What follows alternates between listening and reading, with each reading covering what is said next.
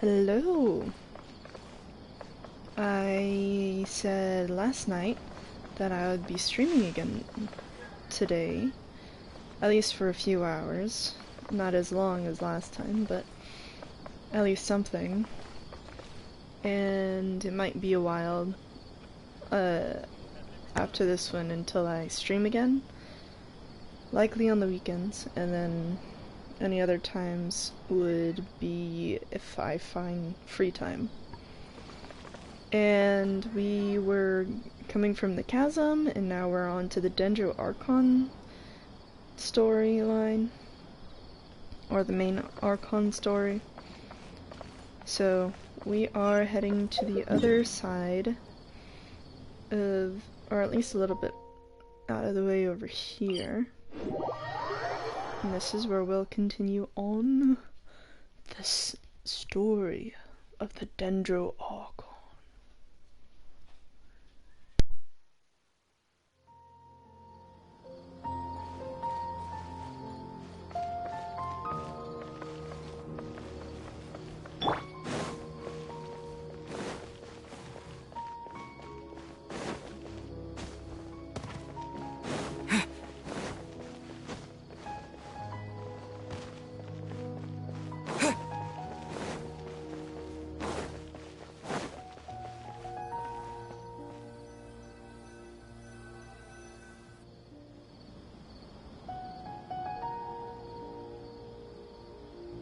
Sorry, I'm late.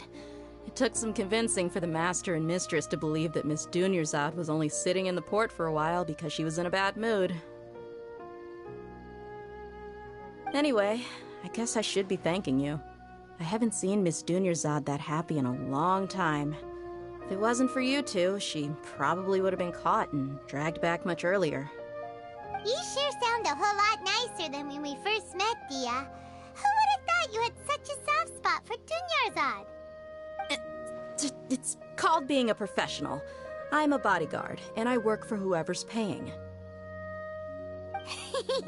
Look, Dia's blushing. Listen, you two. I don't expect to be working for Miss Dunyarzad very long, but I hope to finish things on a positive note if possible. Let's cut the chit-chat and head into the Citadel. We'll see if the person I know has a way for you two to meet with the Lesser Lord.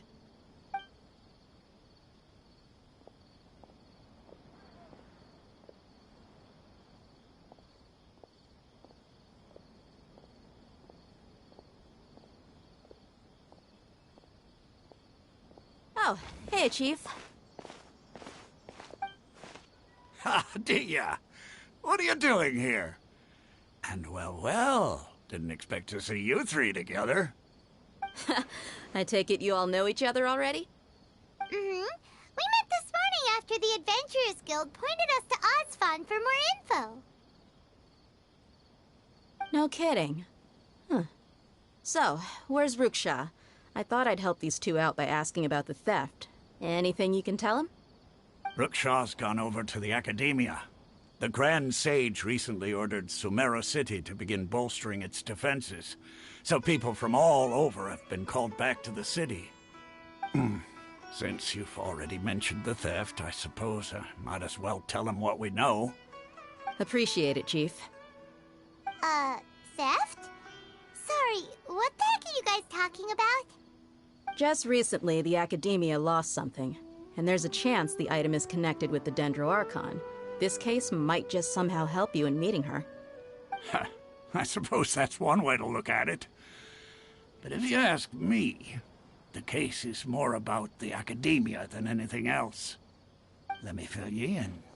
The Academia recently sent a convoy to pick up an important package from Aru village.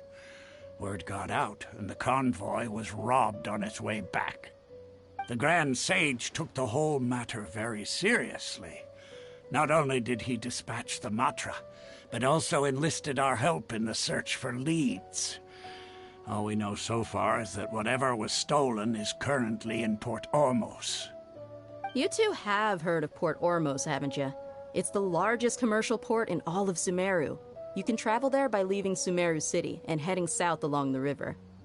The Academia's grip isn't long enough to reach all the way to Port Ormos, so the city's a little more laid back, meaning the population's also a mixed bag.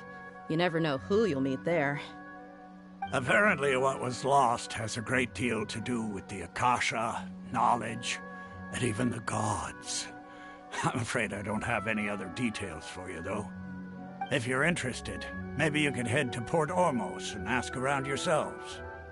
If you want my advice, try introducing yourselves as students of the Academia once you're there. Are you serious, Chief? All the Academia students are in Sumeru City, you know. Why should they pretend to be students in Port Ormos? If you're also interested, just go there and see what happens. Count me out. I've got plenty of work to do here for the Homayani family.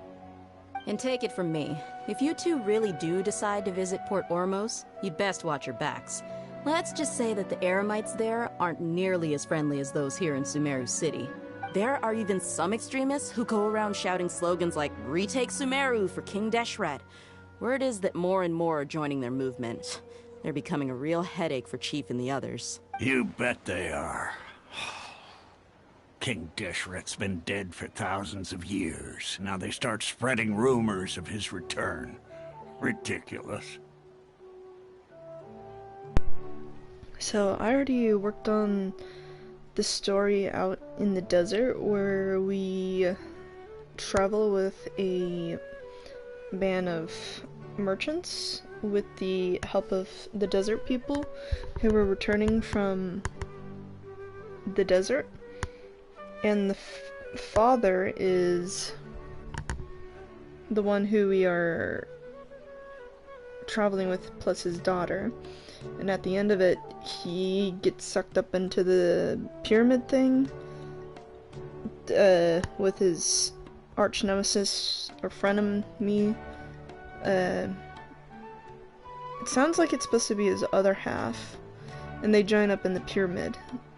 So I think that's what they mean by King Deshret. If not, then something is coming back. Not everyone's like you, Chief. Even the desert natives who abandon their homes in the wilderness still wish to have a god of their own. Well, Traveler, that's about all the information we have for you. Thanks, Dia! And you too, Osfond! Since we've gathered all we could for the moment in Sumeru City, let's head to Port Ormos and see what we can find next. Miss Dunyarzad is looking forward to seeing you both at the Sub-Zeru's festival, so be sure to get yourselves back here in time for that.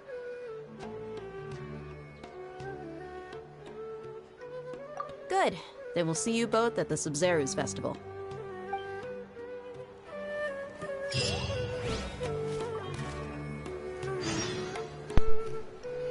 Also, I listened a bit to my previous stream and I heard a bunch of popping noises, and that just might come from my headset, since it is a bit awkward with whatever it is that makes that popping noise, and I'm sure it's like when I move my head around. So I'll try and mute so it doesn't keep picking that up, but it'll probably do that when I talk.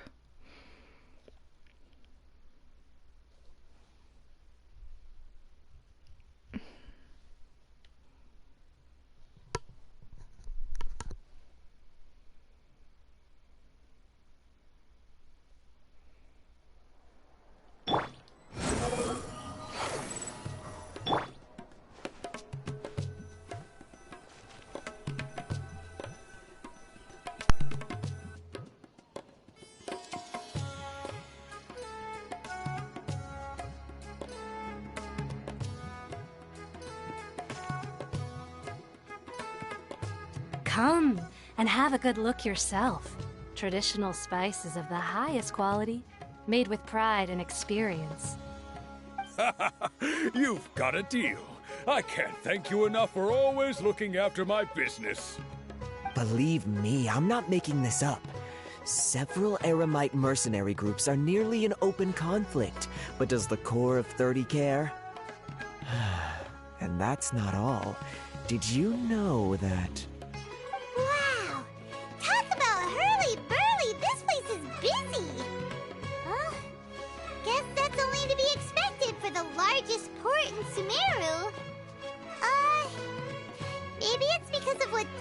told us earlier, but Paimon can't seem to shake the feeling that there's also danger lurking in these crowds. Ooh. Let's get our bearings so we can start looking for leads. We know that whatever the Academia lost is related to the gods. But other than that, we don't have much else to go on. Osfun told us to try posing as Academia students while asking around. Paimon checked the Akasha on the way here, and the Academia doesn't seem to have any research facilities in Port Ormos. Paimon doesn't get it. Won't we look even more suspicious going around saying we're Academia students and asking about the stolen item? Well, given all the people that come through here every day, if there's any information to be found, Paimon bets we could find it in the market. Let's ask around and see what we come up with.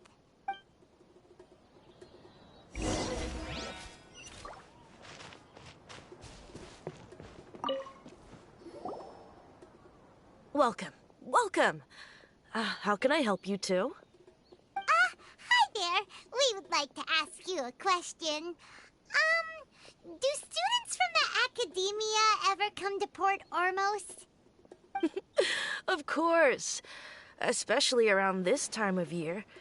Students from Sumeru City that are about to graduate often come to Port Ormos to cut loose a little. Many people often talk about how hard it is to get accepted into the Academia, let alone graduate. But those who finish their studies and go on to become full-time researchers at the Academia have it even harder. Sure, we may not be Sumeru City, but Port Ormos offers beautiful scenery and a stress-free environment. Some even say it's good luck to come to Port Ormos, so students and researchers come flocking here when things get to be too much at the Academia. Ah, you see over there? Those are students from the Academia. They've been looking worried and miserable ever since they got here a few days ago. If you ask me, the life of a merchant is better. So long as the Akasha teaches us what we need, then life is good. Those students seem to be discussing something. Let's see if we can listen in.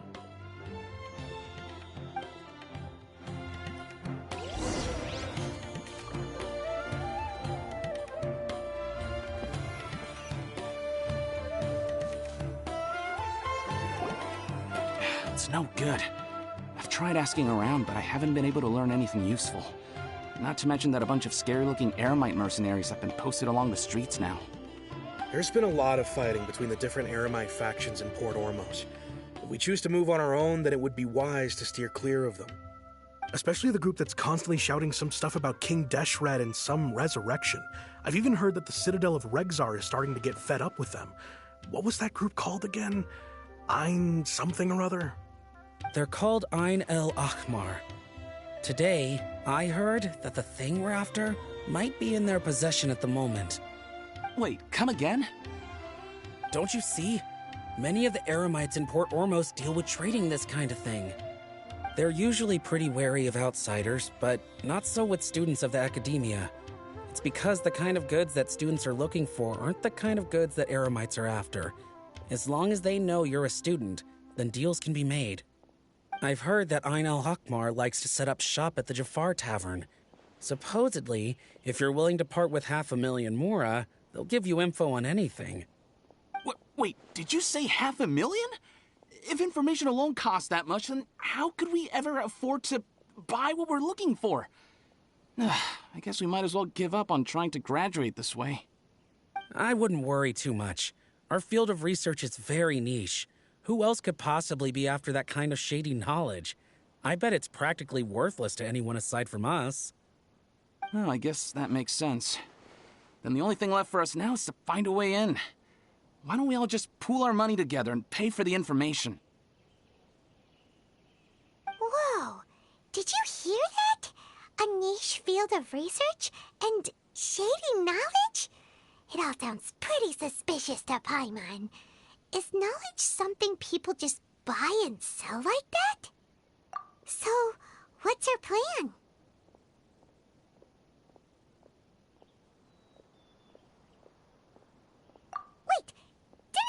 they just said? Buying information is going to cost us 500,000 mora! Have you lost your mind? Oh, all right. Paimon never thought she'd agree to parting with that kind of mora. But if you know what you're doing, then we should give it a shot. Don't worry, Paimon. I have... Actually, let me check. I have 7 million. If it's 500,000, psh, I can pay for that, no problem.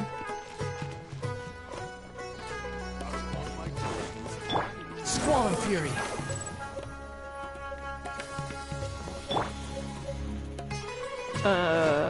Is that not the entrance?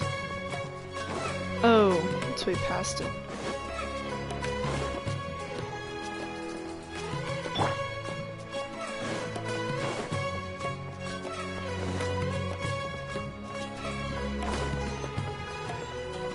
Behold!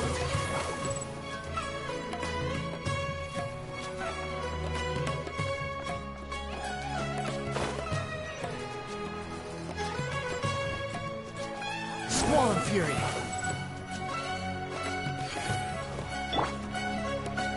This is the place we heard those students talking about. Let's find a seat somewhere and see if we can spot the group they mentioned. Oh, you've arrived. Please, take a seat. So, they think that they can go toe-to-toe with the boss? Ha! Once we reclaim the power of King Deshret, they'll be the first that the boss punishes. They're nothing to be afraid of. Our main rival now is the Caracal Battalion. They've also amassed a significant amount of more this time, so we mustn't underestimate them. How can the Caracal Battalion compete with the boss when they're nothing but a bunch of money-grubbing opportunists out for a quick mora? Yeah, with Boss's fervent devotion, he'll be able to use this power to bring our god back this time. Huh. All these guys talk about is King Deshret, so they're probably the ones we're looking for. Greater Lord Ruka Devata. That traitor and her followers must not be spared. The day will come when King Deshret exacts vengeance on Sumeru, and all of them shall be punished.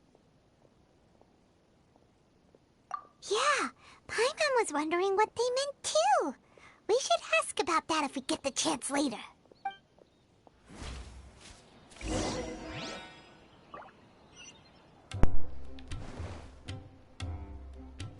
Hi, fellers.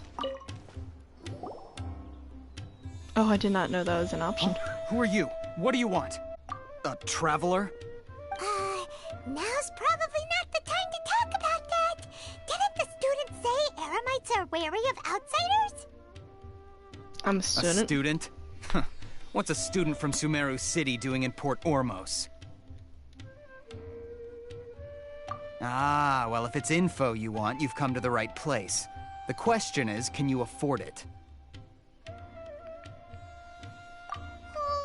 Paimon can't stand to see so much more ago. But there's no other choice right now.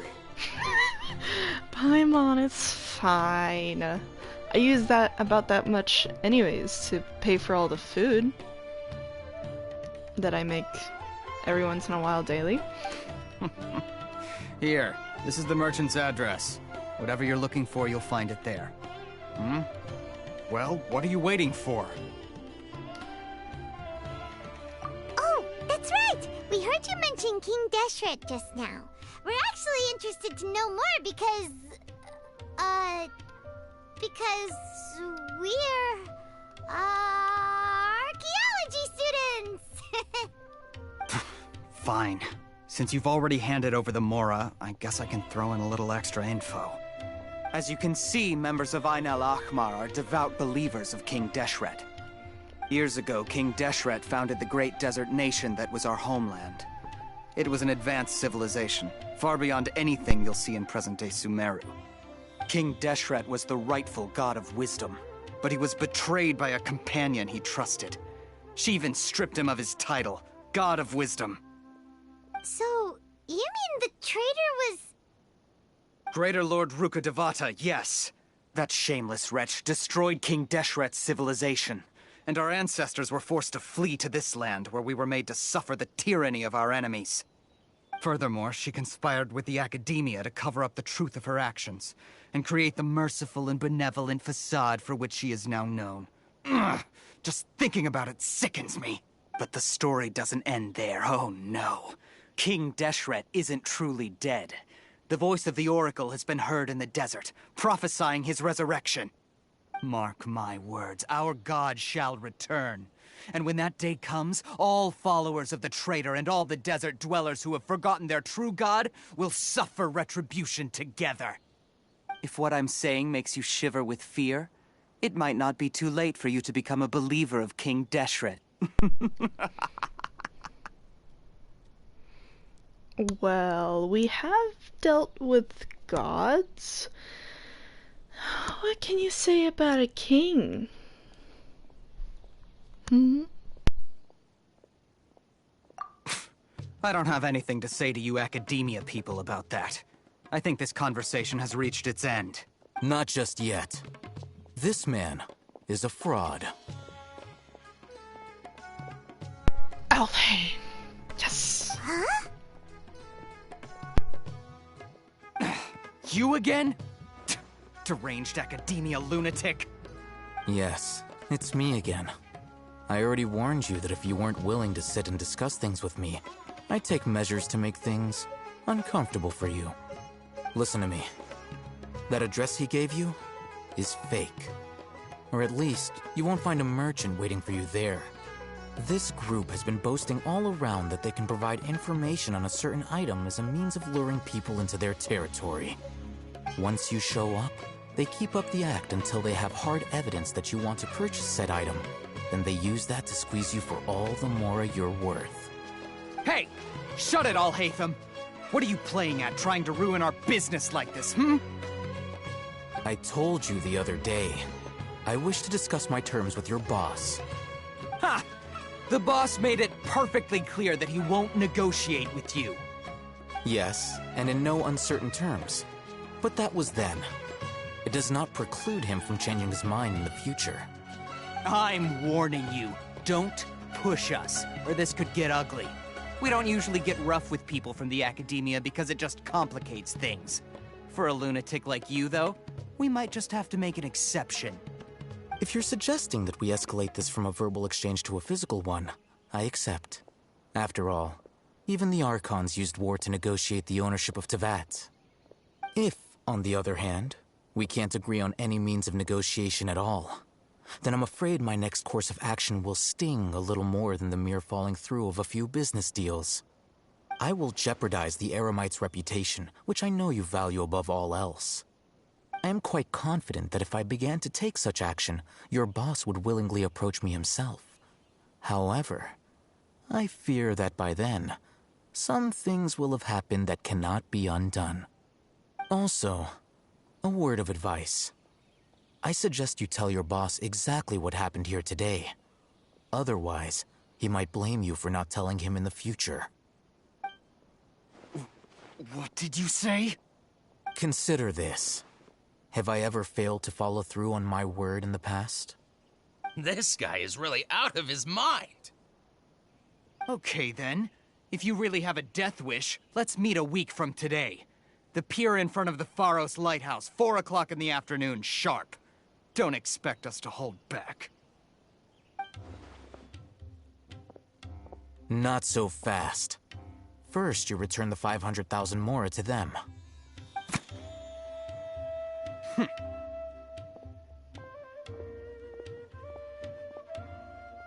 I gave them the 500,000 mora for the fact that something like this would happen. So I can get it back. Please, I beg you, don't provoke them. We can't afford any trouble with this crowd. They haven't even paid for their food yet. Ah, Mr. Iman. There appears to be fewer staff in the restaurant recently. This wouldn't happen to be because they're all busy spreading the word to the students, would it?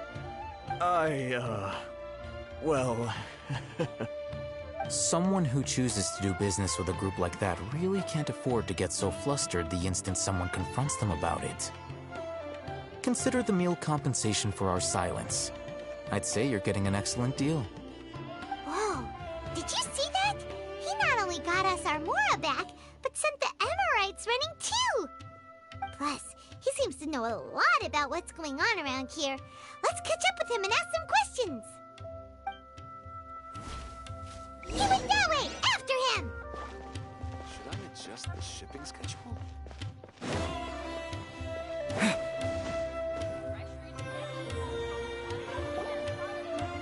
Wait up! It's Al-Haytham, right? What do you want? No need for thanks. My goal was to get to them, and you two gave me just the opportunity I needed. We're even. Oh, I advise you to keep your distance from them. Since they weren't able to make off with your Mora in the end, they might harass you again in the future. All right. Goodbye. Hold your horses! We still have something to ask you about!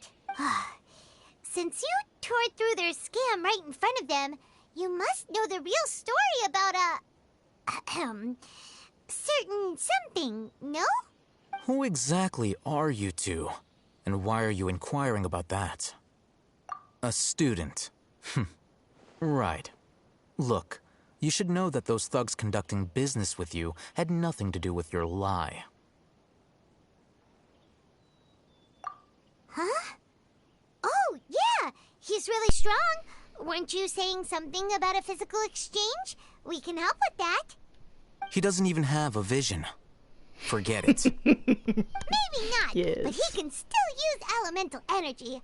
Otherwise, there's no way we'd go asking for info from from guys like that. Those high-headed thugs are definitely gonna bring a lot of backup for your next meeting.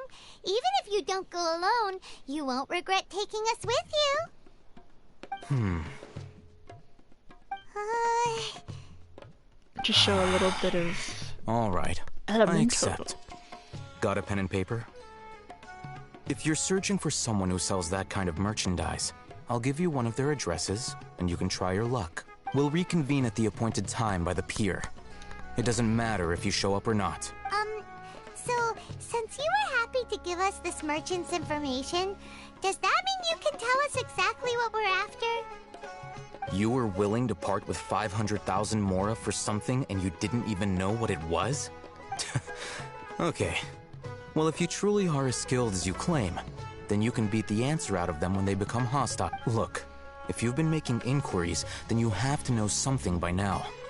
Tell me what you know so far, so I don't waste time repeating information. We know it's connected to the academia somehow, and that not only do the Eremites deal in it, but some students want to get a hold of it too. What else? You know almost everything there is to know, but you're unable to compile this information because you've never seen the object before. This is what you've been looking for. Huh? Paimon can't tell what it is. It looks like some kind of ornament.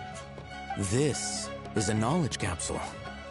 To put it simply, it's a vessel that can store a fixed quantity of canned knowledge. It's like a miniature Akasha. Anyone who links it to their personal Akasha terminal instantly becomes privy to its contents. Correct. Anyone.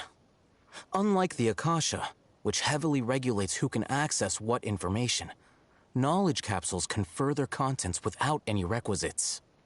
That's amazing. It's essentially a convenient and harmless vestibule for knowledge. Unfortunately, it's illegal in Sumeru to privately possess or trade them. They were created as a means for scholars to transfer knowledge gained from Irminsul into the Akasha, and are intended to be destroyed immediately after use. But despite strict regulations, some of these knowledge capsules will always escape destruction. After all, there will always be those in this world who are dissatisfied with life as designed for them by the Akasha and wish to change their fate. Over the past century, a wide variety of canned knowledge has been leaked from the academia. Now, in Port Ormos, The valuable ones are a means to Mora for the Eremites. Meanwhile, those which the Eremites deem to be useless to them occasionally prove useful to the common citizens and hapless academia students. Well, I think that about sums it up. Oh, so that's your true objective. With our current arrangement, I don't believe I can offer an answer. You're still resolved. Fine. Let's talk somewhere with fewer people. I'll hear them. Yes. Yeesh. I just change into him and just show up.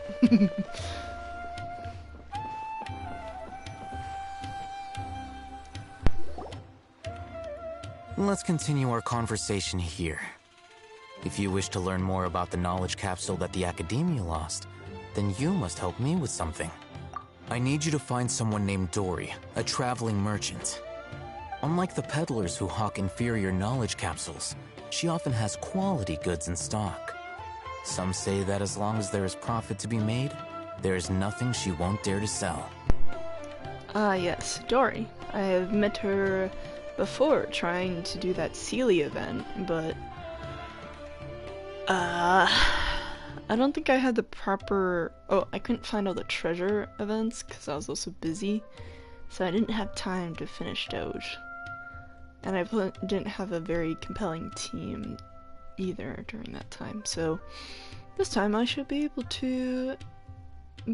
I mean, if the event shows up again. As for finding Dory, I should be fine. She's guarded against people from the Academia because most of her wares don't comply with Academia regulations. I think she blacklisted me.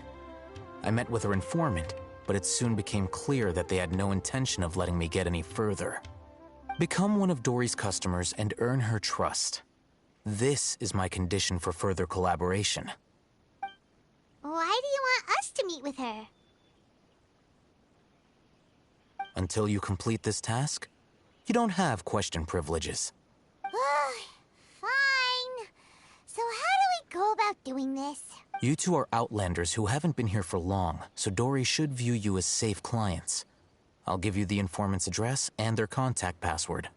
Beyond the password, though, I have no way of knowing what other tricks she might have up her sleeve. You'll have to improvise. This is kind of nerve-wracking. The true challenge begins after you meet her. She has a keen nose for Mora and a shrewd eye for wares, and she only likes customers who she deems to have good taste. I'll prepare some funds for you. Buy her highest quality wares and earn her approval. But we only just saw a knowledge capsule for the first time. We don't know how to tell which ones are good and which ones are bad. Is that something we can learn quickly? That's true. Have you two heard of elemental sight? Oh, that's a surprise. Guess I'll have to hold you in higher regard. Anyway, that ability should resolve your issue.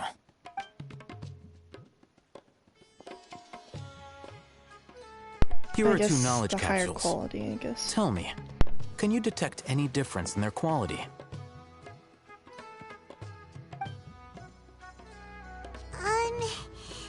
They look the same to Paimon.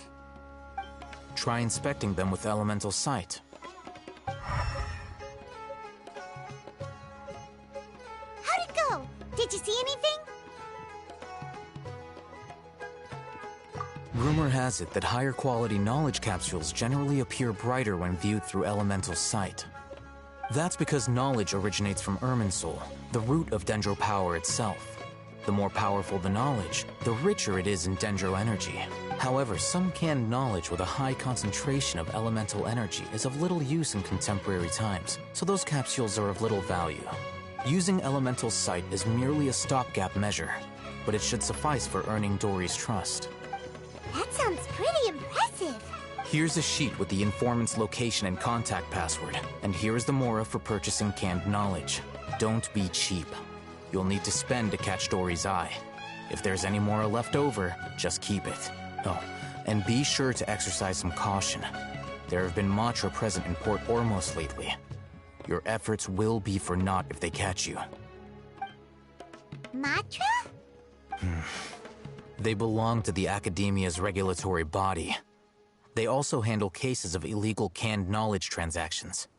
Like I said, the Academia has banned both their trade and possession. The Matra are razor sharp.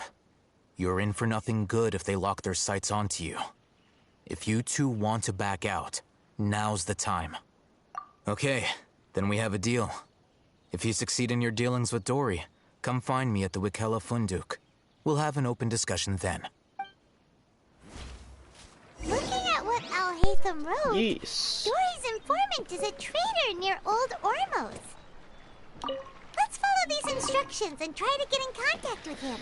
I really haven't talked to Dory outside of getting her as a character from one of the events, so this will be interesting. Hello. What are you two looking to buy?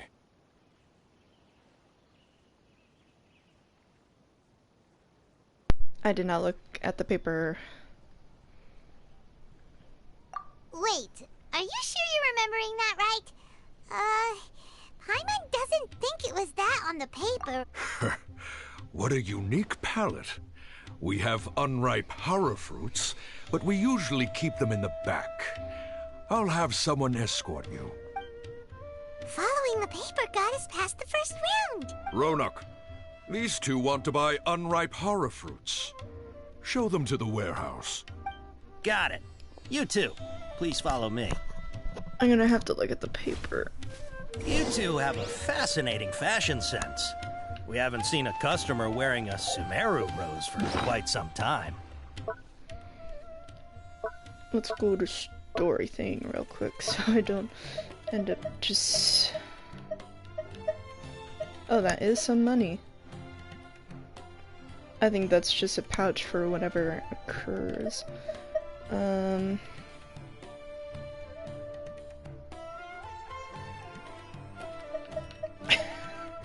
I can use just Chilled's pouch. Read.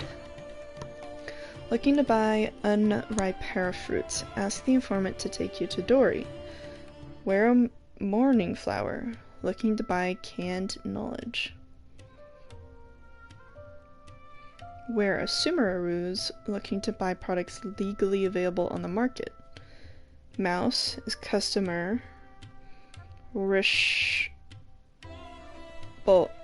Boland tiger is Matra. I'm gonna take a picture of this actually, so...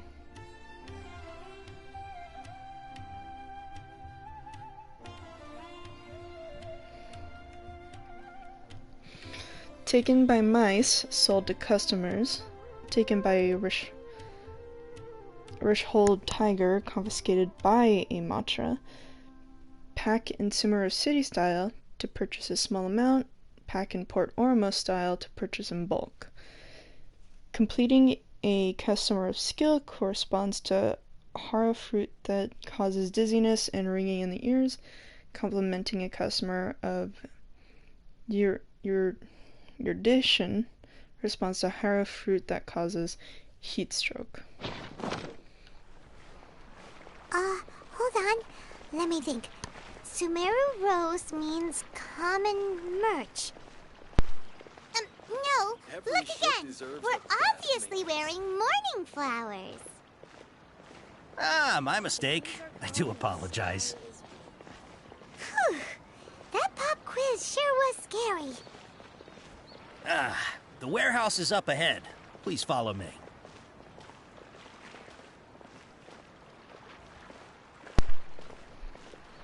I took a picture just in case, so... Because I didn't realize I needed to actually read it. Before I retrieve your products, I need to confirm a few things. Please forgive me, but we may not have sufficient stock for you today. Earlier, many of our hara fruits were taken by mice.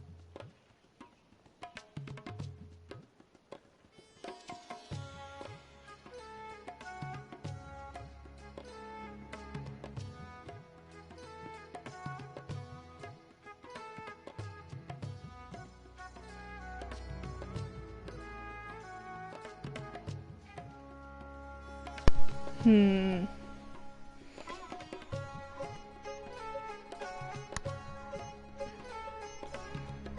guess... Sorry to hear that? Hold on. That's not right. I'm sorry. But as things current... He's cautious of us. Let's take a closer look at the... How the heck... Let's try this Before I again. retrieve your... please forgive me, but we may not have sufficient stock for you today. Earlier, many of our hara fruits were taken by mice. Congratulations to Thanks. you. If better goods come in, you'll be the first to know. You look like you have some skill. Why don't I pick out some fruits that'll make you dizzy?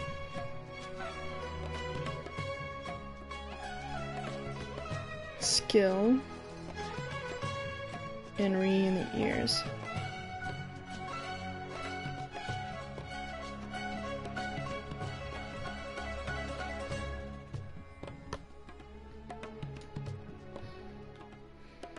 I'd prefer something that causes heat stroke. No, that's not it. The paper said that heat stroke is the answer to erudition. What is this? He's cautious of us. This is just so Let's take a confusing. closer look at the paper. Before I retrieve your products, please forgive me, but we may not have sufficient stock for you today. Earlier, many of our hara fruits were taken by mice. Congratulations. Thanks. If better goods come in, you'll be the first to know. You look like you have some skill. Why don't I pick out some fruits that'll make you dizzy?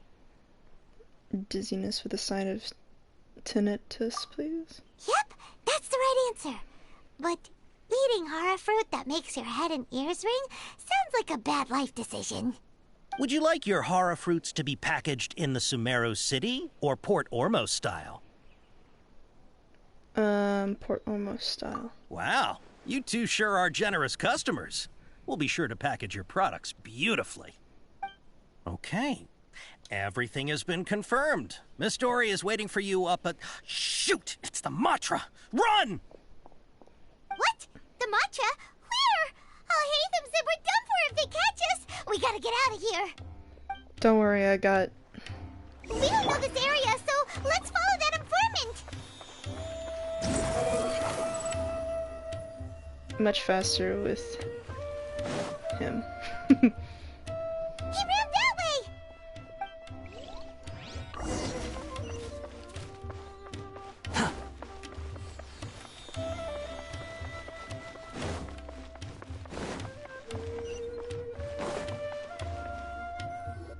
Look, he's over there! Mm-hmm. Behold!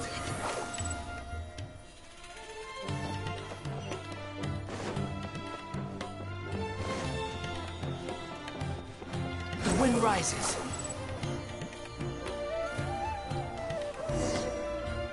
Hey! If you're hiding from the Rishbaland tiger, come this way! Another password! Huh?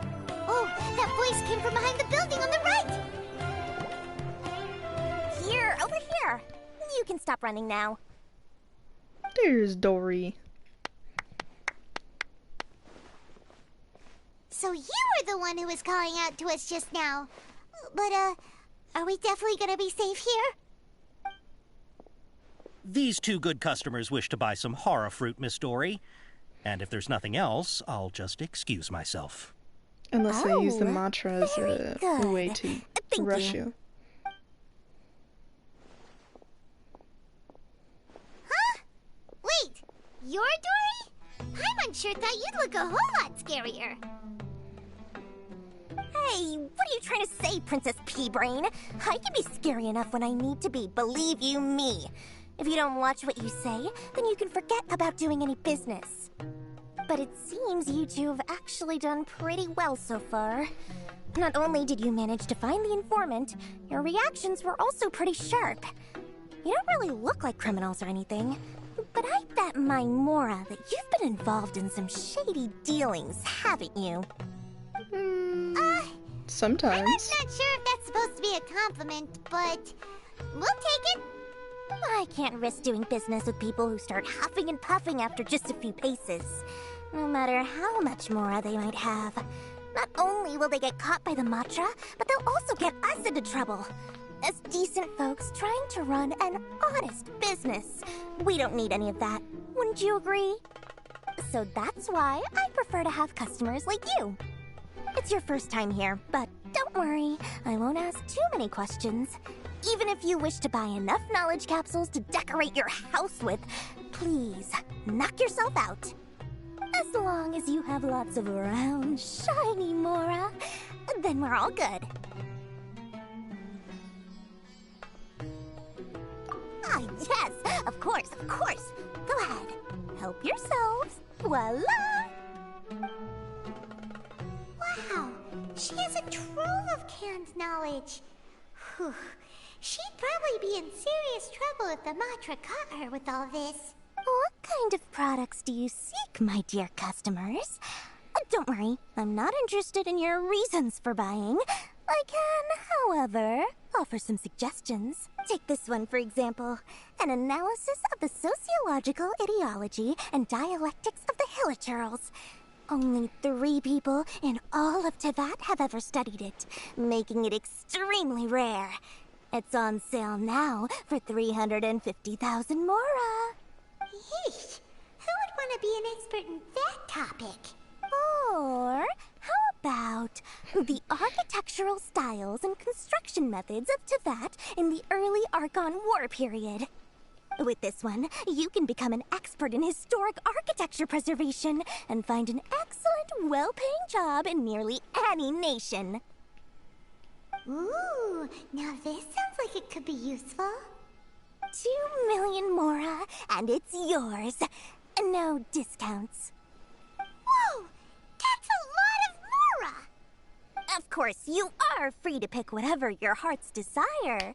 The contents and price of each knowledge capsule are indicated in small text on the body of each one, down at the bottom.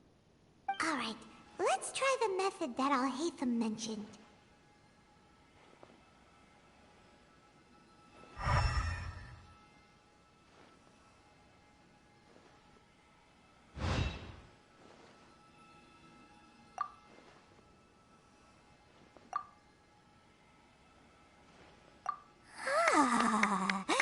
You've really got a good head on your shoulders, and quite the eye for quality. Ooh. We'll take these, please and thank you. My oh my, you are blessed with a taste for both the exquisite and the extravagant. Customers like you are a rare breed. 1 in 100. No, 1 in 1,000 even. Listen, I have a special offer for you two. If you spend just 100,000 more, you can pick any knowledge capsule of your choice up to a value of 1 million Mora. Say what now? Hey, did you hear that? Spend another 100K and we get a capsule worth a whole million! But all the canned knowledge we just bought is easily worth 500,000 Mora. If we spend just a little more, we can get something worth 1 million Mora.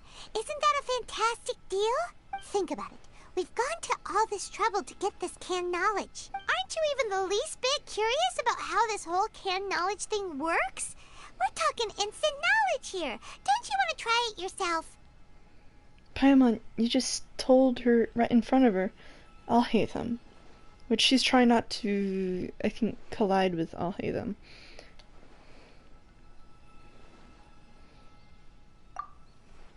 Come on, come on! We still have around 100,000 of Alhaitham's Mora left, so let's put it to good use by finding something useful for you. Ahem, you've got a deal, Excellent! Then please, select from this fine collection of canned knowledge over here. Hold on a second. Paimon thought we could choose whatever we wanted. Why can't we choose the ones from over there? Oh, but my dear customer, the knowledge capsules over here are worth 1 million Mora each. I'm sure discerning customers like yourselves will be able to find something to your liking. Please, take your time. Uh-oh, Paimon has a bad feeling about this. Let's use Elemental Sight again to check these.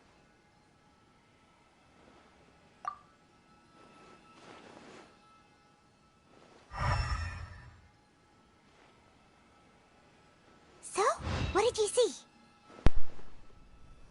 So they're all worth about the same amount? Well, anyway, the mora's already been spent, so let's at least try to find something useful. Let Paimon take a look here. An introduction to traditional Sumeru brewing techniques, the art of growing spices, an overview of ancient runes. Oh, how about this one? Sword Fighting Techniques 8. Not sure we'd ever find volumes 1 through 7, but at least this knowledge should be useful, right? Let's go with this one. Dory, we'll take this one. All right, very good. I'm expecting some new goods in the next couple days, so be sure to check back again soon. Whether it's canned knowledge or anything else you need, bring your Mora to Dory and doors will open. Thank you, Dory. Our dealings with Dory went smoothly enough. Let's head to Wakala Funduk and meet up with Alhaitham. Mora, Mora, shiny Mora.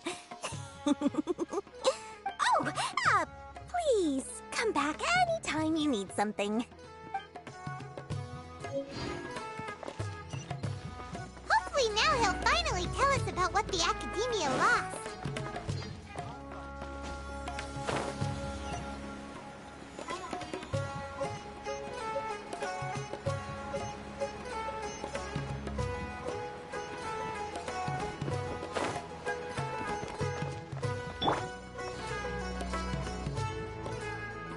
Ha! You two made it. And from the looks on your faces, you were successful. Whoa, there's so many people from the Academia here. Why would you pick this place as our meetup spot? Well, Wakela Funduk is under the Academia's control, so naturally the Academia has people working here. I came to Port Ormos under the pretense of conducting official business. You're a pretty daring guy. Relax. No one here is interested in anything we say, and the Matcher won't come here. Okay, now, tell me how your encounter with Dory went. Okay, we did what you asked. So, can you tell us about the knowledge capsule that the Academia lost now? Before that, I have to ask, why are you two so intent on tracking it down? You don't have to answer, of course. Yeah, he just wants to meet the God of Wisdom and ask her about something important. We've been in Sumeru for a while now, but we still haven't found a way. When we heard that the Academia had lost something that might be related to the gods, we came here in case it turned out to be our lucky break. In that case, you're on the right track. A short while ago, the Academia lost a knowledge capsule in the desert. It's supposedly a divine knowledge capsule. Use it, and you'll gain the wisdom of the gods. Wow, there's really such a thing as that? Hey, if we find it, do you think we could learn how to meet the Dendro Archon? Ooh, or how to find your sister? I highly doubt it has any mystical properties, but it does indeed exist. And it's right here, in Port Ormos. So, where exactly? That's what we need to find out next. I won't deny that. I am investigating because I'm curious as to what the divine knowledge capsule truly is. As you know, the Eremites in Port Ormos also have their eyes on it. It is an extremely precious item. The knowledge contained within may bring great power or wealth to whoever has it in their possession. Several brigades have been vying for ownership of it as of late, but there is still no victor. My personal finances and connections cannot compete with those of the Eremites. After attempting various methods, I finally managed to reach a tentative agreement with several brigades. I agreed to forego ownership of the divine knowledge capsule in exchange for the opportunity to study it. After all, there's no harm in understanding what it is. However, there are those who are less amenable to negotiation, such as those from Ain al-Ahmar. They adamantly believe that the divine knowledge capsule contains King Deshret's power, and that he will return to this world when they obtain it. They refuse to let anyone from the Academia tarnish their deity's soul. So you kept hounding them because they refused to cooperate with you? Yes. Ain al-Ahmar isn't exactly wealthy, but its members are determined to get that capsule by any means necessary. To that end, they've resorted to many methods more foul than fair in order to amass sufficient funds. So, I've been sabotaging their business to force them into negotiating with me. The Divine Knowledge Capsule should be up for a secret auction within the next few days. Each brigade will place their own bid, and the prize will be covertly given to the winner. To ensure the capsule's security and to evade the Matra's notice, the winning brigade will not publicly disclose their victory. Unless I know whose hands the Divine Knowledge Capsule ends up in, my agreements with them will fall through. Dory is the most reliable source of information, but that avenue was previously closed to me. With you on board now, the situation is different. In other words, you wanted us to befriend Dory so you could find out where the Divine Knowledge Capsule is. Yes, you can say that. But this arrangement harms none of us. The day after tomorrow, go back to Dory and try to purchase information on the Divine Knowledge Capsule's whereabouts. If she has no information, wait 2 days and approach her again. If I get the opportunity to study the Divine Knowledge Capsule, I will relay my findings to you. Will that suffice as compensation? Okay, then we'll meet up in 2 days. Alhaitham, before you go, we actually bought a knowledge capsule for ourselves, but we're not sure how to use it. You two want to try using a knowledge capsule? Sure, I can teach you. Doing so right under the Academia's nose is a bit problematic, though. What do you say we head to the outskirts of town?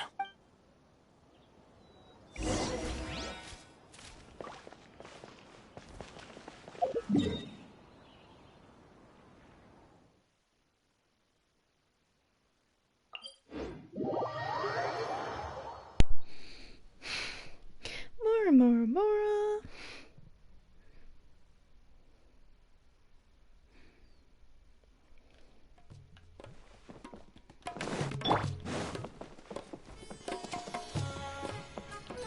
Squall and Fury!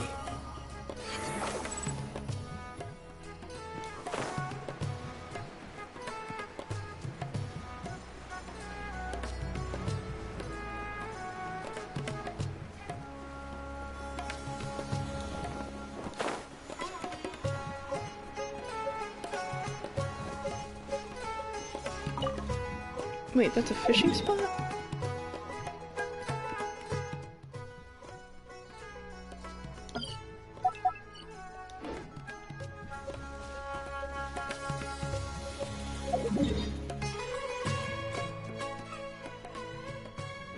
Yeah, okay.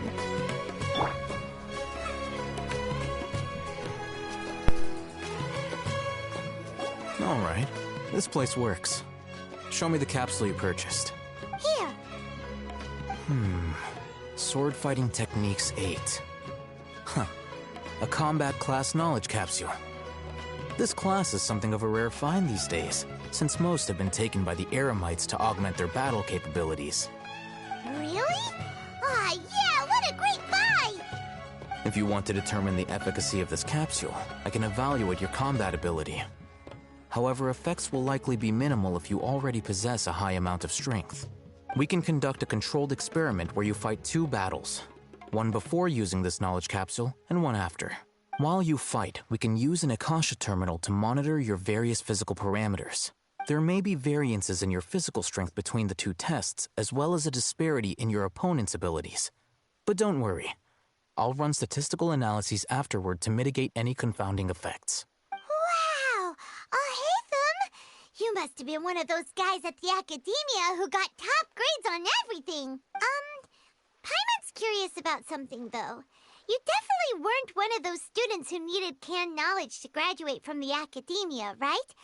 So why are you risking getting caught by the Matra for this capsule? When you are unable to understand a researcher's actions, most cases can be attributed to curiosity. This is but one theory. Sounds like you're trying to avoid the question. All right, let's begin the test. Just fight as you normally do. Okay.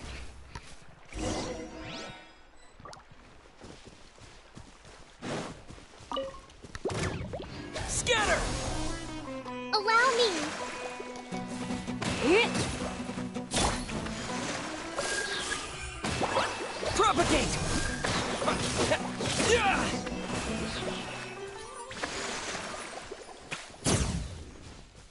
Well, that was done very quickly.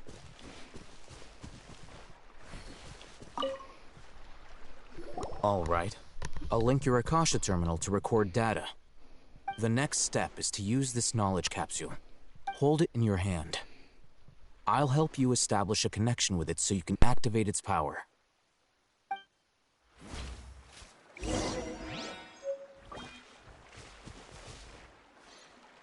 Ooh.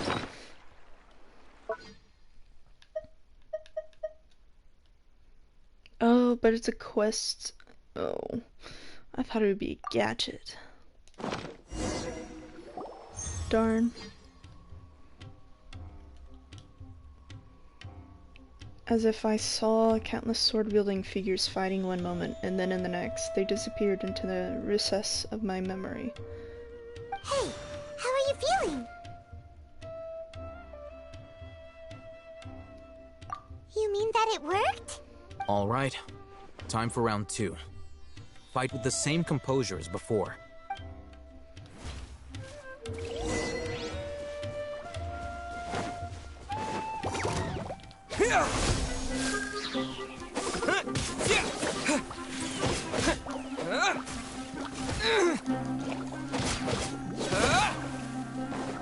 Propagate!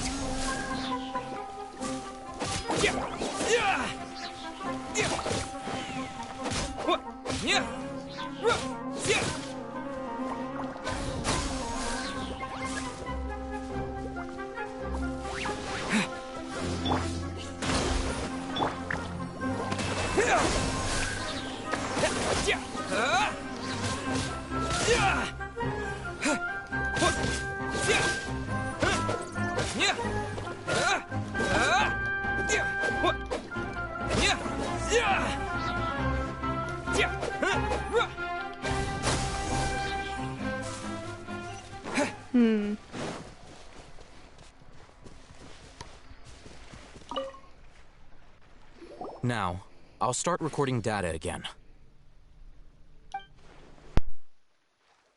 Alhaitham, how's it going?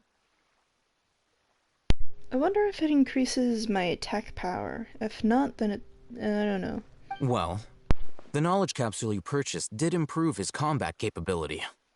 During the second fight, his overall fighting performance increased by 0.073%. Wait, how much?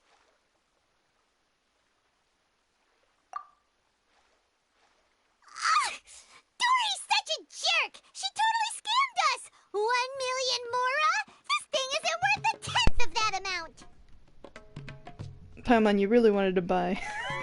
Of course, this could be because he is so powerful that the capsule's contents were unable to produce a substantial increase. At the very least, this test allowed me to gain more insight into you two.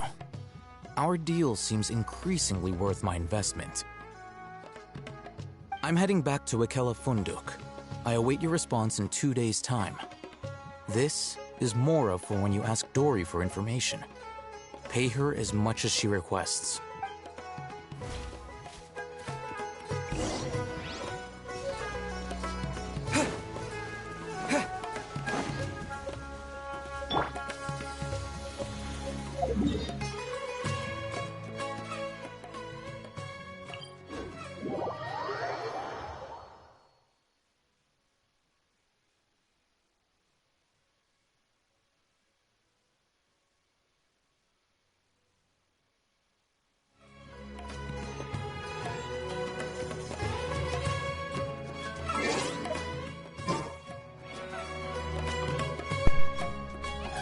My MPS, or my internet connection, was not too good for a moment there.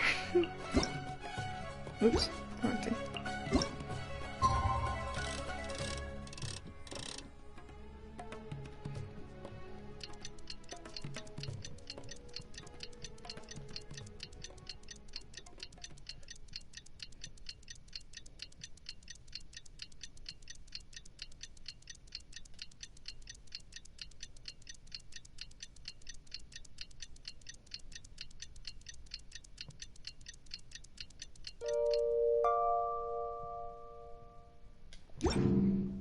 You think I've got it? Let's see Dory today and ask her about where the Divine Knowledge Capsule is.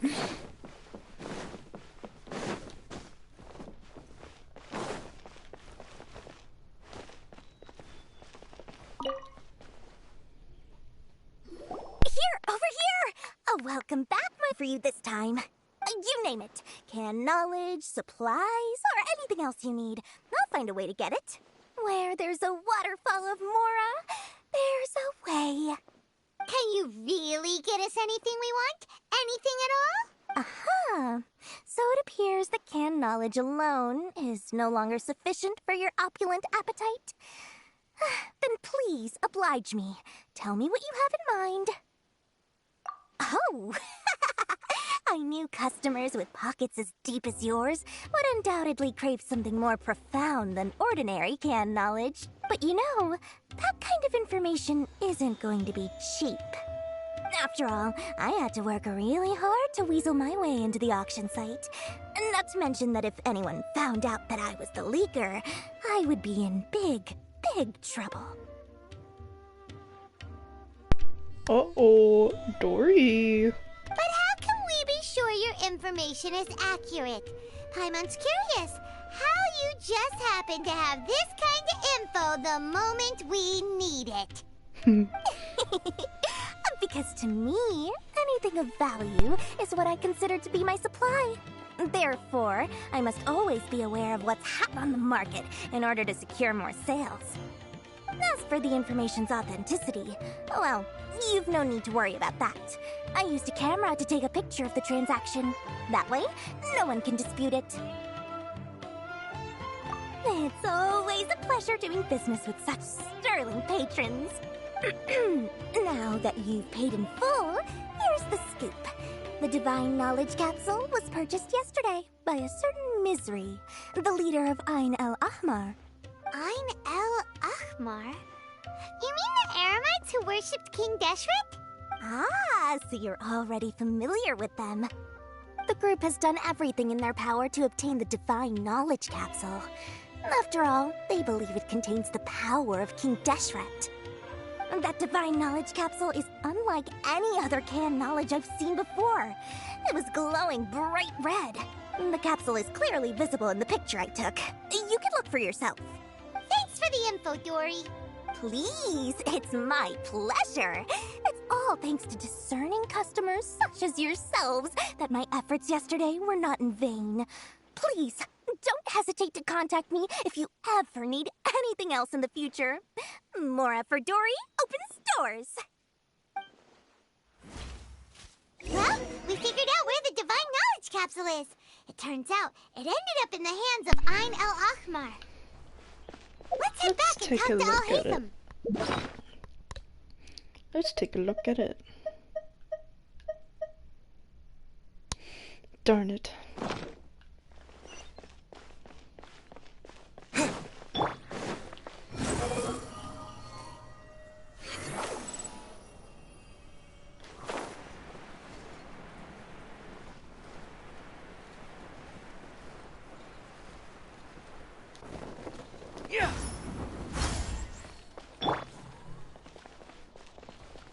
Oh, I thought it meant traveler.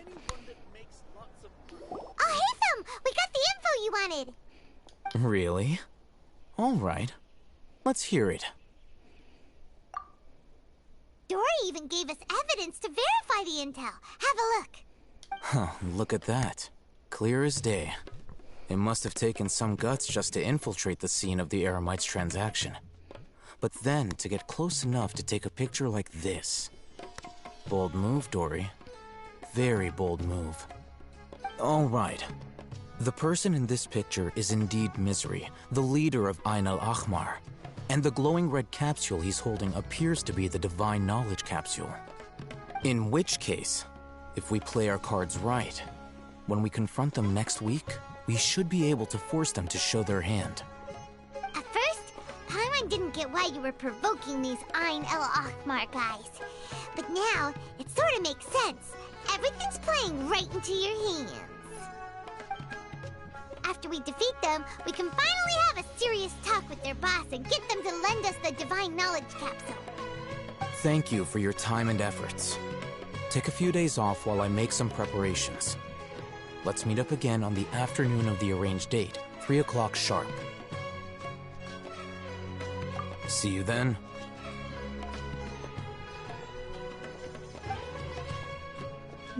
Let's go to battle for information on the Sure is capsule. taking his time. Where could he be? Oh, there he is. Sorry to keep you waiting. Let's head to the pier in front of Pharos Lighthouse. Yep, let's go.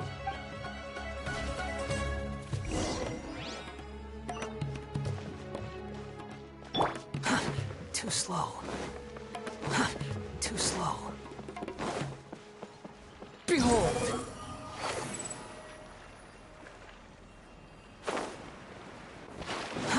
Too slow.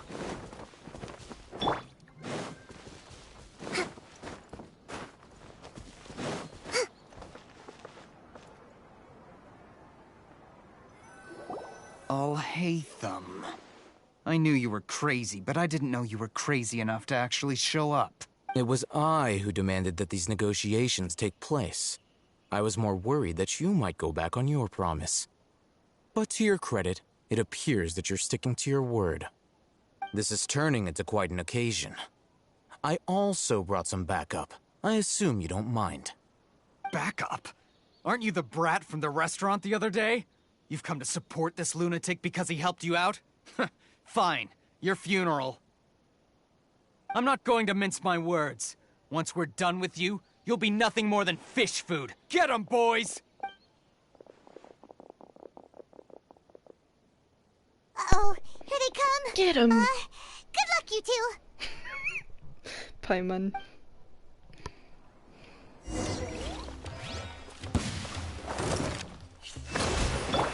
Propagate!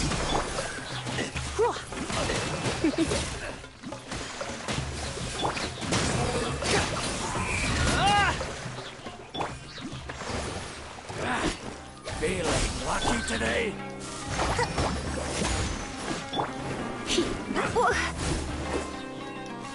Hit! The wind rises.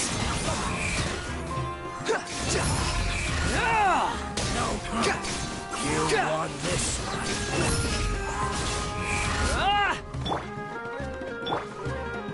I'll take my leave. Academia scum!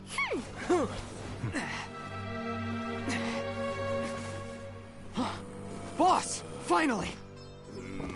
He does not look good. Did you use it? Great! Now we can...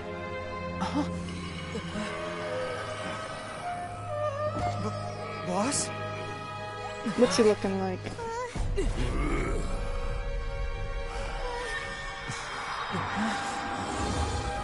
Uh-oh.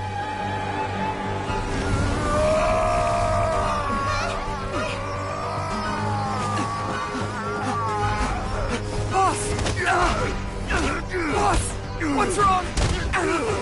What happened to him? We have to cut his Akasha connection, now.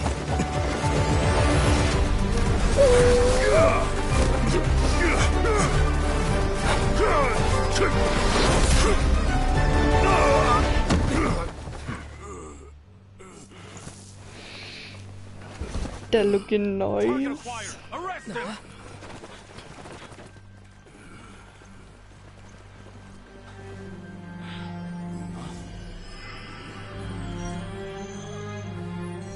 Do not impede our work. Is that understood, Alhaitham?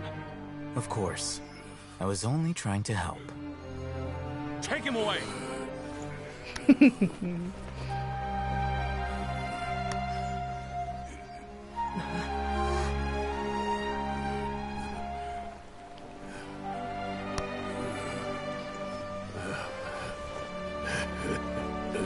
Seems like a nasty. Forget me. Oh. That was a phrase to something. What in Tibet just happened? It's like that big It looks like he used the Divine Knowledge Capsule. You mean the Divine Knowledge Capsule did that to him? Oh, yeah. You mean how some researchers go insane after getting knowledge from Irminsul? I've heard of numerous incidents of researchers in Satyavada life going insane. The state that man is now in suggests that this is a similar situation. This Divine Knowledge Capsule does appear to be linked to the gods, but beyond that, it doesn't seem anything like the rumors suggest. Possessing it doesn't grant you divine wisdom or power. Did you hear what he said? World, forget me. What could that possibly mean?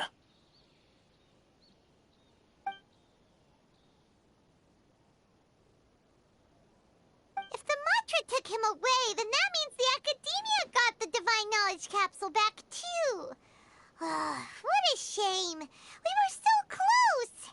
Don't worry, Still, Paimon. Paimon didn't expect the Divine Knowledge Capsule would be so Oh, that was dangerous. a slip of the hand. Imagine if we tried to open it.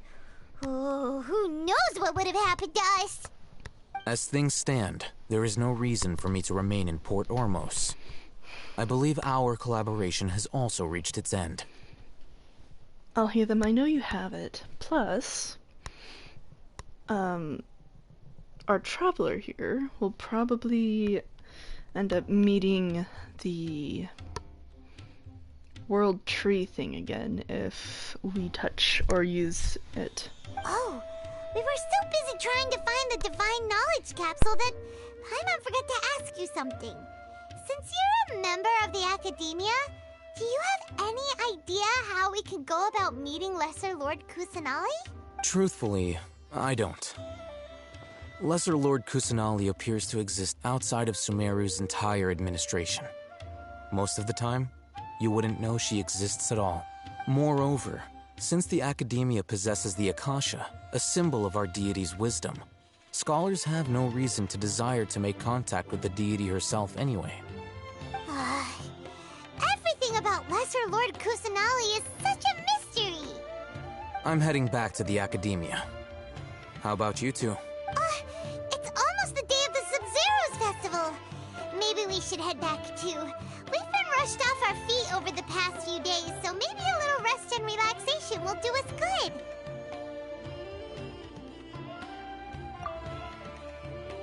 Then we'll part ways here, Alhaitham, until we meet again. Indeed. And you should be extremely curious into us. Now, do I deal with this thing first? Or should I produce the report that the higher-ups require? If that report has to do with us, I hope it is not a bad review. Act 1 is complete. We will be going on to Act 2.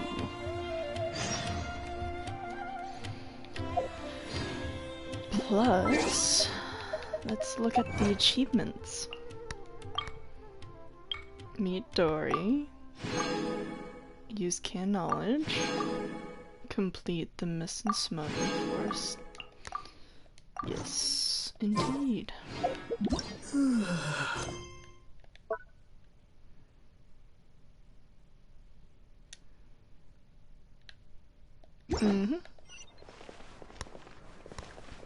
Now we shall head back to Sumeru City.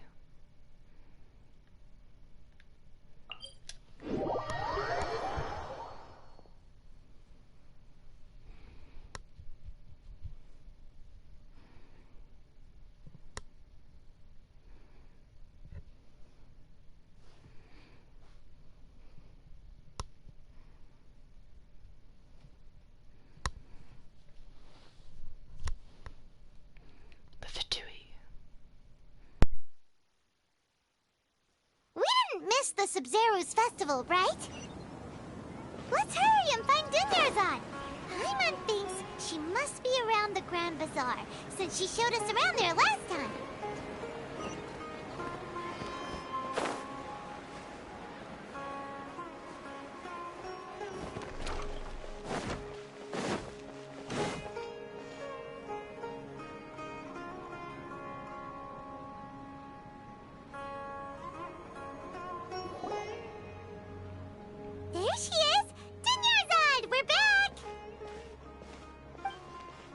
Just as promised, Traveler and Paimon.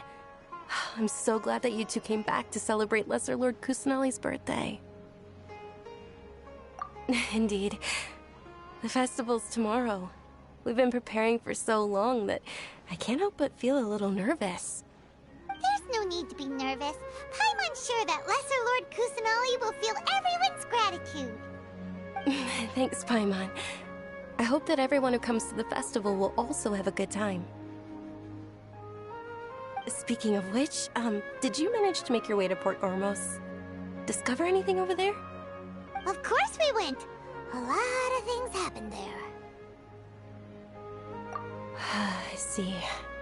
Sounds like you two had another exciting adventure. If there is another chance, I would love to join. My lady, if you went to Port Ormos in your current state, we'd both be in for a lifetime of trouble. Dia! You were eavesdropping! It's called covert protection. Keeping an ear out for what's going on around my employer is part of the job. It's all right, Dia. I merely said I would like to go.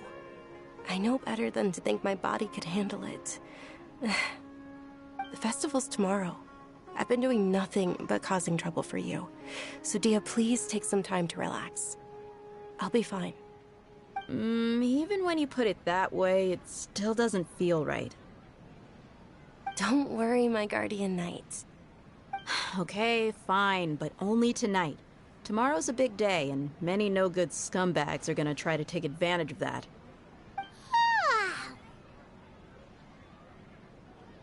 Oh, you two must be exhausted from your long journey back to the city. My apologies for not realizing this sooner. I've already prepared a room for you to rest. Please follow me. Whoa, you're so thoughtful. Paimon's so ready.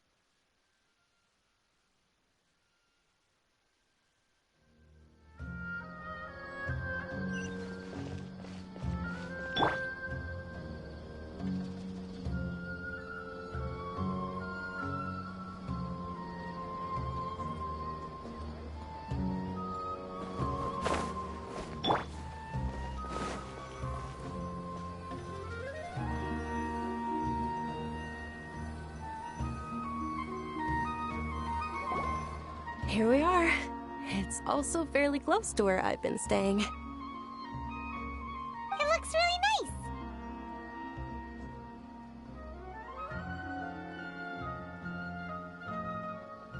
nice. Not at all.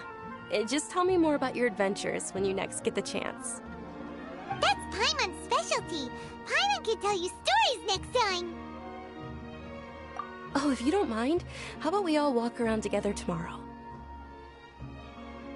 All of my friends will be working the festival, and Dia is still insisting on her covert protection.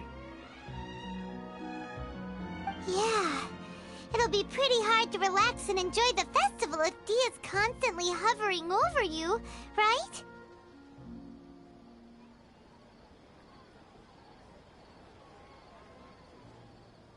Then let's meet at the nearby bazaar first thing tomorrow morning. Have a great night. It's a deal. Good night, Dunyarzad. I may be too excited to fall asleep tonight. See you tomorrow. Paimon's starting to really look forward to the Sub-Zero festival too. Will there be lots of yummy food?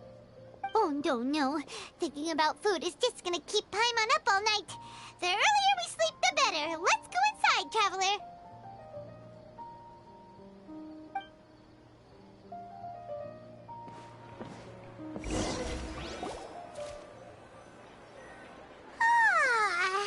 Did we oversleep? We should go meet Dunyarzad right away.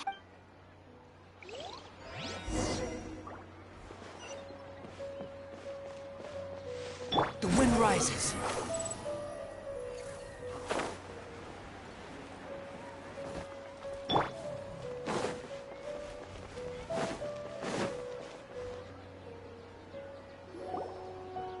Traveler, Paimon, I've been waiting for you two. Good morning, Dunyarzad. We must have overslept a little bit. Not at all. I arrived early. Today is finally here. I must cherish every moment as if it were gold. You've worked so hard for this day. You gotta enjoy it to the fullest. You know it. Oh, it's just that, as expected, I had some trouble falling asleep last night. I'm hoping my body won't be too much of an issue today. Well, shall we? Let's start with the stalls over there.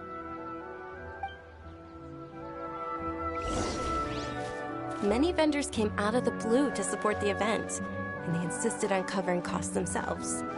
Let's go give them some business. They paid for everything out of pocket? Oh, sounds like they're not in this just for the Mora. They all said that contributing to a lively festival atmosphere is more important than money. Especially since we don't often get to celebrate Lesser Lord Kusanali's birthday. Ooh, they're selling food over that way! Let's go take... This is a stall offering foods from the Haftmewa feast. Oh, you could tell straight away. I thought most people nowadays wouldn't know. Mushrooms, flowers, and all kind of fruit? It's all vegetarian stuff.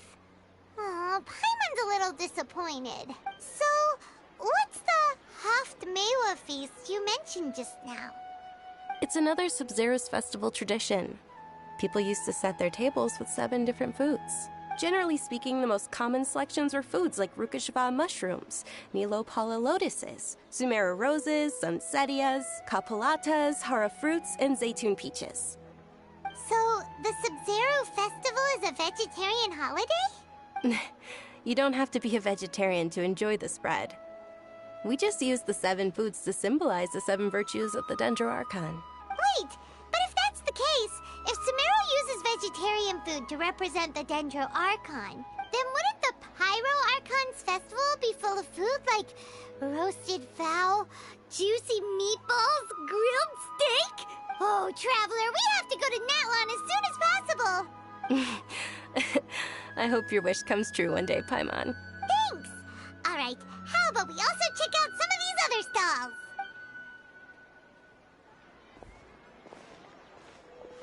Dear customers, would you like to try your hand at alchemical divination?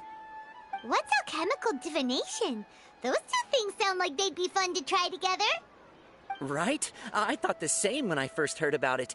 It is said to be a mysterious craft invented by none other than Lesser Lord Kusanali herself. So, how does it work? It's quite simple. After you give me any 2 alchemical reagents, I'll use them to perform a random transmutation. Sure sounds random. So random that it will probably fail. That is precisely what we need. After the transmutation fails, your one and only diviner here will interpret the remnants. Well, according to Lesser Lord Kusanali, everything is interconnected, and all that occurs can be traced back to fate. You could say this is a pearl of old wisdom. Why does everything sound so much more credible when Dunyarzad says it? Are you guys working together? So that's the true wisdom behind it. This young lady sure knows her stuff. So, how about it? Want to give it a try?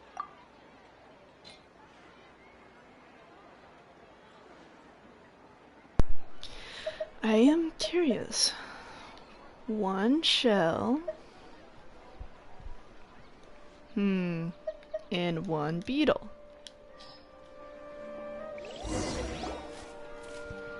Okay, one moment. It's the moon. Paimon wants to take a look too. Is it? It looks more like a pie that Paimon bit into. Generally speaking, the moon signifies... It means... wait a moment. He's looking through Is his he book. really looking it up in a book? Oh, I remember now. It means illusions and lies. Illusions and lies? That sounds rather ominous. Yes, but this book says that if you trust your intuition and overcome your fears, the sun will surely rise. He's not even trying to hide his book anymore. Naturally, fate will only ever show you the beginning of a journey. It is up to you to forge your own ending. Oh, thank you so much. I'll keep that in mind. Oh, it's nothing. I'm just learning as I go. Oh dear. Guess that was still pretty interesting. Okay, on to the next stop. They say the Sub-Zero's festival was very lively a long, long time ago. Large flower carriages used to parade through the city. As they headed towards Port Ormos, people would throw flowers, candy, and liquor all along the way. Dunyarzad's eyes are sparkling right now. I wish I could have seen that spectacle. But if you ask me, I'm sure Nilou's Dance of Sub-Zeros will be just as impressive. Things can't go on like this. Attention! Soldiers, fall into formation if you want any Yalda candies. That mustache is impressive.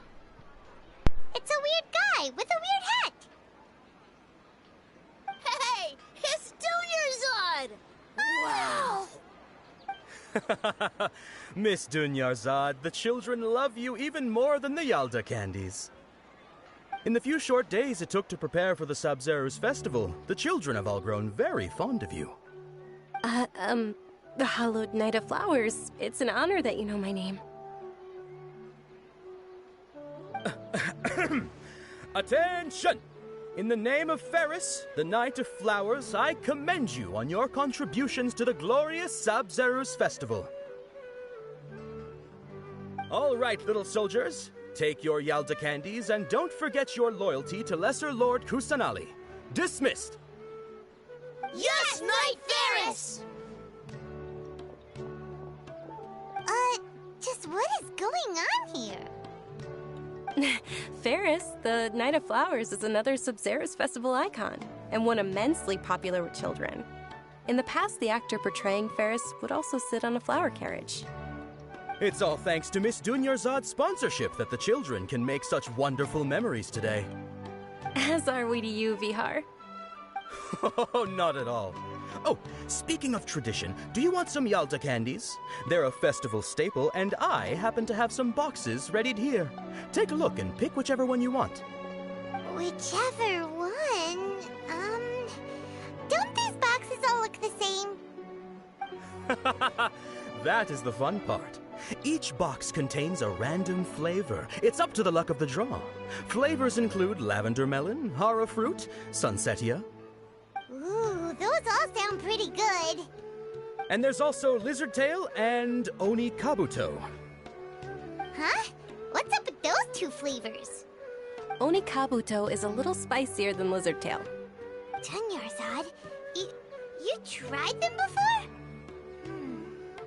Traveler, help Paimon pick one. Paimon wants the sunsetia flavor.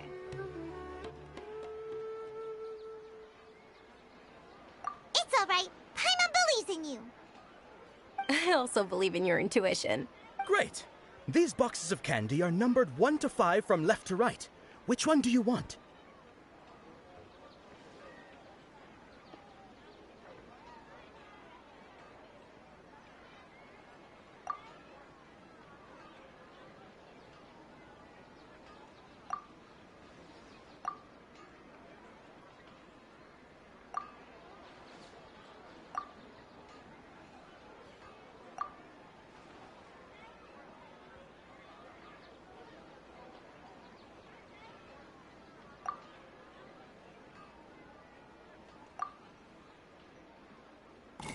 Attention! That's unfortunately Oni Kabuto. Oh, Paimon thought you survived so many epic battles because you had incredible luck. But looks like Paimon down was wrong. The Sunsetia-flavored candy was in box number 4. How about this? The most important thing is that everyone has a good time at the festival. So please, take both boxes. Well, really? I'm fine with that. Thanks a lot, Funny Knight enough. of Candies. It's Night of Flowers, not Night of Candies. Paimon really wilted the carriageless Night of Flowers. They all basically sound the same. We got our candy, so let's keep going. Oh, actually, I just remembered that I left something behind. Since you're here, can you come with me to get it? Dunyarzad, you probably forgot because you're so excited about the Sub-Zero's festival. How embarrassing.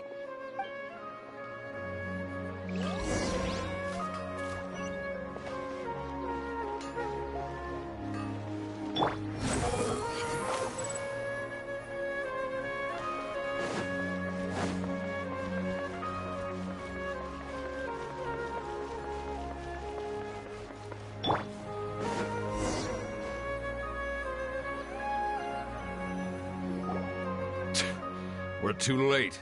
Who knew the little lady was such an early riser? I know, right? Hey, wait a minute. Boss, isn't that her? Oh, that most certainly is. We're in luck. She's walking right into our clutches. Those Eremites don't look like they're up to any good. You'll get to experience some action while at the festival. Who are you?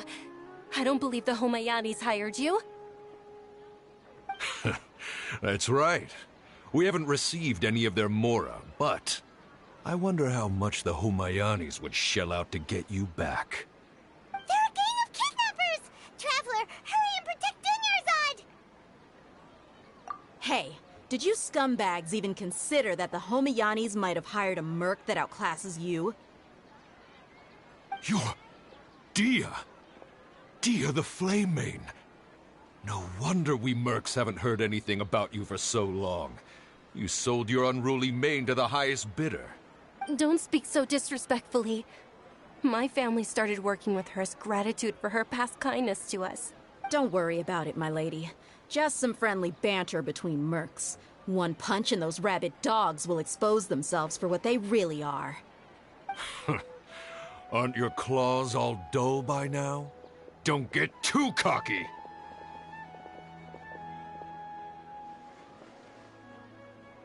Traveler, take Miss Dunyarzad to a safe location. No, we're gonna stay and help. There's too many of them.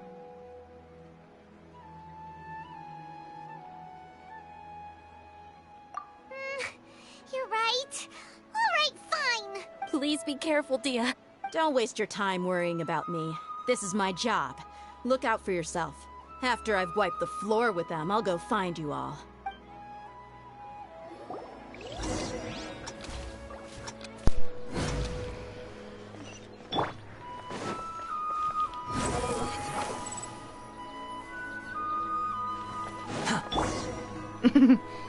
It's not that hard.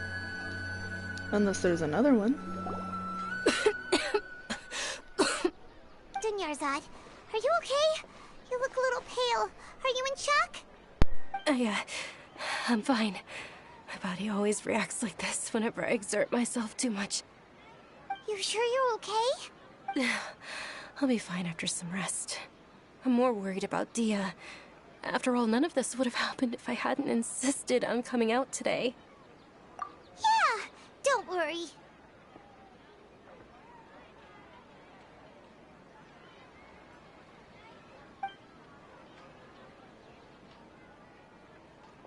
My lady, Traveler, found ya.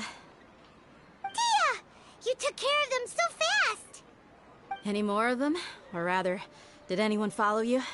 Dia, your arm! Oh, this? I'm fine. It's just a scratch. Normally they wouldn't have been able to land a hit on me at all, but I'm still getting used to this new greatsword. Please, let me take a closer look.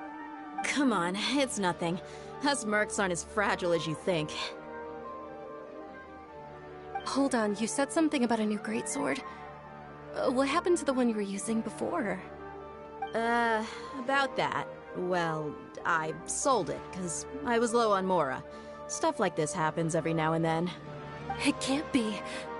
The anonymous donation that was used for the venue's final round of preparations?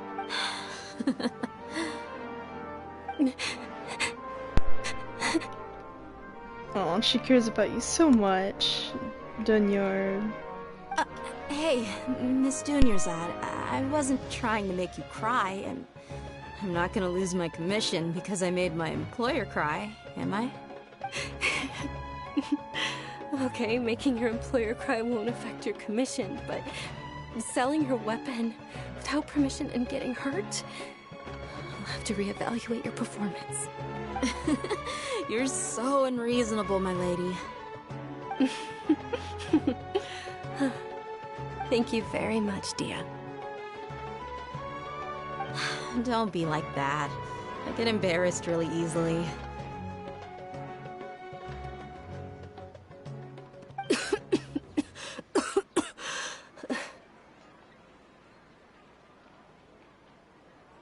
Are you feeling unwell again, Dunyarzad? My lady, your condition. Traveler, can you take her somewhere to rest? I'll look around the area to make sure we're safe from an ambush. Truly, I'm...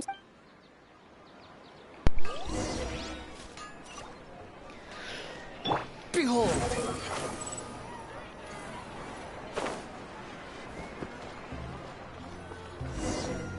There we go.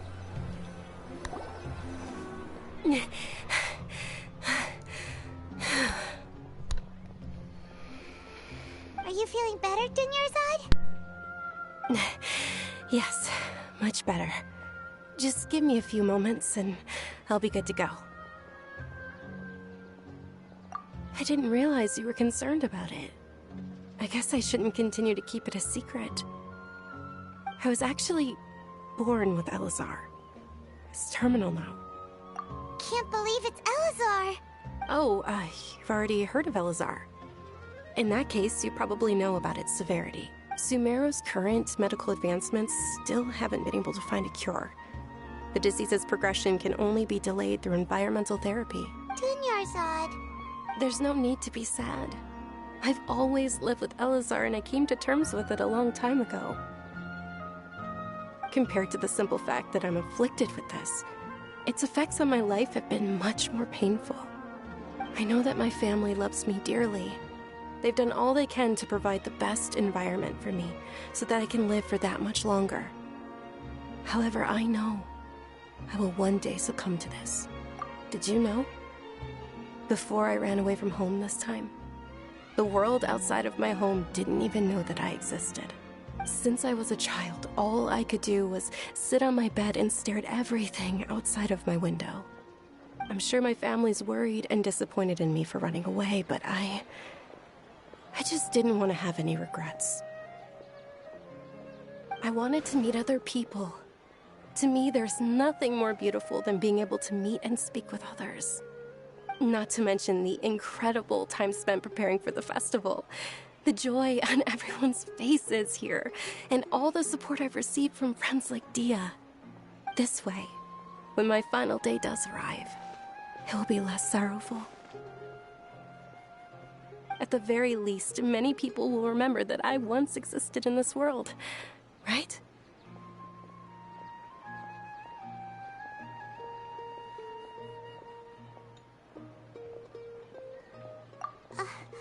As long as you don't forget Paimon, Paimon also won't forget about you. No, even if you forget Paimon, Paimon will still remember you.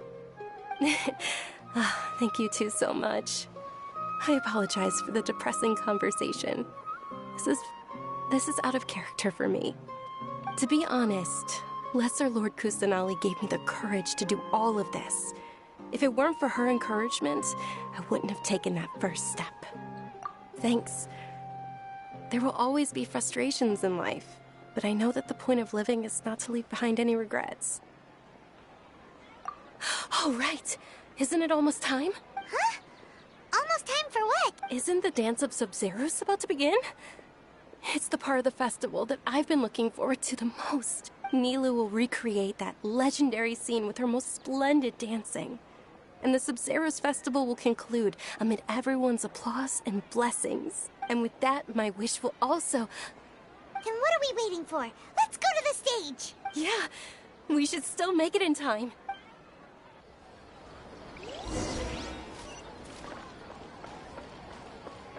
The wind rises.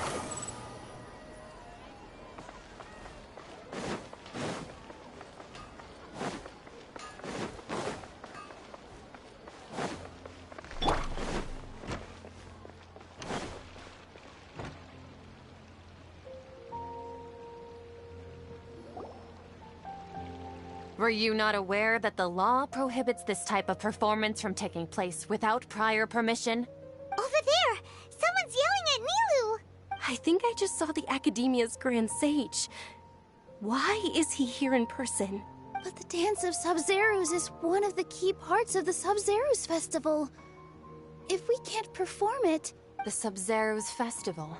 The law also prohibits the private hosting of large-scale religious festivals. Only the Academia can host such an event. If you continue to resist, we will have to order an investigation into every single event organizer.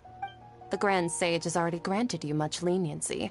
I advise that you exercise tact. How did things turn out like this? The Academia was originally responsible for the Sub-Zeros Festival, but they failed this responsibility for many years. I need to speak with them. This is a hard pill to swallow, but you're right. Things would only get worse. Art, dance. Aren't you ashamed of pursuing such frivolous and meaningless activities in this land of knowledge and reason?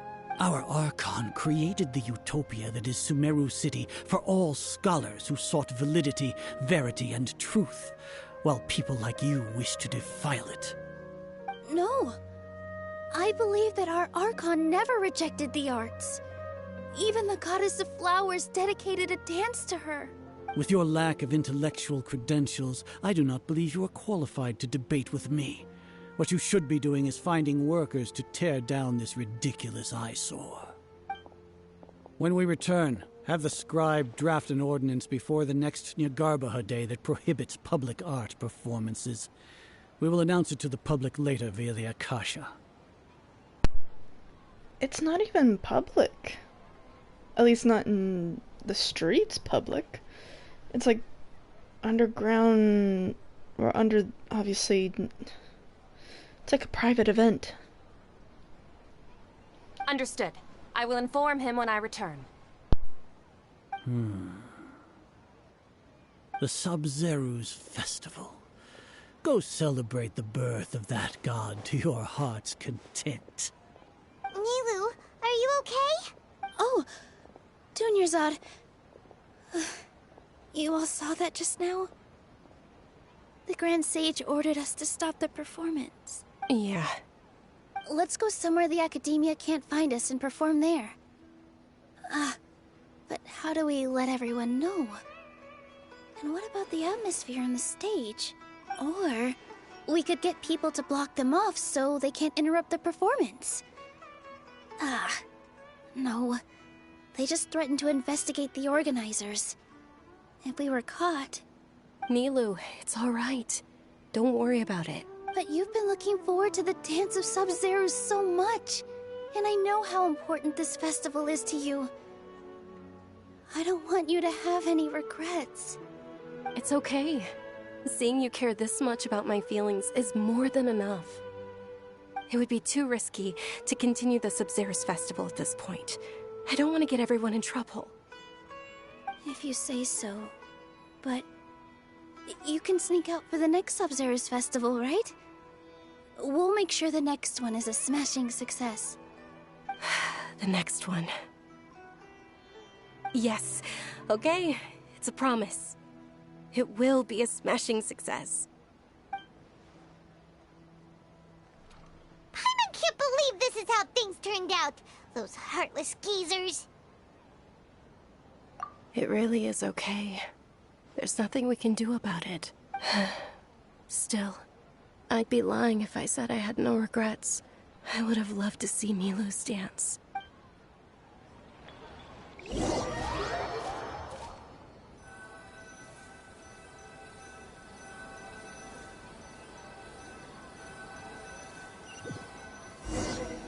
I think it'd be better to hold the event somewhere outside the city. A lot happened today. It's a shame the festival ended the way it did. If you had the hosted event outside the city, they shouldn't be able to stop you, specifically for the fact that it's not in the main city and stuff like that. Milu and Dunyarzad promised to make the next Sub-Zero's festival a success, but Dunyarzad is running out of time. Yeah.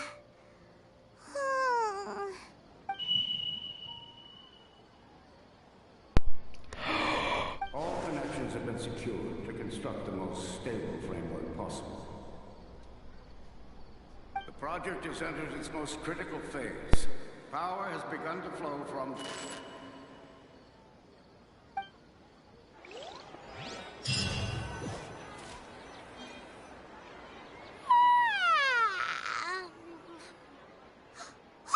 We're gonna be late! It's all because you wouldn't get out of bed! We should go meet Dunyarzad right away!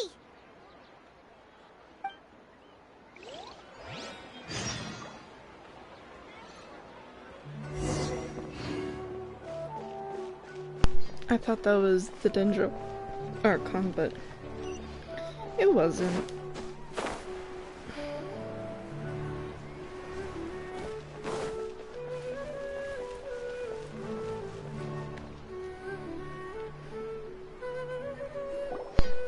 Good morning, Dunyarzad. Sorry we're late. Not at all. I arrived early. You seem kinda tired. Did you not get enough sleep? I'm doing well. There's no need to worry. Shall we go? Let's start with the stalls over there. Sure! Traveler? Why are you just standing there? Let's get going! I knew it. We entered a time cycle.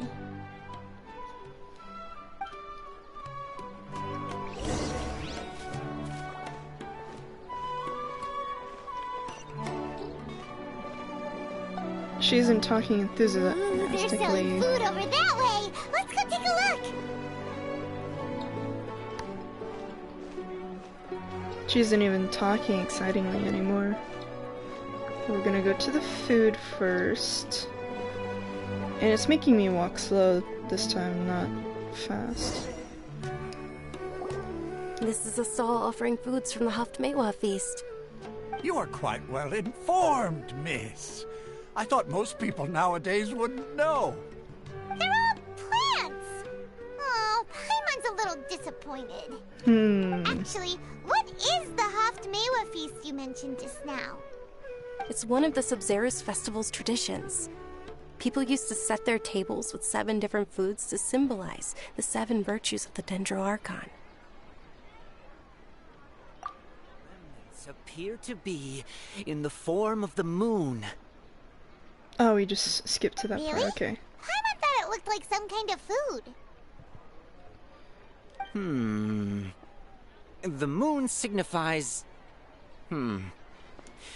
It's escaping me for now. Wait a moment. Is he really looking it up in a book? Oh, right. It means illusions and lies. We are in a illusion of lies. This time lapse, that is. But if you trust your intuition and overcome your fears, the sun will surely rise. Understood. I'll keep that in mind. Oh, it's nothing. I'm just learning as I go. Guess that was still pretty interesting. Okay, on to the next stall. So, We where jumped to to the next one this time.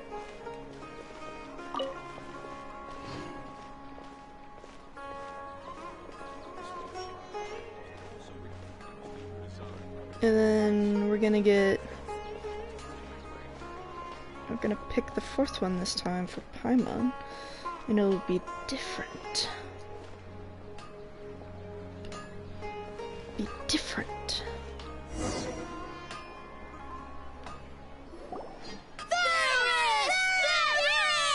They're just as loud as All this right, time. soldiers. Now that you have your Yalda candies, don't forget your loyalty to Lesser Lord Kusanali.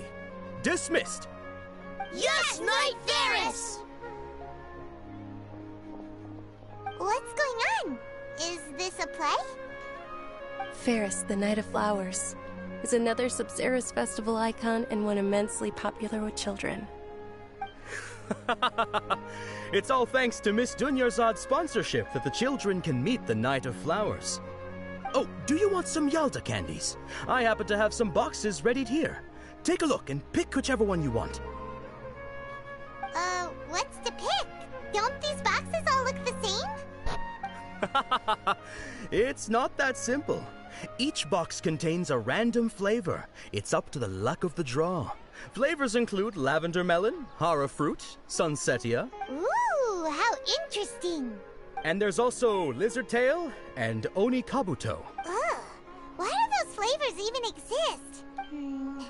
Traveler, help Paimon pick one. Paimon wants to eat the sunsetia flavor. Great! These boxes of candy are numbered 1 to 5 from left to right.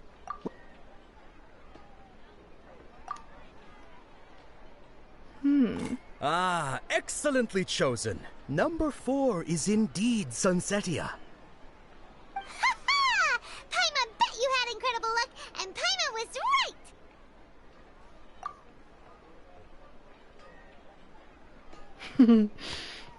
I don't know why, but I knew most... Huh? How's that possible? It's obviously random. Maybe we didn't sleep very well last night. Or maybe we slept too much. I'm sorry, Dunyard, but I need to leave for a moment. Oh, sure. Huh? Where are you going? You're just gonna walk off like that? She'll be fine.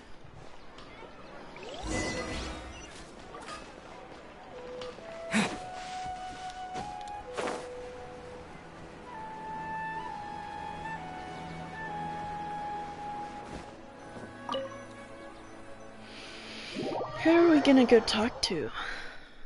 Unless this is where we originally were. No. We were in the port.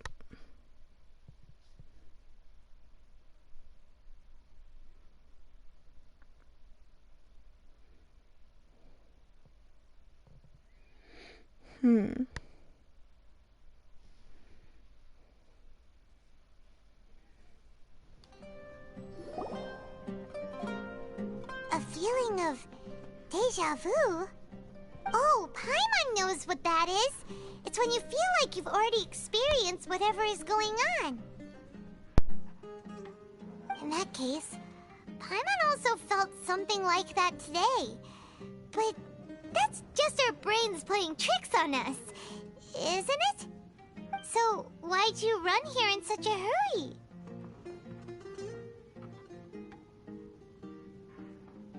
So that's it! You're intentionally doing things you usually wouldn't and seeing if you still get that same feeling of deja vu. Welcome, you two. Are you here for lunch? Got it. You don't look like you're from these parts, but I gotta say, you've got good taste. I'll give this order to the kitchen. But we've met them. Angelina cake? Isn't it that burned thing that didn't look tasty at all? Oh, Paimon understands what you're trying to do now. You'd never normally order something like this.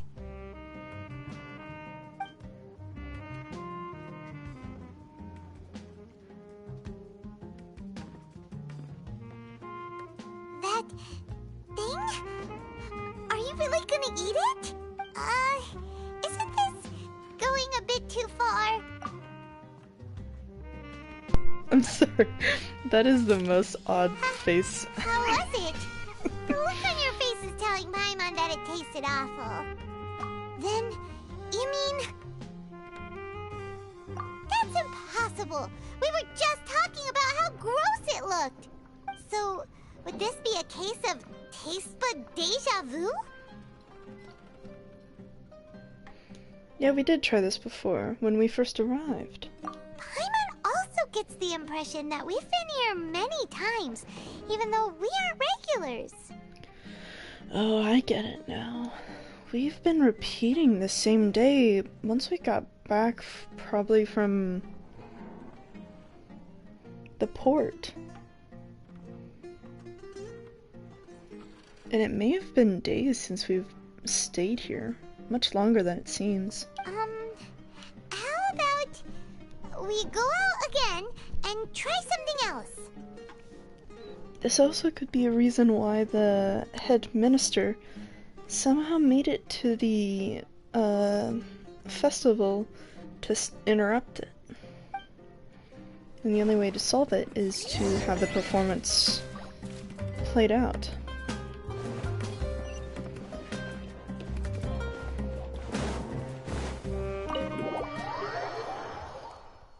This is very fun though. I like a mystery, figuring out how to escape a time cycle.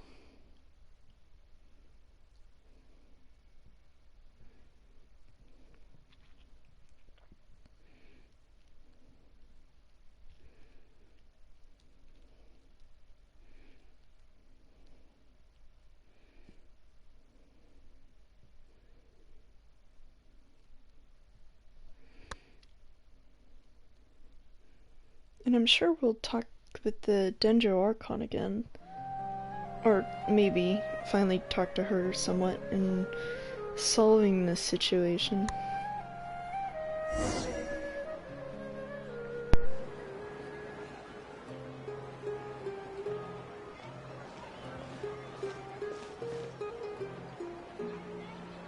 Hey! Dinyarzad is sitting by herself on that bench over there.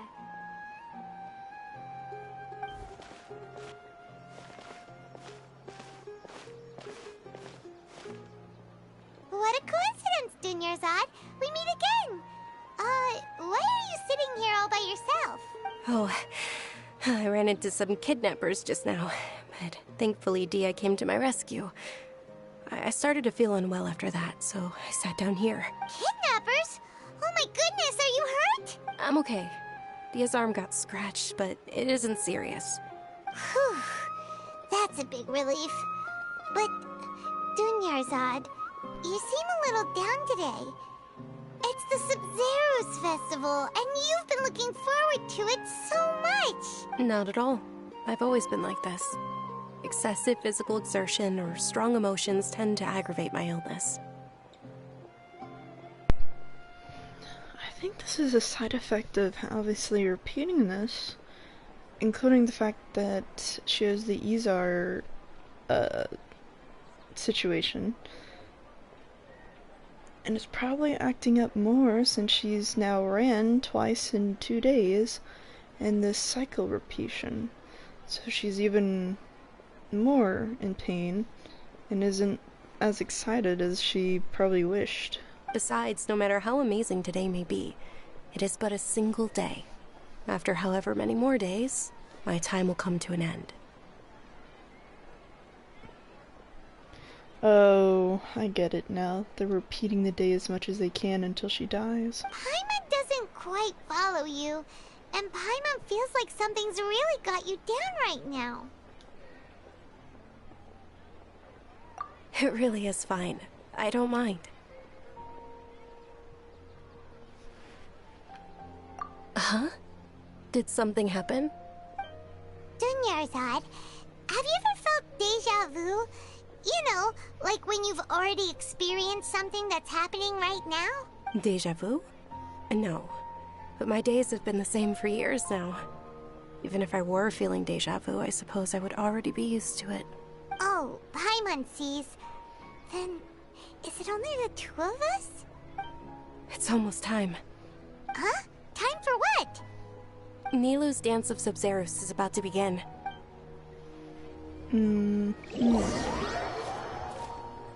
Oh, we're gonna be taken there immediately. Okay. And this will definitely be different since she's tired.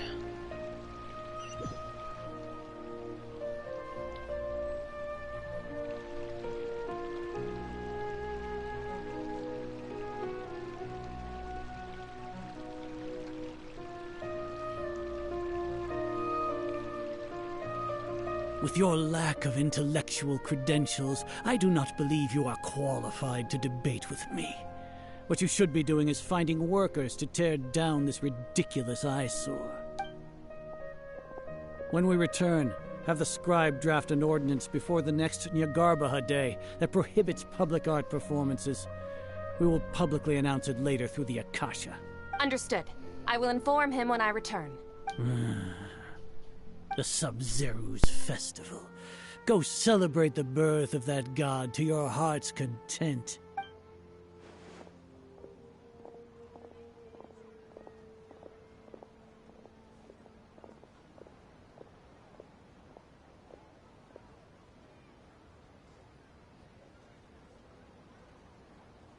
Nilu, are you okay? Oh, Dunyarzad. The Grand Sage ordered us to stop the performance. It's okay. There's nothing we can do about it. But you've been really looking forward to this. I don't want you to have any regrets. It truly is unfortunate, but I don't want to cause trouble for anyone. Didn't the Grand Sage say that he might investigate the organizers? True, but... well, okay. I'll just have to try again next year. The next festival. I probably won't be around by then. I think it'd be best to do it anyway. And deal with the organizer thing later, as something mysterious is happening. Wait, what did you just say? No, nothing. I'll be heading back to rest. Thank you for your help, everyone. And she's definitely reacting as if this has happened before. Paimon can't believe what those heartless geezers did!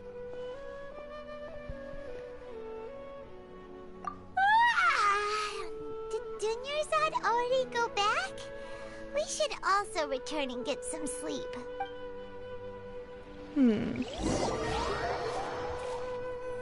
To an abrupt end.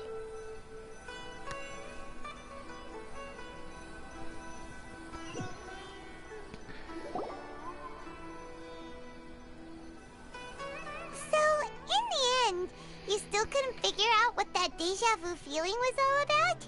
No, but we will the next day. Maybe it really was because of exhaustion. Same here. That's why Paimon stopped thinking about it halfway through the day. I was popping my knuckles, sorry. Then, how about we settle in and get a good night's sleep? For now, we can chalk things up to exhaustion. What the squirrel doing up there? Observing a modest drop in the output of Jnana energy, but values still remain within normal parameters. Continue to monitor for variances in the data and find the cause as soon as possible. Somebody's experimenting on us. Why does Paimon feel so tired after so much sleep? Anyway, we should go meet Dunyarzad right away.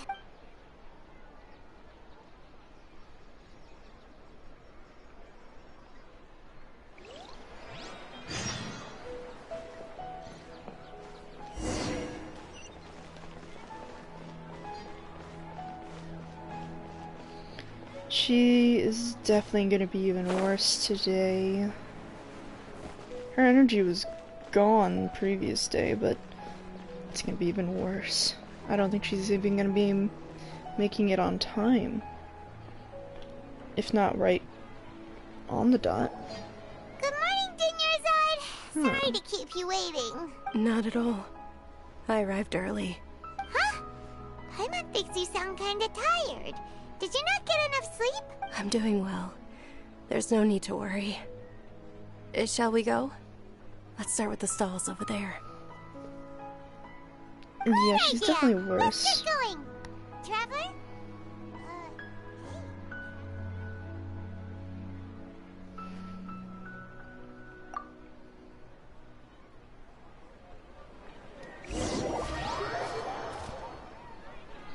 Are you just gonna go straight to the...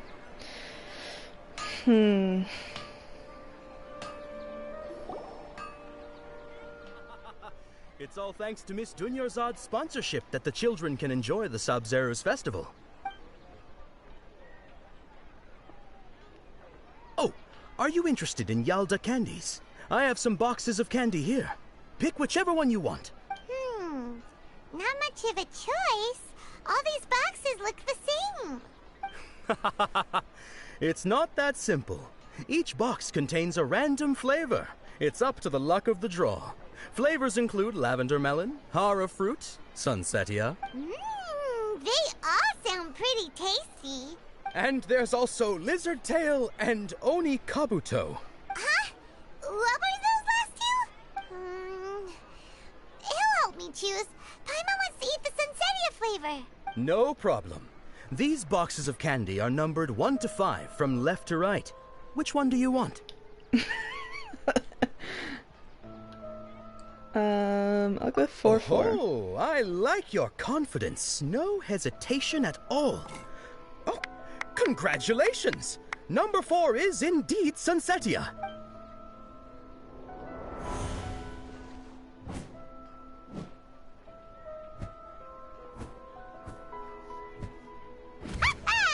Paimon knew he always had incredible luck.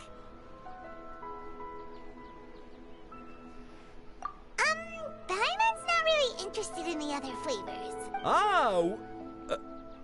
Wait. How did you know? Don't tell me that you already knew which flavor was in each box. What? He was right about all of them? That couldn't have been luck. How is this possible? I packed all those boxes this morning, and they've been sealed ever since. You couldn't have known beforehand. Mind reading? X-ray vision? Or some kind of magic trick? This is way too freaky. Tell us what's going on. Since when did you get superpowers? Traveler? Nahida! Hey, where are you going? Where are you? What's going on? No. Did you see something? Us leaving Dunyarzad without letting her know is kinda rude, you know.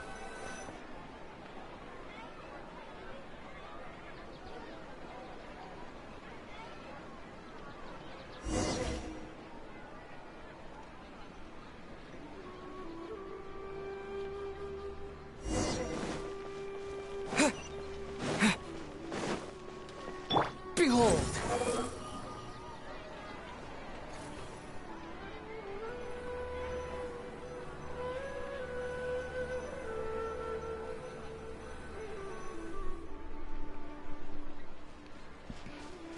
Nahida?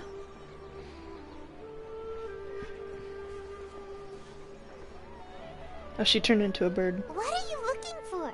Unless that's just me. Come here.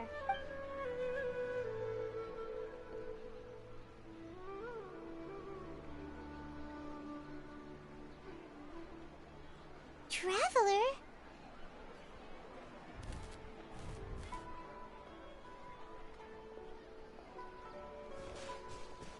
That's...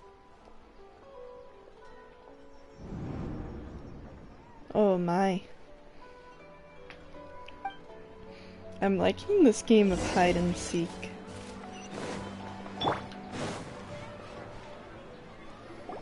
Nahida!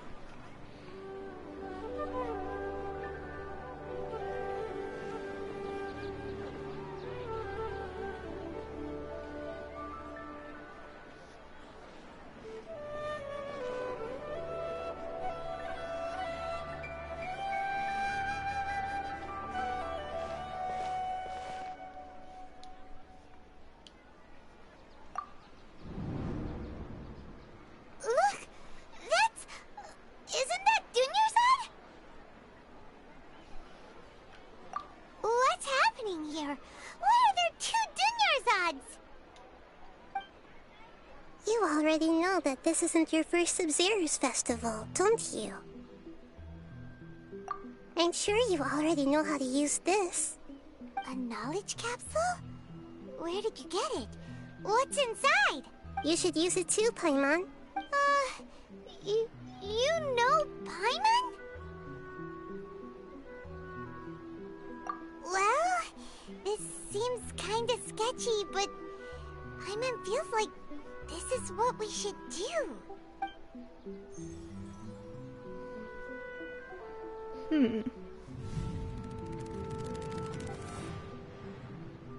All our memories are back. This is our 20th time at the Sub-Zero's festival? Huh? No. The 30th? 40th? Just how many times have we been to the Sub-Zero's festival? Thought so. Probably a few hundred days. Have we been trapped in a single day? If it weren't for you, we wouldn't have even realized. Nahida! What the heck was inside that knowledge capsule? Your memories are still scrambled? Try your best to remember. This isn't the first time we've met, and I answered that question a long time ago. Let Paimon think. Oh, it's coming back. Meeting you was the real catalyst for restoring our memories, and the knowledge capsule was just your means of showing our minds the way. What about everyone else? Why are you only helping the two of us? Your sense of deja vu is stronger than everyone else's, yes? As for an explanation, you two received the blessing of Dendro, and you also have special, sensitive constitutions. It was as if a single sheet of paper was separating those memories from your consciousness. A familiar question. I think this is the 7th time you asked that. As you can see, she isn't doing well. You probably sensed it too. The Dunyarzad you were just with is different from the first Dunyarzad you met. This is her collapse. That first Dunyarzad is in front of you right now, and she doesn't have a lot of time left.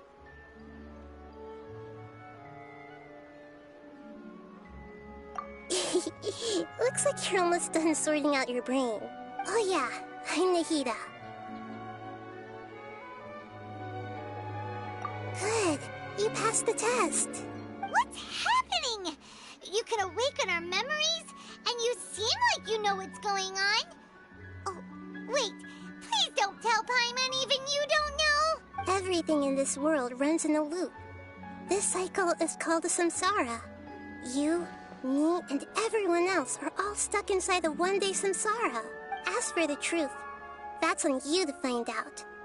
If you were told the truth instead of discovering it yourselves, it would literally blow your minds. I don't know how you'd be after that. I can only give you surface-level help, like bits of information and subtle hints. For the rest of the time, I'll be doing all I can to slow down Dunyarzad's illness. She looks like she isn't doing well at all. Her illness gets worse after each Sub-Zero's festival. If we can break out of the samsara, I might be able to save her. But as things are right now, she's just a small bird in the sky that's about to lose its last feathers. All I can do is raise a gale to delay her fall. You sure love to use weird analogies. Analogies are wonderful tools. They let you use existing knowledge to understand unfamiliar things. Okay, so, with what you know so far, what do you think the truth is?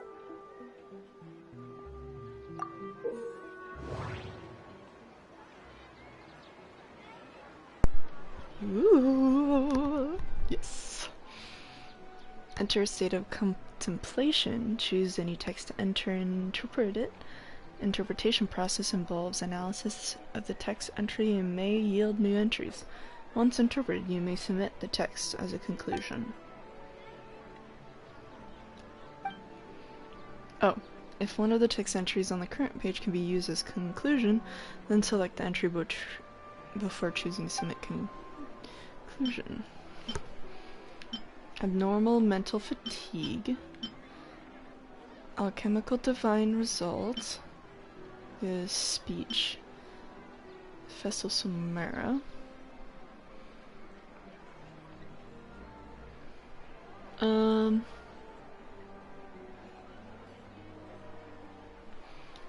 We've already experienced the Sub-Zerus festival many times, and the day of the festival seems to be in a perpetual samsara.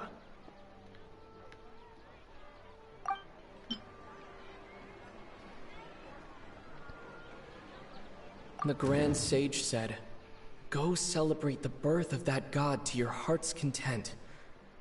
Did he mean something more? What's happening right now seems to have happened before. This feeling has been getting stronger and stronger.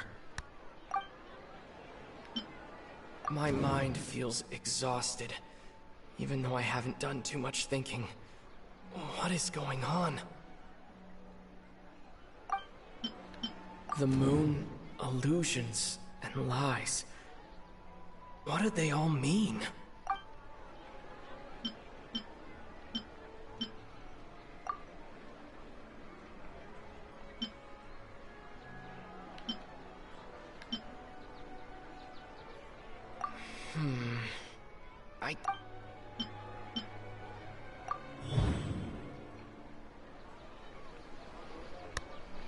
Time loop.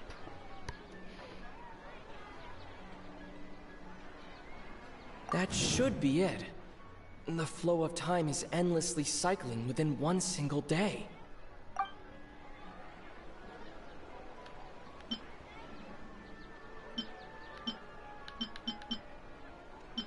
The Grand Sage said, "Go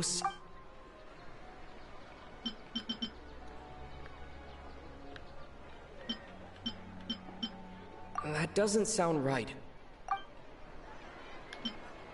That doesn't sound right. That doesn't sound right. Time loop. A time loop. You've given similarly wrong answers in the past. A pity. Still the wrong answer? Paimon thought that made a lot of sense. It feels like time's just repeating itself. A simple time loop can't explain some of the phenomena. You two are still missing a lot of information. Unfortunately, I can't give you any more hints. Dunyarzad! We need to do another one. The Sub-Zerus festival is happening every day, but that doesn't mean we can waste an infinite amount of them. Hurry and find the truth before today's festival ends.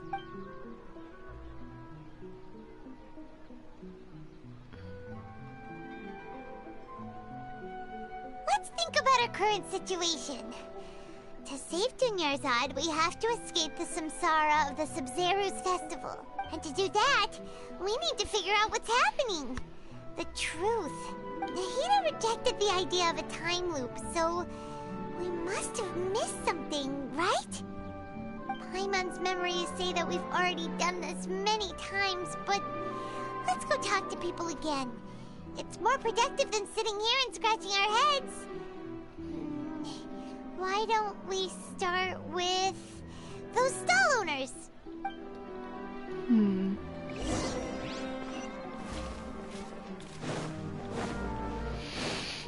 I really think it would be best to let,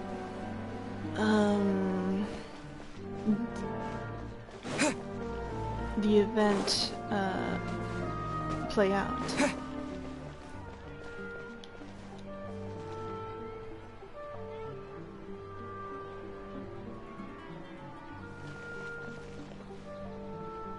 There we go. Hey there! Hey, it's you guys again. Where's your cultured friend? She's feeling a little unwell. I see. Did you come back to buy something? I guarantee the freshness of my products. I harvested them from the forest just yesterday. Huh? What brought this about? I hurried back from the forest yesterday, and I'm selling produce here today. I haven't felt anything strange. Check the fruit. To about it, was yesterday truly yesterday? Did you actually come back from the forest yesterday? What kind of philosophical nonsense is this? Are you two daydreaming? Didn't you know that no one dreams in Sumeru? Go somewhere else if you want to find someone to daydream with. He actually has a point. Is this a dream? Is everyone dreaming? True. It's so weird that people here don't dream. Why is that? Because they are in the dream. Anyway, if this all really were just a dream, we would have woken up a long time ago. Let's keep asking around.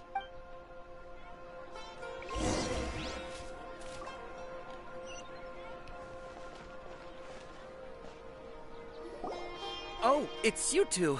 Was my divination so accurate that you felt compelled to compliment me in person? Ooh, I knew it! I told you, the god's divination is highly accurate. You just hadn't fully understood its significance yet. You're really excited about this, huh? That's exactly why we came back. Help us better understand it. Help you better understand it? Well, that isn't exactly what I excel at. So, you're admitting that you don't have a clue? Anyway, what kind of situation did you get into?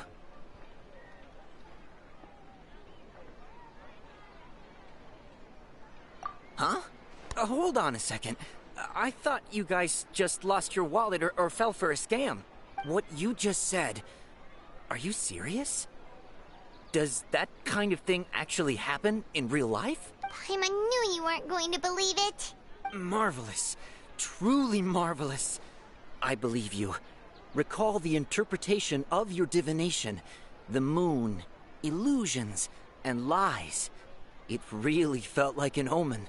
When you say it like that, the divination does sound like it's related to what's going on. Can you read any more into it? I believe that the Archon's revelations are never more than vague hints. Anything more specific is beyond the reach of mere mortals. The book only says, if you trust your instincts and overcome your fears, the sun will surely rise. So that's how it is. Looks like fortune-telling is just fortune-telling. We haven't made any progress. Who else can we talk to? Paimon remembers that we tried talking to her a couple of times, but she always thinks we're playing pranks on her. You think she'll brush us off again? Yeah, if we tap into Dia's strong sense of responsibility as a mercenary, then she'll definitely take us seriously. At this time of day, Dia's probably just finished beating up those kidnappers. Let's go find her.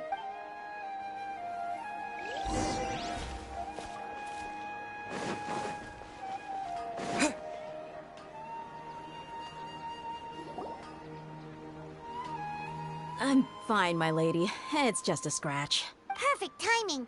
Both of you are here. Paimon, Traveler, you came at just the right time. Listen, there was a dangerous Huh? You saw? Then why didn't you jump in earlier? If someone was protecting Miss Dunyarzad, I could have went all out. Anyway, can you do something for me? You want the Traveler to take Dunyarzad somewhere to rest up while you check to see if there's still any kidnappers around. Did Paimon get that right? How did you know what I was going to say? We need to say something convincing.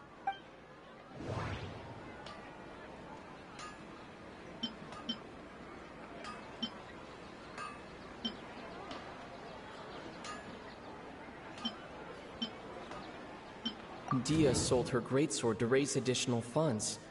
And then she was injured because she wasn't used to her new weapon. People in Sumeru don't dream. What a strange phenomenon.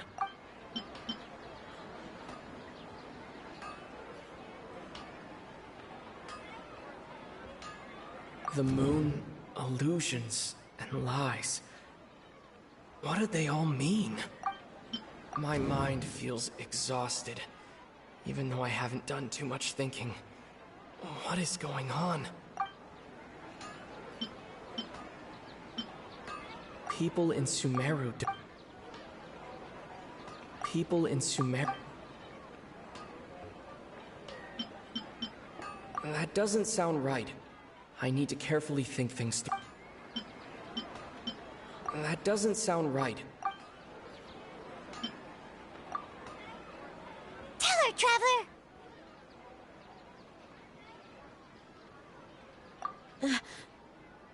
I didn't tell anyone about that. Including Miss Dunyarzad. You couldn't have known. And just now, you literally took the words right out of my mouth. What's going on? Alright, so this is the situation. It's kinda hard to believe what you just told me. First, let me make something clear. Most of us desert dwellers might not be the scholarly type, but we do have basic common sense. She's quieter than usual. Uninterested in anything and really gloomy.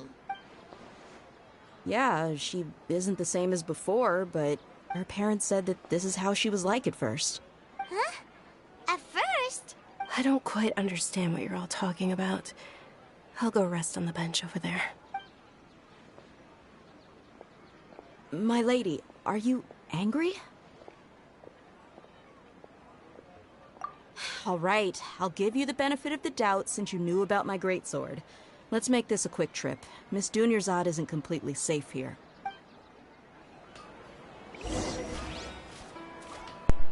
She'll be fine.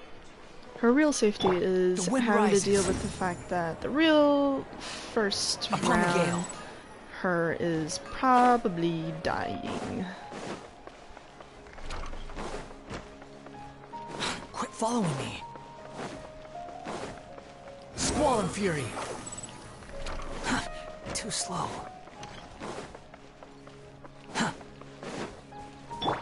Oh, this is cool.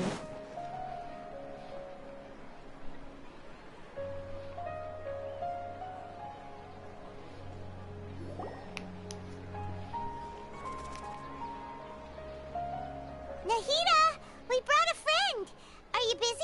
I thought I told you that it won't help to bring anyone here. We just wanted her to see the real Dunyarzad's condition. The real Dunyarzad? Where and who are you talking to? Huh? I told you that you two are special. Other people can't see me or Miss Dunyarzad here.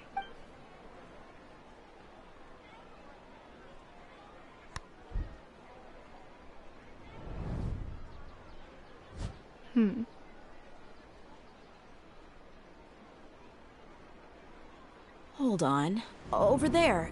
Is that? Wow. How perceptive. Does she have invisible antennae? Miss Dunyarzad, she's lying down here, isn't she?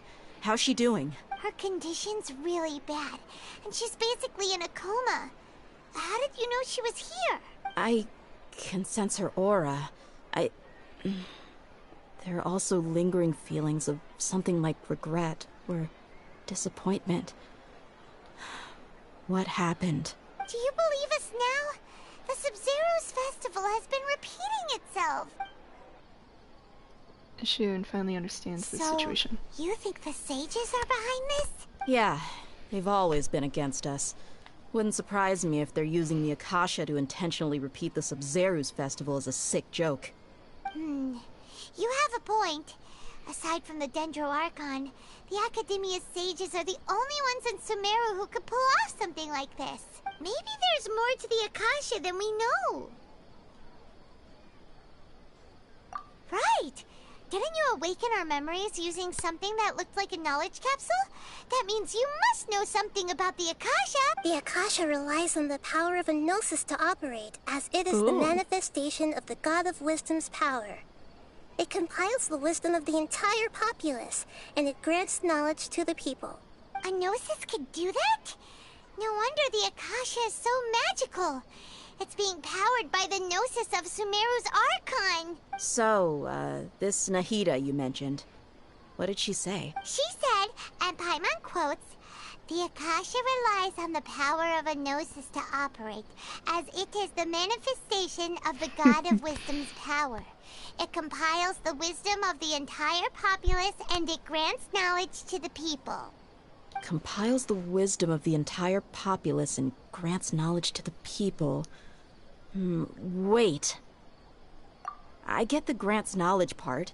That's what people have always used the Akasha for. But compiling the entire populace's wisdom? How does that work? Did she mean that the sages enter new knowledge into the Akasha? Oh yeah, that sounds about right.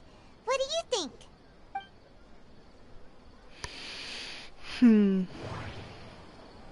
People in Sumeru don't dream. What a strange phenomenon. Okay, Nahida said the Akasha relies on the power of a gnosis to operate, as it is the manifestation of the God of Wisdom's power. It compiles the wisdom of the entire populace, and it grants knowledge to the people. My mind feels exhausted, even though I haven't done too much thinking. What's happening right now seems to have happened before. That doesn't sound right. The fatigue. You mean the Akasha is causing our mental fatigue? Huh. Now that I think about it, my head's been feeling unusually heavy. When the desert dwellers set off on their quest for knowledge, a sage once said, knowledge always comes at a price. Compiling the entire country's knowledge. You think the Akasha pulled a 180 and is extracting information from us? Who knows? The Akasha can put knowledge into our heads, so who's to say that it can't also poke around in there? We don't know any specifics. What's the point of doing something like that? Just think about it. If you could combine the knowledge of every single person in Sumeru, then you can basically turn Sumeru City into a single massive brain. This hive mind can make breakthroughs in problems that even the smartest geniuses can't crack. An excellent deduction. And the analogy comparing Sumeru City to a massive brain? I love it. In that case, we should take off our Akasha terminals right away. Maybe that'll solve this problem. Yeah, I was only wearing this for show in the first place. Didn't expect the sages to cook up such a conspiracy. Mark my words. When this is over, I'm getting evidence and exposing this whole thing to the public. We removed the terminals. How does everyone feel? Huh? What is it? Oh, that! Paimon knows what you're talking about. It's a single soft beep that sounds like it's coming from the Akasha terminal. The sound of a beep. Could it be a prompt tone for when the Akasha is operating? That's probably an important clue. We weren't using our terminals, but we heard a beep anyway. Traveler, did you hear that? I heard it too. Our ears aren't messing with us. There was definitely a beep, but it sounded like it was coming from inside my head. We took off our Akasha terminals. How? Phase runtime has exceeded its expected length. At this rate, there may be casualties. But we cannot lose all of our progress. Let's hope we can remember better this time. Oh.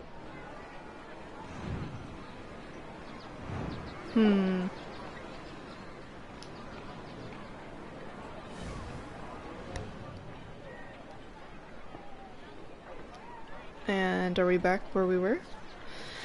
Oh, we're back here to remember. Oh dear. Good. You adapted quickly this time. We definitely took off our Akasha terminals last night, but we still heard that beep. Why is that?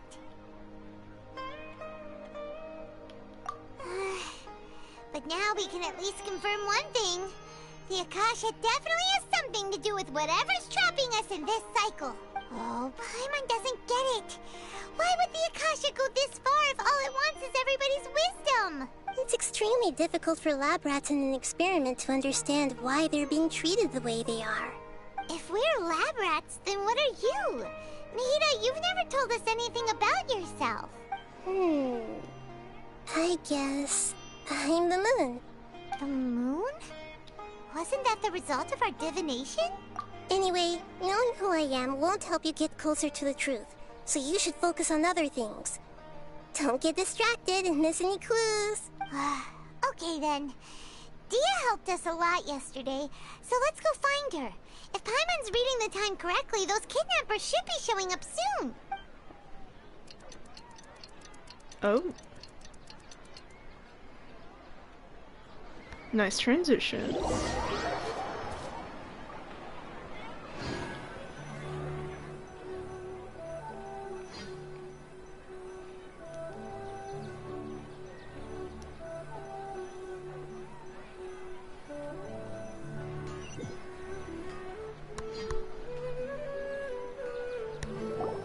Ah, there you are. I've already taken care of those kidnappers. My lady, did you get hurt? She's not scratched up. What's wrong? Why are you both gawking at me like that? You didn't get hurt this time. Huh? What do you mean this time? Why are you so surprised that I managed to get out unscathed? Those kids were amateurs.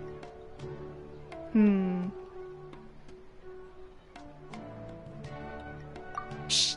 How did you know about my greatsword? I haven't told anyone about it. Please, don't tell Miss Dunyarzad. So Dia's lost her memories after all. Anything strange? You already know that I got a new greatsword. If I had to say something, it's weird how such a new weapon could feel so familiar. It's as if I've already used it to fight a countless number of battles. You're saying that although you don't remember using it, your body feels like it does? That's right. Both mercenaries and warriors heavily rely on muscle memory. Only knowing the theory of battle won't get you anywhere. Traveler, what do you think? Never happened. Could be... Yeah! Paimon's feeling really hopeful. Oh, you're right! Oh. Earlier in the Samsara, something like this would have never happened. I have no clue what you two are talking about, but it's still dangerous here. So you want us to take Dunyarzad somewhere else to rest while you check if there are still more kidnappers around, right? How did you know what I was gonna say? Can you read minds? Forget it. Go and do your thing.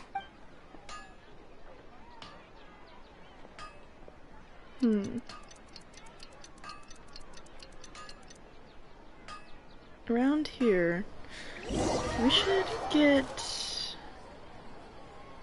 Whew.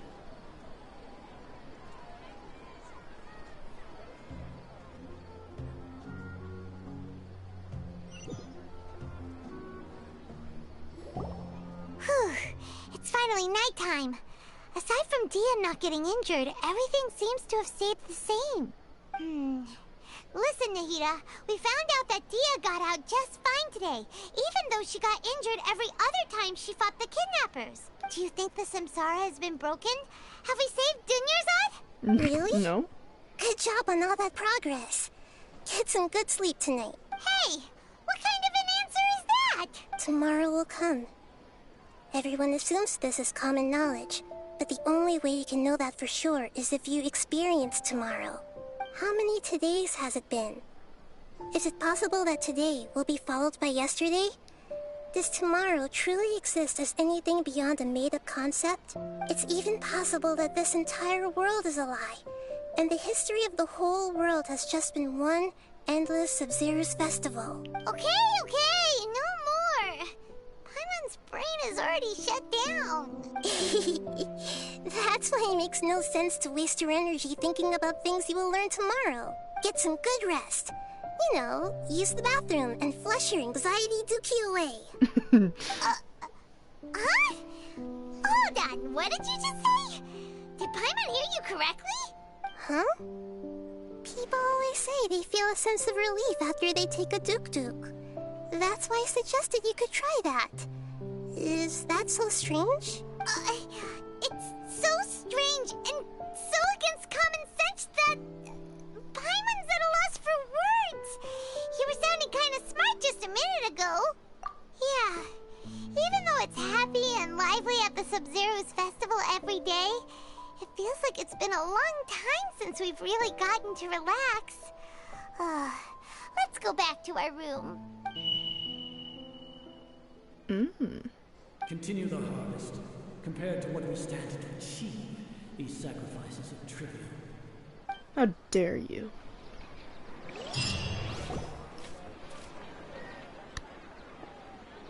We're still in the same day! Nahida, you already knew last night that we didn't break out of the samsara? Why did you tell us? Would there have been a point? You would have spent the night with new worries, with tomorrow still out of reach. In that case, you might as well rest within that brief moment of hope. An opportunity like that doesn't come by often, and I thought it might help you clear your minds. Paimon thought the Duke did that! Whatever. Guess you were looking out for us after all. Of course. In the time we've been together, you two have been everything to me. Paimon's flattered and everything, but maybe you're taking things a little fast. What I mean is, even though I had asked you to solve this puzzle, you two are still the only ones who can see me and sense my presence. In other words, if you weren't here, I may as well not exist. That's why you two have been everything to me. Get it? Nahida's talking about confusing stuff again. Anyway, that's enough chit-chat.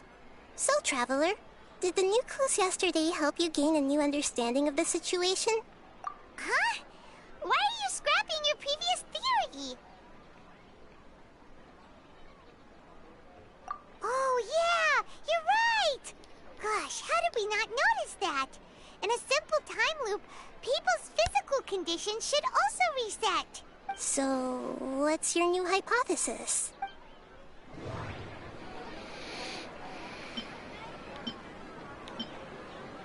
The beep is a prompt tone for Akasha operations. We still hear it every night, even though we removed our Akasha terminals. Okay, Nahida said the Akasha relies on the power of a gnosis to operate, as it is the manifestation of the God of Wisdom's power. We've already experienced the Sub-Zero.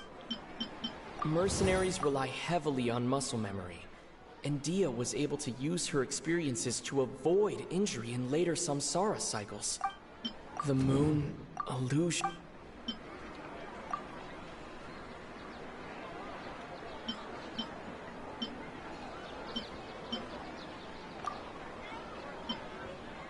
The moon illusions.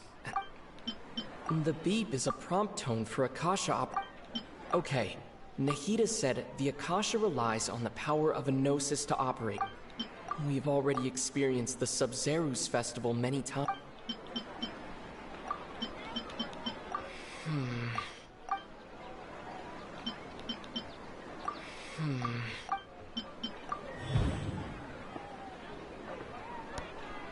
Ah, the memories.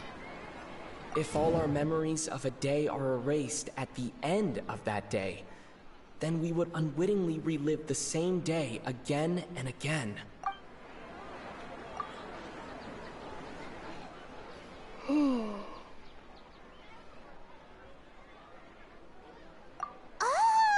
Then the beep we hear every night could just be indicating the deletion of our memories! That's why, when we wake up, everyone thinks the Sub-Zero's festival hasn't happened yet. It's already the next day, but everyone still thinks it's the day before. But muscle memory can't be erased. That's why Dia has been getting better at using her greatsword. Now everything makes sense. A brilliant deduction. Nahida, tell us if we're right or wrong. To put it simply, it's as if you've mistaken a pyro crystal fly for a firefly in the night. You lost sight of its true nature because you focused too much on your perception that it glows. That isn't simple at Why don't you go talk to Miss Dia again? You might learn something new. Right! She did help us find our latest clue after all. Let's go!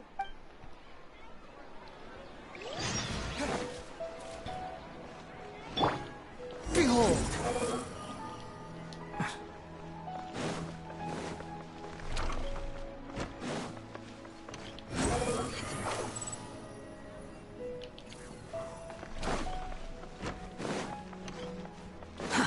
Too slow.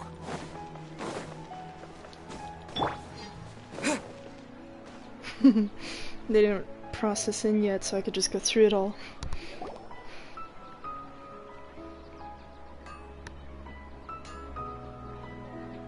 There you are. Really took me a while to find you. As expected, Dia also didn't get hurt today. Get hurt? Why would I? Don't underestimate me. Well, you're still getting used to your new greatsword. Huh. Truth be told, I also think it's pretty strange. It just suddenly felt so familiar in my hands and... wait a second! How did you know I got a new greatsword to begin with? I didn't tell anyone about it. Traveler, could you explain the situation to her today? Paimon's gotten a little sick of doing it. Oh, that works!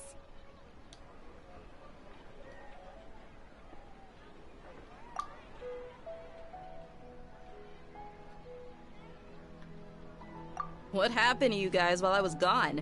Did you get brainwashed by some cult? Don't think too hard about it. Just take what we're saying at face value. Alright then, let me get this straight. You're telling me that my body's already gotten used to this great sword, but my brain just doesn't remember it? Yes! Your memory's being erased every day! Then I'd have to disagree. That's impossible. Oh? Why do you think that? If we've actually been reliving the Sub-Zeru's festival day after day, then what happened to the things we used, the money we spent, the food we ate? Common sense says my wallet should have emptied itself a long time ago. There's no way I wouldn't have noticed that.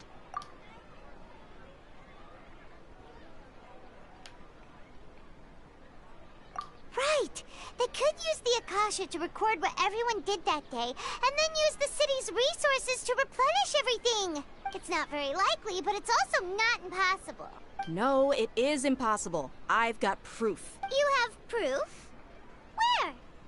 You two are surprisingly serious about this nonsensical discussion. Fine, I'll play along for a little longer. Come with me, Miss Dunyarzad. Please come along as well. I still can't guarantee that this area is safe. Time Paimon can't believe it's Dia who wants to show us something this time. 2 days ago, we were the ones taking her to see Dunyarzad.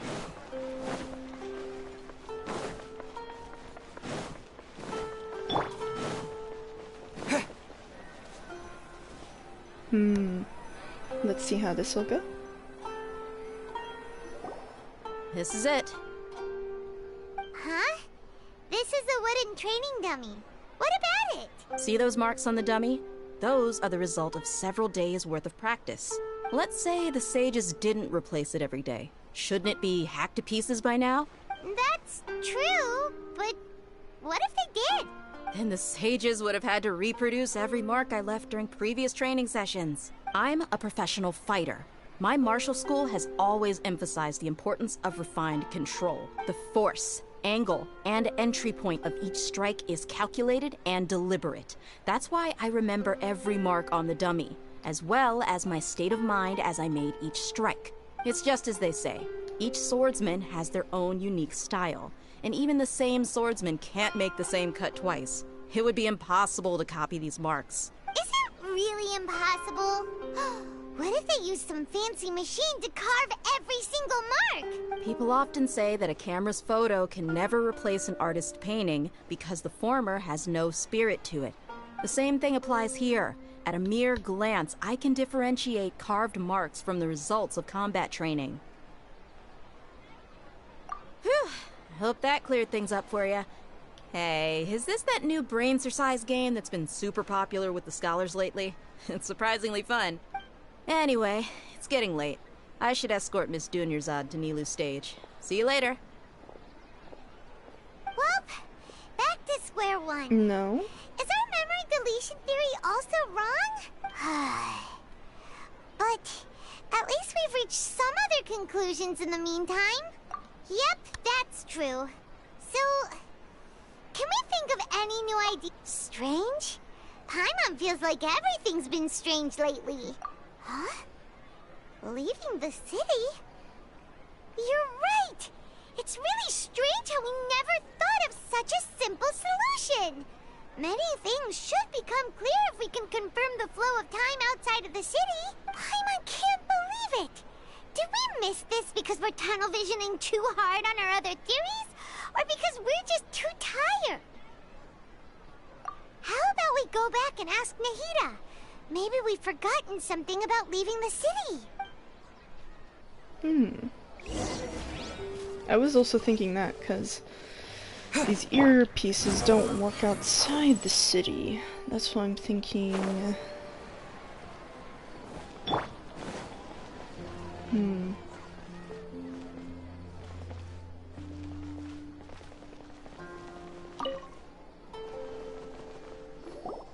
Nahida, we're back!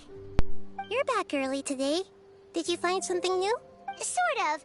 We're mostly sure now that we're not in a time loop. And we also aren't in the real world. But at the same time, we have a new question. Leaving the city. As far as I remember, you've mentioned your plans to do that twice before. We did? But we don't remember anything. What happened after we talked about those plans? What did we say when we got back? Let me think. I don't think you ever actually told me what the outcome was. Oh, it's probably more accurate to say that both times you never came back the whole night. But you two sometimes stay out the entire night anyway, so at the time, I didn't think too much about it. It is true that sometimes we lose track of time during our investigations. Before we know it, it'll already be the next day. But still, neither of us remember anything about leaving town. Really? That's kinda strange. In theory, I should have already awakened all your memories. Yep. Something here's definitely fishy. Let's get to the bottom of this tomorrow. Seems earlier. Our memories are back! About that... Well, where should Paimon begin? Traveler, aside from your memories that were just restored, I have another message for you. Listen to it and you'll understand. Can't go back. There are countless spaces here. Our Sub-Zeru's festival in Sumeru City is just one of them. Traveler, you should be missing 2 days worth of memories. Paimon will fill you in. 2 days worth? It's time to carry out our plan from yesterday. Okay, let's go.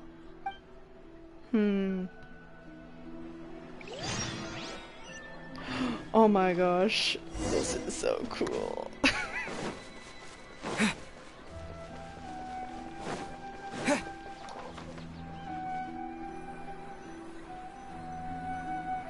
Besides mind erasing, we're now in a flashback. Why can't we leave the city? What is the academia up to now? Don't ask me. It's not like I can tell you anything. This is a direct order from the Grand Sage. Just wait until tomorrow. I have a real emergency. My goods have already arrived at Port Ormos. If I don't hurry, they'll be stolen. That's your problem. Make sure you make a request in advance next time. But it's not like you can just predict business matters in advance. It looks like the Academia already announced a lockdown for Sumeru City today. How completely unsurprising. Let's go and question them. Hello, sir. Why can't we leave the city today? Here we go again. Don't ask me. I don't know either. We just received an order that no one is allowed to enter or exit Sumeru today. They didn't tell us anything else. Angering me won't get you anywhere. If I had that kind of insider info, I would have left this stupid post long ago. It looks like he really doesn't know. If we can't get anything out of him, let's take matters into our own hands. Why don't we climb over the walls? Those guards can't be everywhere at once. This is a good spot, and the guard hasn't noticed us at all. Let's... Huh? Why? Are you going to leave Paimon behind? But... What if things get really weird out there and you get into some trouble? Then Paimon won't be able to help you. Oh, Paimon knows that Paimon can't do much, but we've always been together. Haven't? Okay. Paimon will wait for you. Promise Paimon that you'll come back as soon as possible. Just a quick look. And please, be careful.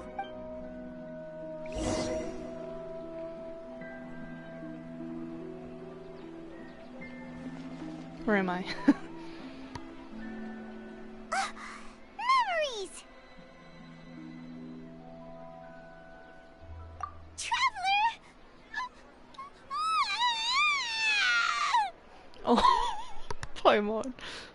Paimon would never see you again!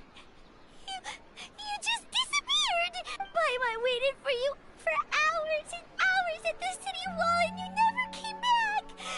You promised Paimon that you were only taking a quick look! Paimon, calm down. He's here now. I don't think he understood what you were saying. Paimon doesn't care! Paimon wanted to go look for you, but you also said that Paimon should stay! Paimon was so worried and so scared the entire day!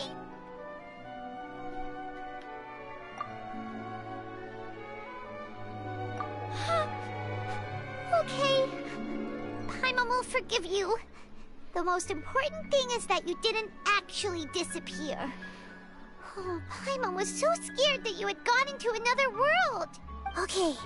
Paimon, can you tell us your perspective of what really happened yesterday? I see. Using two people's different perspectives. After that, you left the city. Paimon kept her eyes on you the whole time, but then you disappeared in an instant. No way! Paimon was watching you with the fullest attention. What's your perspective, Traveler? You sure you don't have any memory of this? I guess that explains everything. You also lost your memories the last 2 times you tried to leave the city. Those days' memories can't be awoken. So, if we leave the city, our memories will be completely erased? It really sounds like something big outside of the city is being hidden on purpose. But this way, we'll also never discover what's outside. Something like a message? But how can we send it back? Don't look at me like that. I'm not used to being stared at. Well... Okay. You want something that can pass on messages, right? Give me some time and take care of Dunyarzad for me. Yep! Now we're talking!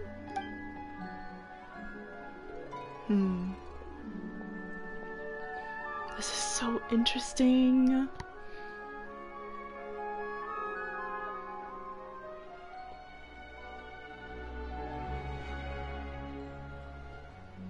She's gone all day, practically.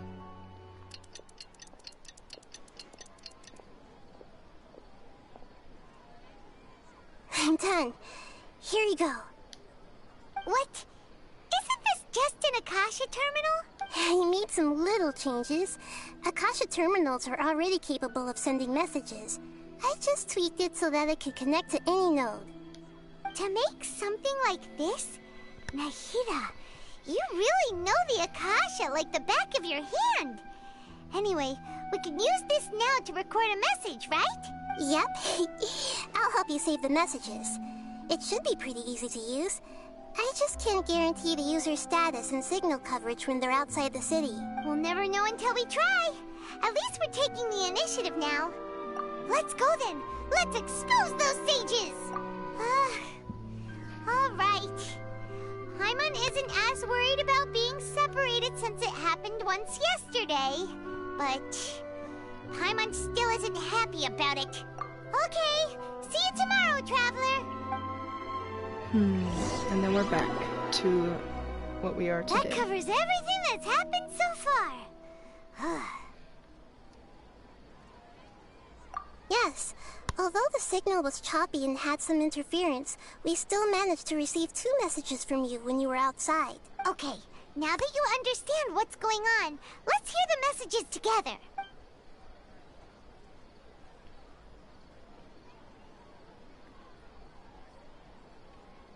Can't go back. There are countless spaces here. Our Sub-Zeru's festival in Sumeru City is just one of them.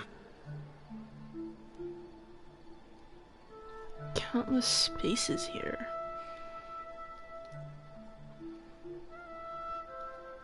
Maybe because we enter like a cubicle. Each cubicle is a different festival, and creates a new one each time and repeats. I've entered another space. Before me are flowing sandstone and howling fish. Impossible and surreal sights.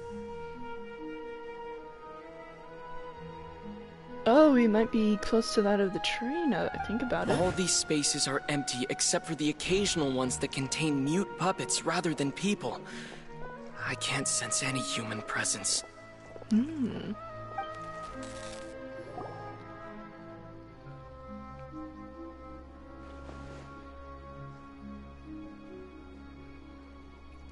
That's one heck of an info dump.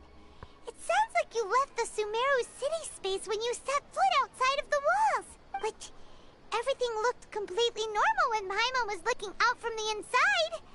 That's unbelievable. And if we take your word for it, the other spaces all had very weird contents. There's another part here. We only received it last night. These spaces have been disappearing one after the other, absorbed by something like a sun in the sky. And now, even the final space has also disappeared. Behind me, a lot of spaces just appeared again from thin air. I get it now! Those spaces are actually...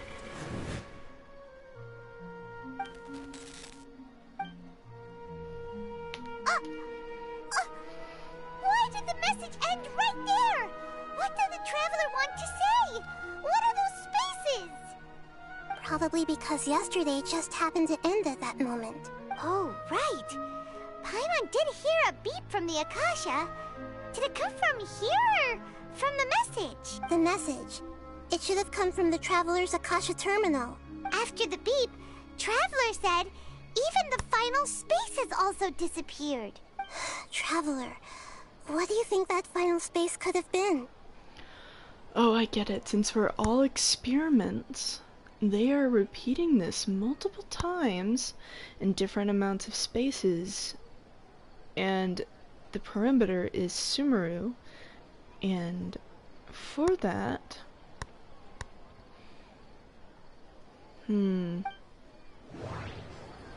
All the bizarre spaces I saw outside the city had one thing in common. A lack of human presence. Was that space actually the real world? But wouldn't a real space just randomly disappearing like that be catastrophic? My impression is that each day in this samsara only ends at the sound of that beep from the Akasha.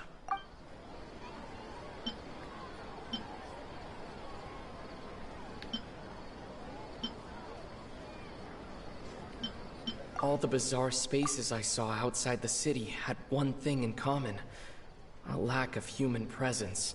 That doesn't sound right. My impression is that each day in this Oh, so that's what it is! After the sound of the beep, the final space, the Sub-Zeru's festival, also disappears, and we're taken to the next day. Later on, Traveler also mentioned a bunch of new spaces materializing behind them. Do lots of new spaces appear every day? Paimon's head is spinning. Just what are these spaces anyhow? Well, consider this. For all the horrors of the Archon War, At its heart, it was just a game where a bunch of gods fought over 7 seats. So no matter how strange or spooky things may look on the surface, maybe all they point to in the end is a small and simple secret. Wow, the Archon War, huh? That's an analogy and a half.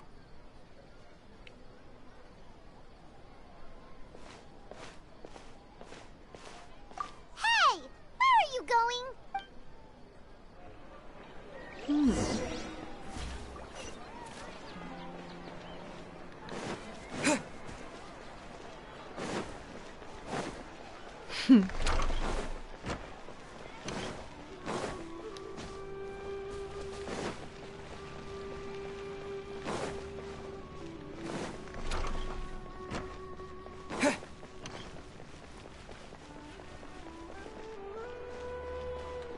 The wind rises.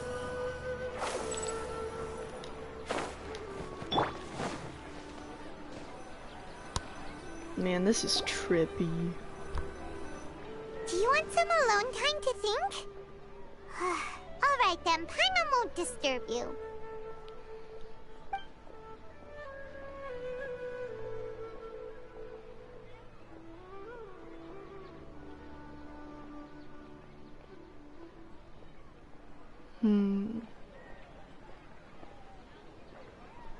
The dance of Sub-Zeros is about to begin.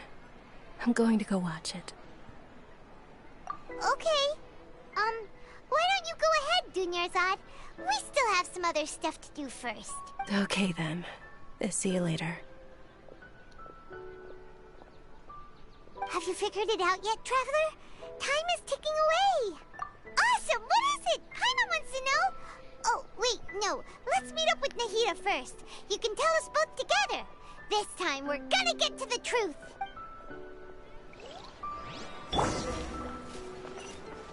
Behold!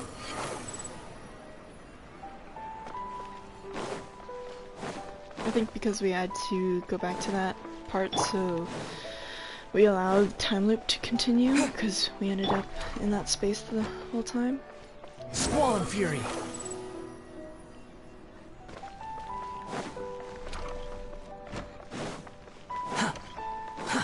Too slow. Behold!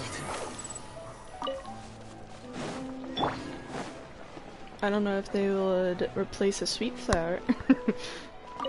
As little as that. You're back! I've been waiting forever for you two. Judging by the looks on your faces, are you ready to take your Sub-Zero's exam and graduate from the festival? Okay, first off, have you discovered the hidden truth? Okay, Nahida said the Akasha relies on the power of a gnosis to operate, as it is the manifestation of the God of Wisdom's power. It compiles the wisdom of the entire populace, and it grants knowledge to the people. We've already experienced the Sub-Zero's festival many times, and the day of the festival seems to be in a perpetual samsara. All the bizarre spaces I saw outside the city had one thing in common: a lack of human presence. The moon, illusions, and lies. What do they all mean?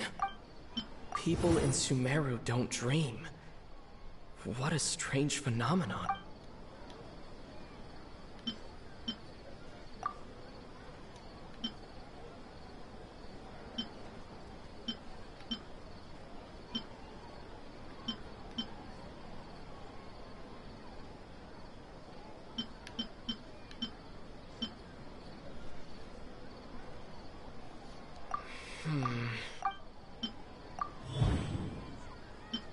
Those spaces remind me of dreams, like the one I had in the Avidia Forest, except these have no sign of human presence. We are all in a dream. It isn't that the people of Sumeru don't dream, rather the Akasha is taking their dreams from them. Oh. People in Sumeru think they don't dream, but the truth is the Akasha steals their dreams without them knowing it. And those spaces with no human presence are stolen dreams without their host. That would explain why they sounded so weird when he was trying to describe them. That would also explain why we can see Nahida, because I don't know if she can be physically shown right now, because she might be trapped somewhere, but we can see her in the dream state. Huh. So people in Sumeru do dream after all. In fact, we're all in one big dream together right now. Correct answer. Now, how did you conclude that the Akasha is capable of this? The Akasha relies on the power of a gnosis to operate. It is the manifestation of the God of Wisdom's power. It compiles the wisdom of the entire populace, and it grants knowledge to the people. The Akasha relies on the power of a gnosis to operate. It is the manifestation of the God of Wisdom's power. It compiles the wisdom of the entire populace, and it grants knowledge to the people. That doesn't sound right. I need to carefully... That doesn't sound right. That doesn't sound... Oh, okay. Those dream-controlling creatures in the forest also get their power from the Dendro Archon, right? That would explain why the Akasha has the ability to control people's dreams, too. But is stealing everyone's dreams really how the Akasha compiles their wisdom? Isn't there anything more to it than that? Dreams are fantastical, complex, and full of imagination. People's brains are the most active when they're dreaming. In other words, dreams are rich bundles of human wisdom. So, in other words, the complete opposite of how Hypatia understood it. Paimon remembers her saying that the sages think dreams are foolish delusions, and the fact that no one dreams is a blessing from Greater Lord Rukkhadevata. So it was all a dirty trick? The real story is that the sages from the Academia are using the Akasha to steal people's dreams for their own use, huh? Oh? By the sounds of it, you understand the current situation pretty well. So then, what about the Samsara? The beep is a prompt tone for Akasha operations. We still hear it every night, even though we removed our Akasha terminals. Those spaces kept disappearing before my eyes. But as soon as that beep sounded, many more spaces materialized. Those dreamscapes kept vanishing, but as soon as that beep sounded, more new spaces appeared. The Grand Sage said, "Go celebrate the birth of that god to your heart's content." Did he mean something more? My mind feels We've already experienced...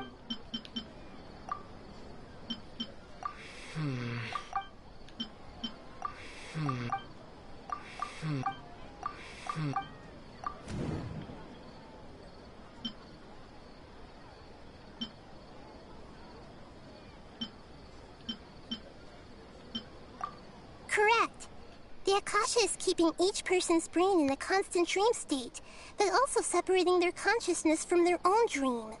Their disembodied consciousness is placed inside the collective dream of the Sabzeruz festival along with everyone else's, while their now vacant dreams are harvested by the Akasha.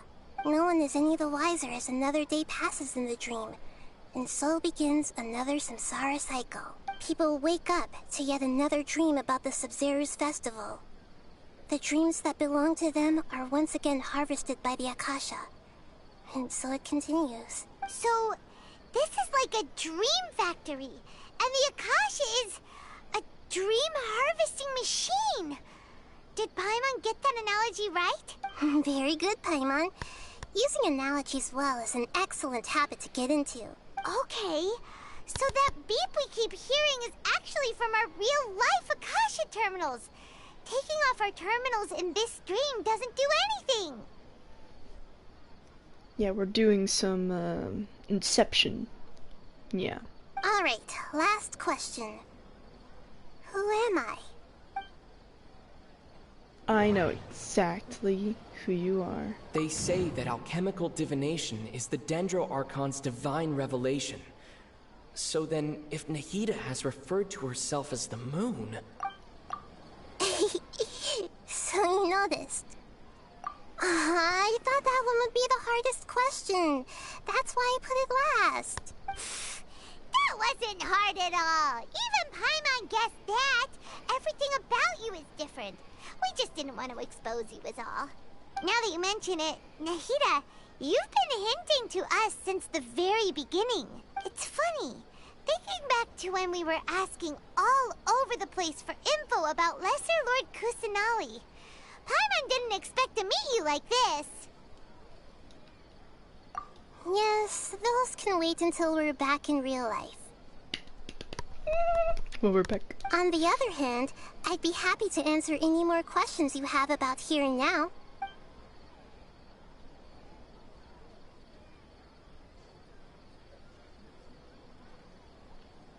Side effect of the mass production. Firstly, this dream we're in is completely based on reality. People have already experienced this Sub-Zero's festival, so it would be very difficult for them to find anything that strikes them as surreal.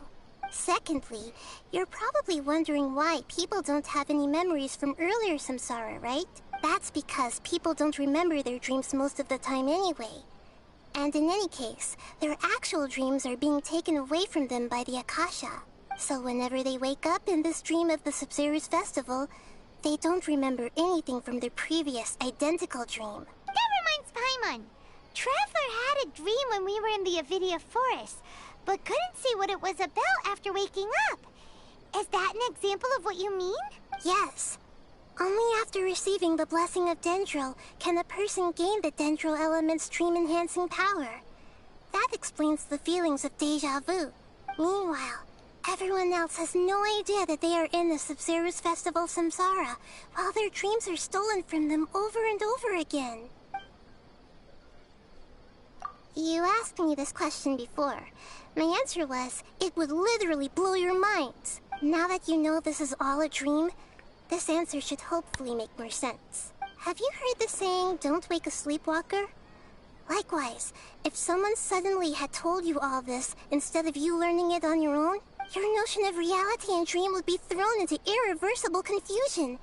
I couldn't expose you to that kind of risk. That's why I could only give you very subtle hints and some suggestions. Long story short, I'm really sorry I had to keep you guessing.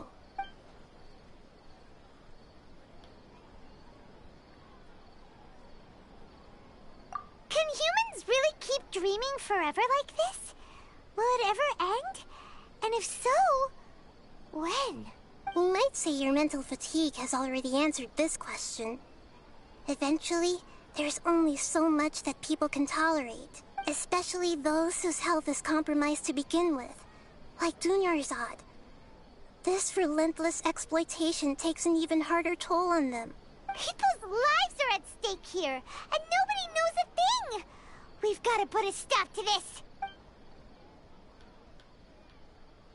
I know, right? Why did they have to base this dream on my birthday? Could it really just be a coincidence? Even you don't know the reason? Wow, now that's strange. The Academia sages are determined to harvest lots of dreams in a short time, no matter the cost. They have to be up to no good. Unfortunately, I don't know anything about it. Traveler, do you have any information? Those spaces remind me of dreams. Like the one I had in the Avidia Forest. Except these have no sign of human presence. That doesn't sound right. Okay, Nahida said the Akasha relies on the power of a gnosis to operate. The Grand Sage said, go celebrate the birth of that. Celebrate the birth of that god? Could it mean...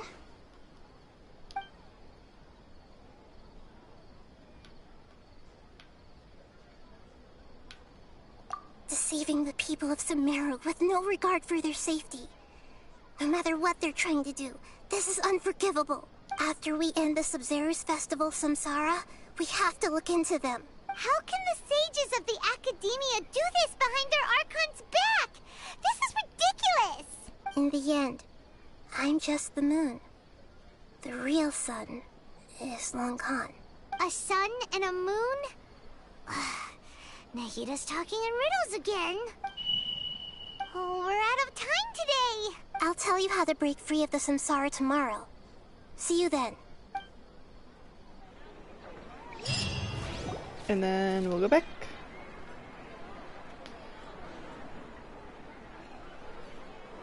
We wake up here. Good morning, Nahida. Wait. Now that Paimon remembers everything, should we instead say good morning, Lesser Lord Kusanali? Nahida? Hey! What's wrong, Nahida? You don't look too good. I'm afraid that what you're thinking right now is correct. Did Dunyarzad already disappear? No way! Are we too late? The real Dunyarzad's consciousness has indeed disappeared. It can no longer endure the constant dream harvesting. Paimon can't believe it.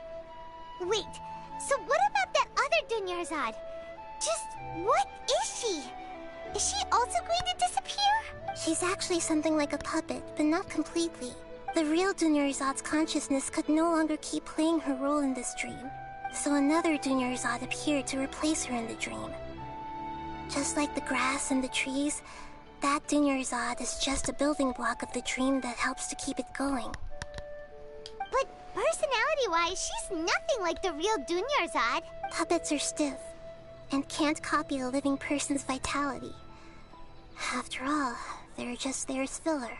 You know, speaking of which, the old Dunyarzad might not have been too different from a puppet.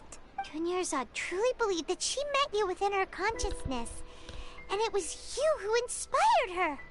So you do remember her after all. Yes. Back then, her family was overly protective of her. No one cared about her personality or thoughts. It was as if she only lived to stall her Elazar. I just gave her a little wisdom so she could look at life in a new way. So that she could be her own person. But even so, she's still... far from it. I'm still a long way off from being a real Archon. I couldn't even save her. If I were a competent Archon, I wouldn't have let my most faithful follower die at the Sub-Zerus Festival with so many regrets. Please don't beat yourself up over it, Nahida. It's the sage's fault, and theirs alone. I'm not beating myself up. All I did was to rationally observe the distance between myself and a real Archon. Don't be like that, Nahida. Even real Archons are still allowed to be sad. To prevent more tragedies like this, we must end the samsara as soon as possible. Great, but how do we do that? Although the Sub-Zerus Festival dream is under the Akasha's control, only humans can dream. Even the Akasha is unable to create them. That means this dream belongs to a host who created it. Huh? So, how should we find that person? Well, if this is someone's dream, then everything here must come from deep within their consciousness. Which means, with the power of imagination, they can change anything in this dream. Imagination? What do you mean by that? Imagination means breaking through what you perceive as normal. Like when a server at a tavern brings a plate to you, you'd naturally assume that food is on it. However, if you're the dream's host and you become aware that you're dreaming, when you imagine gold and more on the plate, the dream will respond in kind, and the server really will bring you gold and mora. But right now, our host is unaware that this is a dream. No matter how many times they're served, it will always be food. Find some way to make that person realize that they're dreaming. Usually, once that happens, the person will wake up and the dream samsara will be broken. How are we going to find them, though? If it could be anyone, it'd be like looking for a needle in a haystack. And even if we did find them, how are we supposed to make them realize they're dreaming? After all, like you said, don't wake a sleepwalker. It's extremely difficult, yes. But the only ones who can do it are you two. Remember, everything you've achieved up to this point has all been for the sake of finding the host and ending the samsara. As for me, during this time, I'll be out of town. Out of town? Are you going to that place full of dreams where the traveler went? Yes. I want to try something. There must still be a small wisp of possibility. Hurry and go. Dreams are supposed to be fantastical, romantic, and full of pleasant surprises. Unnecessary things like this samsara need to end. Paimon's still a little upset that we've come this far only for Dunyarzad to... She was such a good person, with such a simple wish. But fate was against her. Yeah, saving Dunyarzad is what kept us going this whole time. But we mustn't lose hope, Traveler. Dunyarzad would definitely want to see us save everyone else. So let's break the samsara for her sake. Paimon's wondering, do you think the sages would get one of their own to be the host of this stream? Feels like it would be easier to control it that way, no?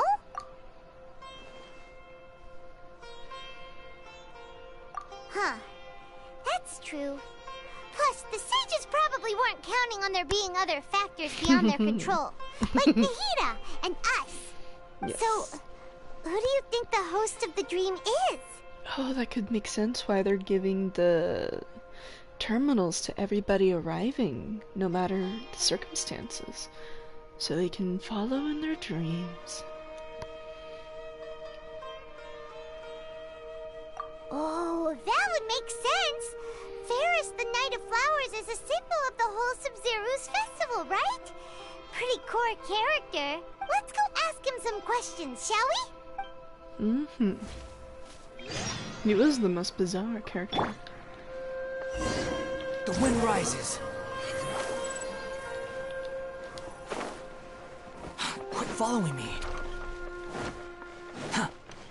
Squall and fury.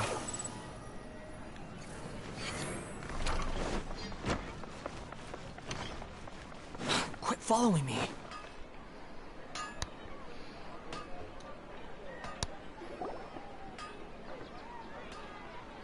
You're back. You left in a hurry last time. Is everything okay? Everything's fine. Just,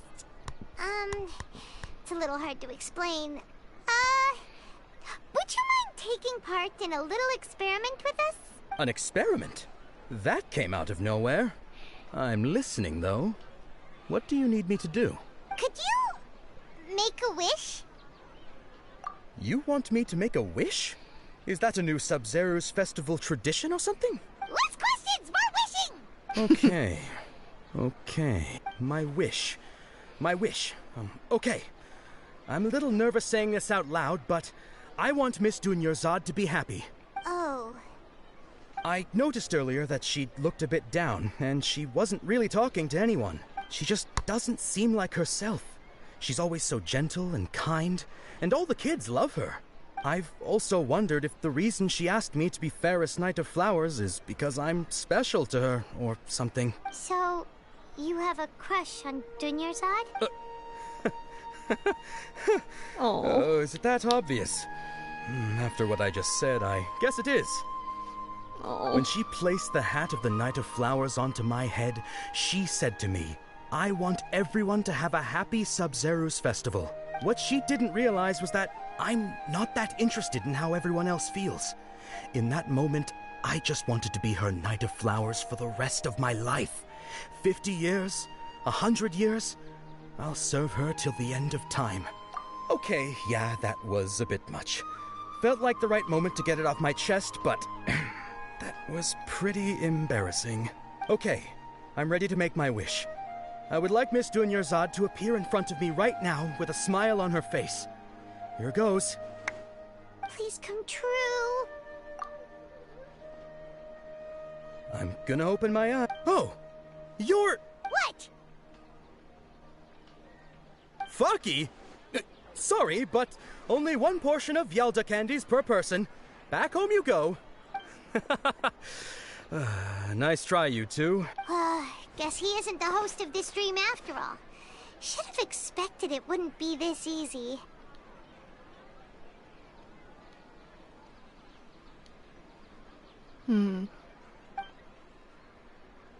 It seems like everyone who knows Dunyarzad loves her. But none of them has any idea that she... My lady, step back. That sounds like Dia! Oh, right. This is when Dunyarzad bumps into the kidnappers. Huh? But Dia can handle them! Hey, Traveler! Let's make this one a different experience.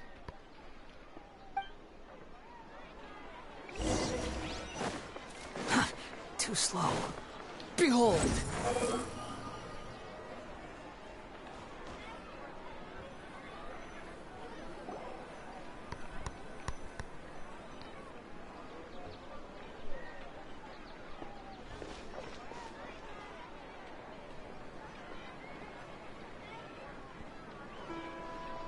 Oh, it's you. Great timing. Please take... Hey, this is my job. The homie Yannis pay me, not you. You... fine, alright. Knock yourself out. Why are you so worked up anyway? Anyway, watch yourself.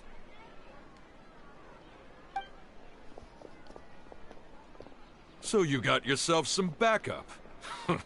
Suit yourself. You're going down.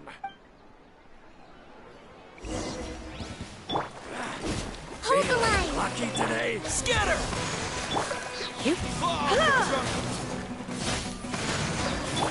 Squall Fury!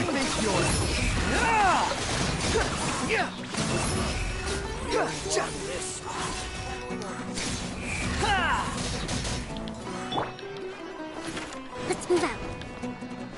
Allow me!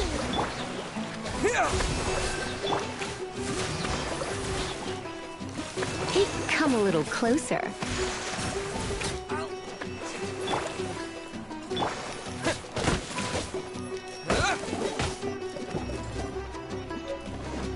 I'll be back. Well, I got a new wood during that event. Traveler, were you just taking your anger out on those guys? You and Nahida both. Dunyarzad wouldn't want to see you two like this. Oh, and speaking of her, Paimon just remembered something. Remember how during the first Sub-Zero's festival, before the Samsara started, we came here with Dunyarzad because she wanted to pick something up? She said it was because she had forgotten something. Okay, so Paimon's memory is working so far. Anyway, Paimon also remembers that she is staying somewhere around here. She pointed it out to us the night before the Sub-Zero's festival. Yeah, even if it's only a tiny clue, it'll probably still help us more than this needle in a haystack. This is the place. It's rude to enter other people's spaces without permission, but desperate times call for desperate measures. Hey, the windows are unlocked. Okay, Paimon's gonna take a peek inside. Enters the room and turns a while at carrying something. This was only a temporary residence, so there was pretty much nothing inside except this book on the table. Should we open it? Okie dokie, I'll read it. After almost 16 days, I am finally able to get these notes written before the festival. Once the festival ends, you and Paimon will probably continue your journey immediately, so I was hoping that I'd be able to give this to you before that. This is a compilation of folk legends concerning Lesser Lord Casanoli, created from a series of interviews that I conducted in succession and wrote down. I interviewed so many people, but I'm afraid that there are very few who know much about her. Still, I hope this will be of use to you in your search for her. Gandhara Villa's water supply was once contaminated, forcing everyone to go very far out to get water. But one day, people suddenly found that the water was drinkable again, and some said that the green light was seen near the water's source. The previous night, everyone believed that this was the divine power of Lesser Lord Casanoli at work. This sounds quite possible. The contamination of water source via natural means probably takes ages. Did Lesser Lord Casanoli appear in Grandharva Villa then? After Mama passed away, I was super afraid of the dark and couldn't sleep, but from one day on, I would hear a voice that would call that would call chat with me till I fell asleep. A nice lady told me that Lesser Lord Kusanali must have been watching over me. Poor child. I hope that the festival makes him a little happier. This is quite similar to something I experienced back then, as well. She is indeed a gentle god. There was this one time when I had a wee bit too much to drink and couldn't find my way home to save my life.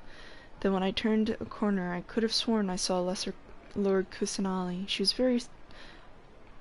very tall and had the same muscular arms, and she caught me when I slipped and fell. The next morning I found myself sleeping under a tree. I reckon that might have been her looking out for me. I'm not sure this one has that much value as reference. That was probably just a tree, right? These folk records appended with Dunyard's references and opinions, leaving every page densely packed. Wow. Dunyarzad wrote all of this. Sounds like she was always thinking of us even while we were away. Even though she was also busy preparing for the Sub-Zero's festival and had all her health problems to worry about. She must have wanted to give this to us as a gift on the day of the Sub-Zero's festival, right? If we hadn't found this book, we never would have known. But now that we know, we can't even thank her. Hey! Where are you off to now? Let's go.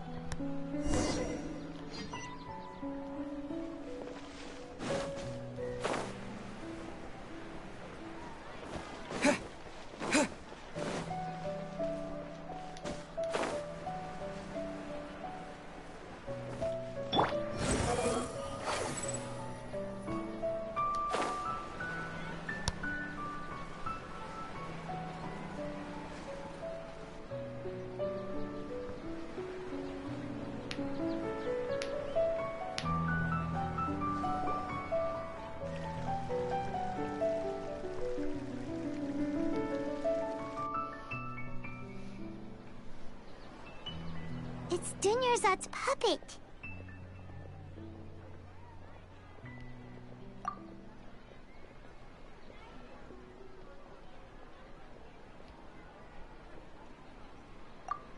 Traveler?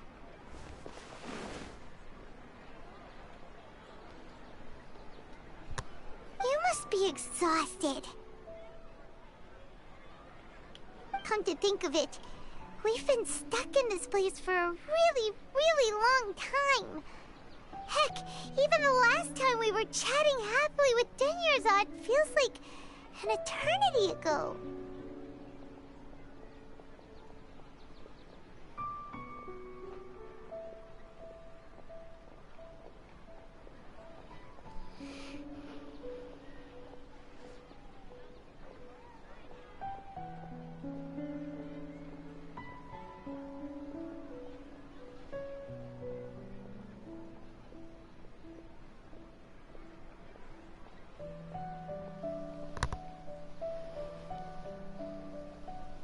Paimon still remembers when we were sitting here, and the way her eyes sparkled when she talked about Nilu's Dance of Sub-Zeros.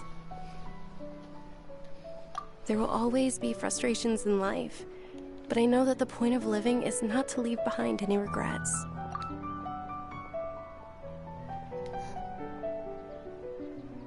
That was what the real Dunyarzad said, wasn't it? Does that mean... Yes, Traveler. What is it? Oh, so she's still just a puppet. But just now, how come... What? Where are we going this time?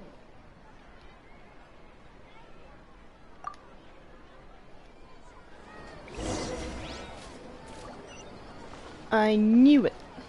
The wind rises. The only way to solve this loop and dream is to have her perform. Quit following me. Squall and Fury.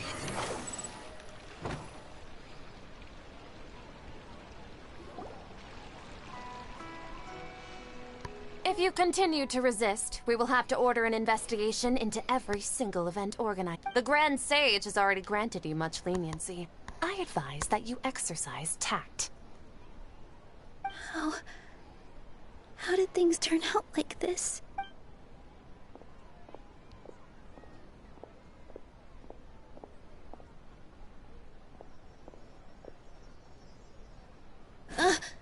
Traveler? You don't have to get involved. He's a sage from the Academia. I don't want to drag you into this. Traveler? Traveler?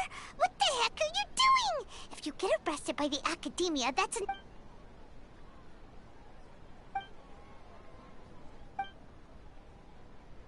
Wait, they're not reacting. Have they been scared stiff? Oh, of course! If this is the Sage's plan, they wouldn't put themselves through this. So they're just substitutes. What is this? What happened to the Grand Sage and his entourage?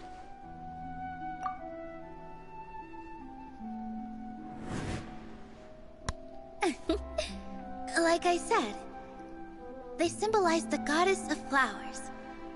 It's just a shame that all the real Padisaras went extinct after her death. Yes. The Greater Lord brought forth new Padisaras in memory of the goddess of flowers. But she ultimately could never truly replicate that beautiful shade of purple. That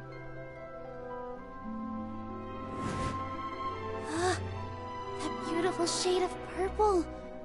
Aren't these flowers real Padisaras? Just like the ones from the legend? I didn't even notice. Dunyarzad, did you find these? But didn't you just say all the real flowers went extinct after the goddess of flowers passed away? So, how? Yeah. What's going on here? You guys are acting weird. We're in Nilou. But okay, I'll try.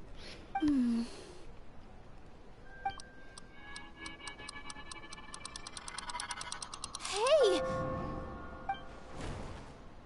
They disappeared! So Nilou's the host. What a surprise! Purple Padisaras don't exist in the real world anymore. But in Nilou's subconscious, they can appear as decorations on the stage. It's just like the example Nahida told us. People assumed there will be food on a plate, and Nilou assumed there would be real Padisaras in the flower pots. So when you saw the flowers, you instantly knew it was Nilou? But if we want to end the samsara, we need the host to become aware that they're dreaming. How should we make Nilou realize that? Am I dreaming? Huh? So I'm right. Is this Lesser Lord Kusanali responding to our celebration of the Sabzeruz festival? Wrong guess, but you aren't completely wrong either. The point is, what made you think this is a dream? As far as you know, people in Sumeru don't dream, right? Yeah, but have you heard the tale of the first sage? To prevent a calamity, he went on a journey to find the Dendro Archon. Ooh, sounds familiar.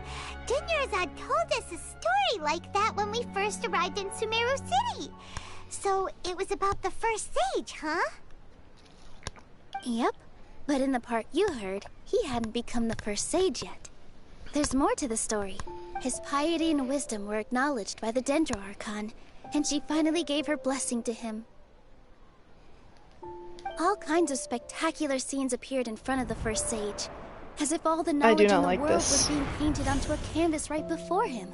He was captivated. I did not like that zoom in. After who knows how long, he mastered all the knowledge he could comprehend.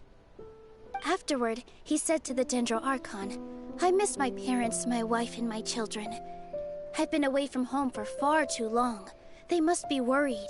The Dendro Archon smiled. The next second, the sage found himself lying in his bed, as if he had just woken up from a dream. His wife, lying next to him, said, "You're off to search for the Dendro Archon today, aren't you? Have a safe journey, my love." In the end, the first sage took care of many disasters in Sumeru City, and founded the Academia.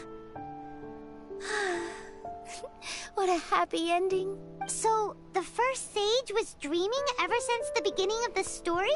He never went on his journey? Yes. But his faith and determination were conveyed to the Dendro Archon, so she blessed him in the form of a dream. Paimon understands where you're coming from now. That's a really interesting connection. But we really gotta wake up soon, like the sage in the story. I see. Well, it just so happens that today's Sub-Zero's festival is almost over too. We will see the performance, finally. Since we're in a dream, let's make this final dance of Sub-Zero's as beautiful as we can.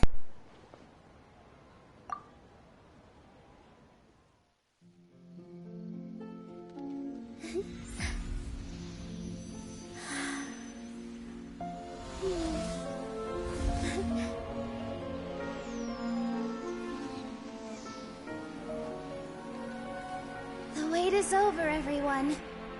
I dedicate this to our god, the Dance of Sub-Zeros.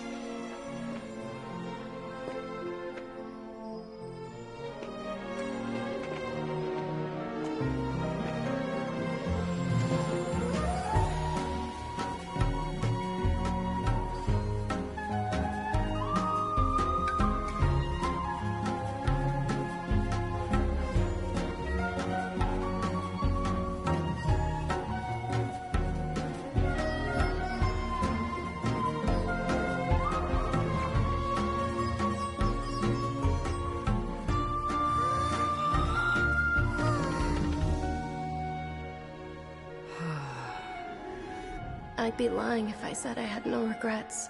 I would have loved to see Nilou's dance.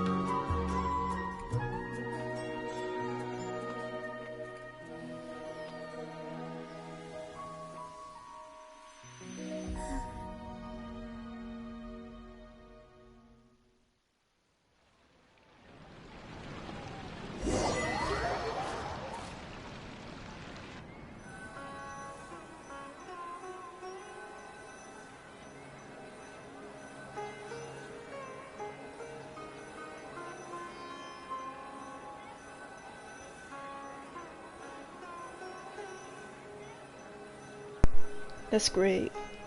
So great.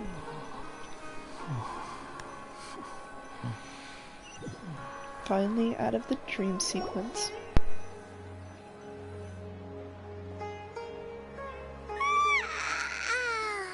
Oh, good morning, traveler. Oh, Paimon feels like she's been asleep for the longest time. Paimon's head feels super heavy. Did we oversleep? Do you even remember going to sleep last night? Paimon thinks it was after the Sub-Zero's festival. The Sub-Zero's festival! Have we finally escaped from the Sub-Zero Samsara? Quick! Take off your Akasha terminal!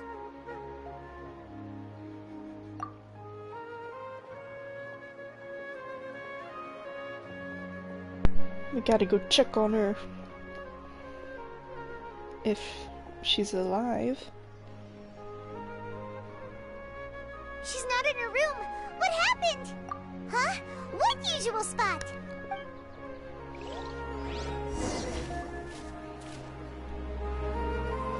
Behold!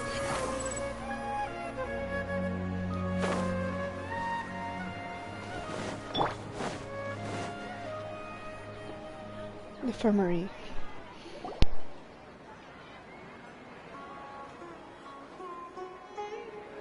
Well done, Traveler and Paimon. And thank you, Dunyarzad, for organizing the Sub-Zero's festival for me. I'm sorry, who are... Dunyarzad! You're okay! Oh, don't scare us like that! Oh, Traveler Paimon. I have something amazing to tell you. I just had a dream. And I saw Nilou performing the dance of Sabzeruz.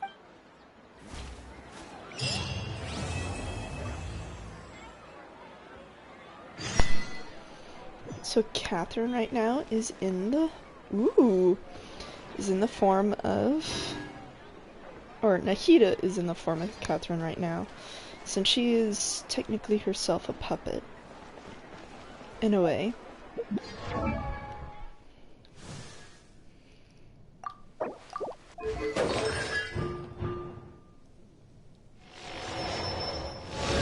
The Lee Lotus lamp.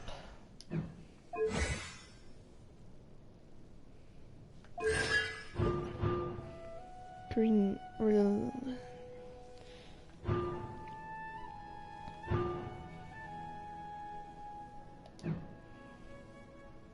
Oh.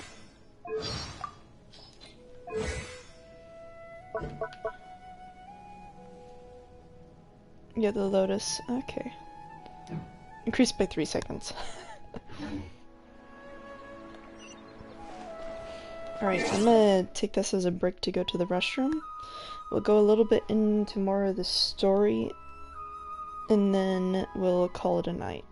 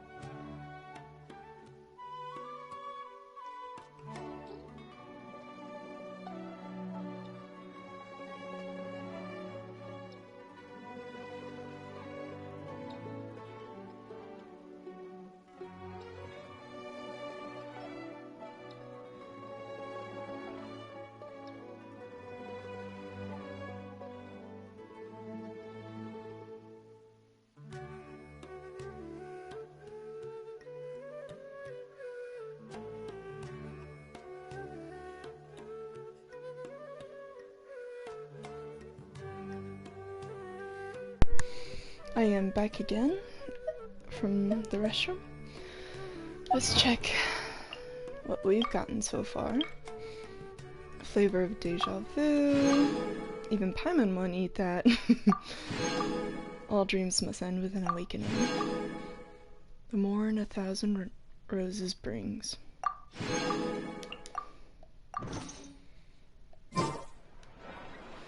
I want to check this first.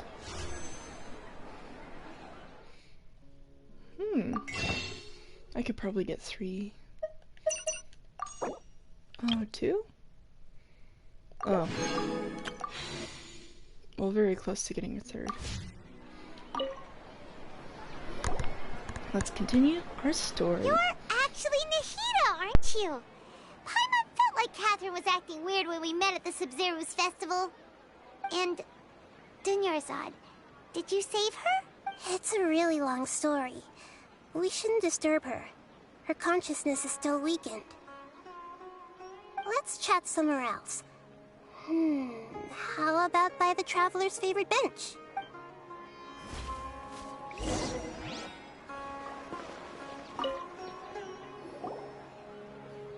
What's going on?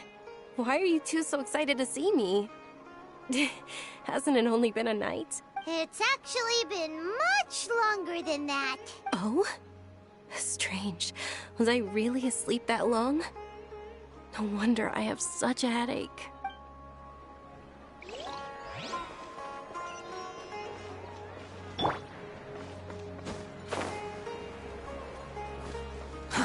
Too slow. I'm getting tired traveling between these two specific... The wind rises.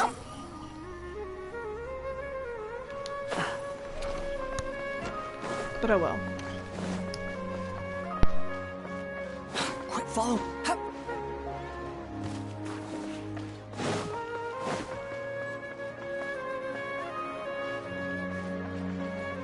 Okay, now that was funny. I went completely through this building before it loaded.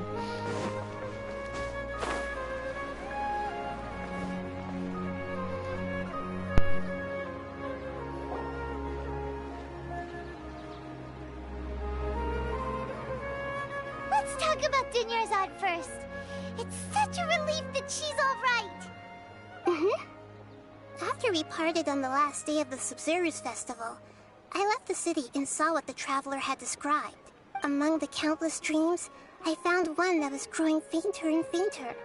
This proved my suspicion.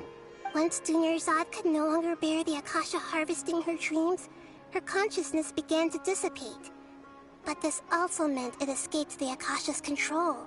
Such a small fragment of consciousness can't last for very long, though. It will return to its original dream, where both will gradually fade until they completely disappear. I used all the power I had to keep her dying dream alive as long as possible. But it still wouldn't have lasted for much longer if it hadn't been for you two breaking the samsara. So it looks like we did manage to save Dunyarzad in the end. Not a moment too soon. Huh? Why are you two smiling so happily? I thought you'd be so moved that you'd start crying. I need to spend more time observing human emotions. Both are fine. Everyone reacts differently. All right. You two must have a lot of other questions for me, right? After all, you saved my faithful believer. As your reward, I will answer any and all questions. To be accurate, I'm using the Akasha as a medium to occupy Catherine's consciousness. How did you do that? Poor Catherine. Does this mean you can also occupy other people's consciousnesses? Theoretically, I can enter anyone's mind as long as they're wearing their Akasha terminal. The Akasha is the legacy of Greater Lord Rukkhadevata. As Lesser Lord Kusanali and the first Akasha terminal, my consciousness has always been linked to the Akasha. I've always respected my people's free will, so I've never actually occupied their consciousness. When necessary, I just borrow this bionic Snezhnayan puppet. Hold on. Did we just learn some deep, dark secret? So Catherine is... No wonder Paimon felt something was off about her. What about your own body? Why do you need to borrow other people's? Don't you live in the sanctuary of Surasthana? That story begins a long time ago. After Greater Lord Rukkhadevata disappeared, the sages found my newly born self and took me back to Sumeru. At that time, I was young and weak. The sages kept me in the sanctuary of Surasthana, ostensibly for the sake of protecting me.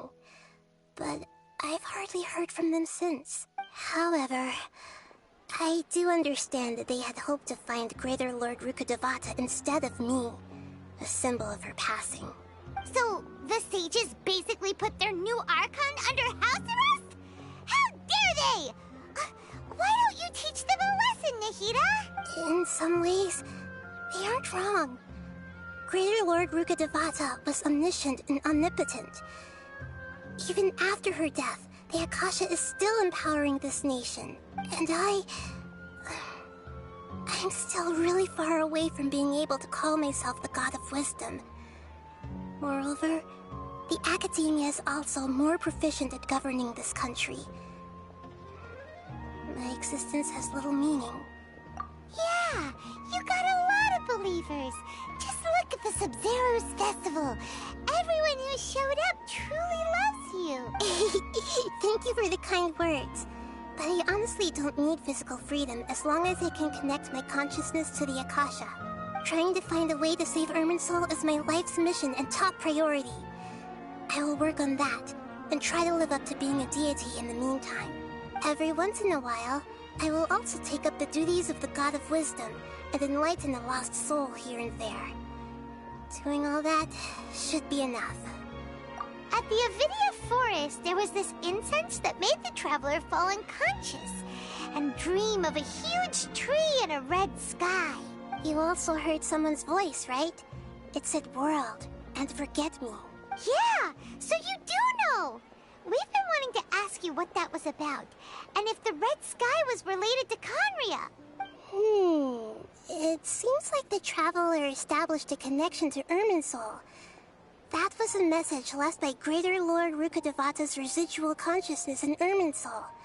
Perhaps her last memory before she died. As you two probably know, Greater Lord Rukkhadevata disappeared after the disaster in Conria. The timings of these events do line up, so your suspicions are reasonable. A message from Greater Lord Rukkhadevata? We thought it was from King Deshret. King Deshret? That god who died even longer ago? Some present-day desert dwellers still worship him. You probably just heard some of their conspiracies. Okay, so what does the message mean? I still haven't managed to decipher it. Even the Akasha isn't currently capable of doing that. Greater Lord Rukkhadevata's residual consciousness in Irminsul seems to be contaminated with something that has a very dangerous aura to it. Many devoted scholars go mad as soon as they connect their consciousness. I've warned the Academia about this many times, but people still keep falling victim to it. But I believe this is the key to saving Irminsul. That's why I've kept trying to decipher it. So the tree in the vision was Irminsul? Oh, Tainari also said that Irminsul is sick. Is it because of the contaminated consciousness? But even if you can't figure out what that vision was all about, it seems like our search for you was all in vain. The Traveler wasn't affected after coming in contact with that consciousness. I've never seen anyone like that. With you here, we may have a chance at deciphering it. No, we must decipher its secrets. I've already eliminated all other factors that might affect Irminsul. This is the only one left. This puzzle has life and death at stake. It could determine Irminsul's fate, as well as Tevat's. There's never been any big problems with the Academia's governance of Sumeru. This is the first time I've seen them step out of line. I wonder what caused them to go down this path, and what they hope to achieve. Even though the city's residents haven't noticed anything strange, if the Traveler hadn't broken the Sub-Zero's samsara, the situation could have become dire. I tried to do some investigating in the Akasha, but I couldn't find anything suspicious. And all the people of interest seem to purposely avoid wearing their Akasha terminals. I think they're deliberately trying to hide something. Oh, Paimon. In Gandharvaville, there was a sage who had invited Tainari to join some kind of project. Could it be related? Regardless, I need to first investigate the sage's motives, make things right, and punish them if needed. But I'll have to be discreet, or they'll see me coming. You mean how the Akasha stops you from having dreams? Yeah, it's been such a long time. No one's noticed something's up? It's not that no one noticed. It's more like no one cared. Ultimately, it's all rooted in the sage's misdirection. Misdirection? The sages convinced everyone to believe that being unable to dream is a sign of rationality and wisdom. Not dreaming is a badge of honor in Sumeru. Even if the truth is that their dreams are being reaped by the Akasha. With their propaganda in place, the sages can maximize their use of the Akasha to facilitate their research. Besides, Greater Lord Rukkhadevata must have created the Akasha in the hopes that it could be used to its full potential. That's why I've never come out strongly against this. Anyway, the perspective advocated by the sages drowned out any voices of doubt. By now, even those who never use Akasha terminals find it too shameful and embarrassing to talk about their dreams. Got it. I hope my answers were satisfactory, seekers of knowledge. To be honest, maintaining Dunyarzad's fading dream took a lot of mental energy. I think I may need to rest for a while.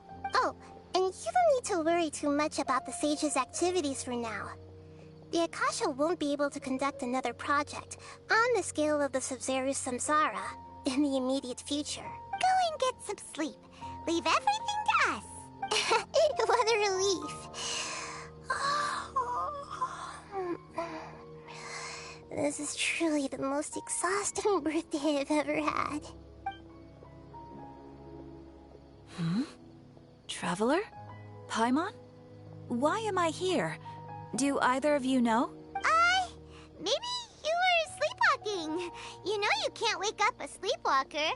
We happened to walk by, so we thought we'd wait for you to wake up. I see. Huh. I should visit my maintenance personnel sometime. Oh, I'm fine. I better go. Thank you. We've spent quite some time in Sumeru City, but ever since we last said goodbye to Lesser Lord Kusanali, we haven't heard anything from her. Ooh. We can't just keep waiting around like this.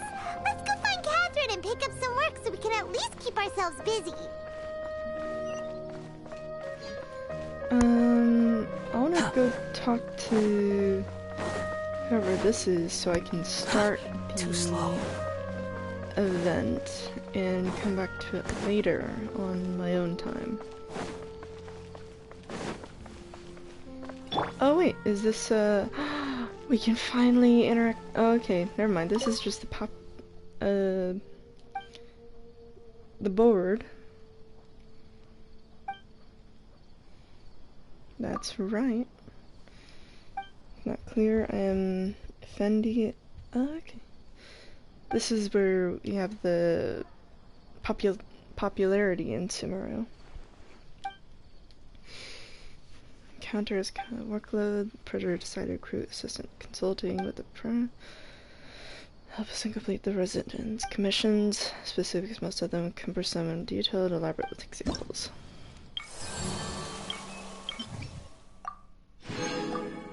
What? Well, I guess with the new environment, that is to be expected.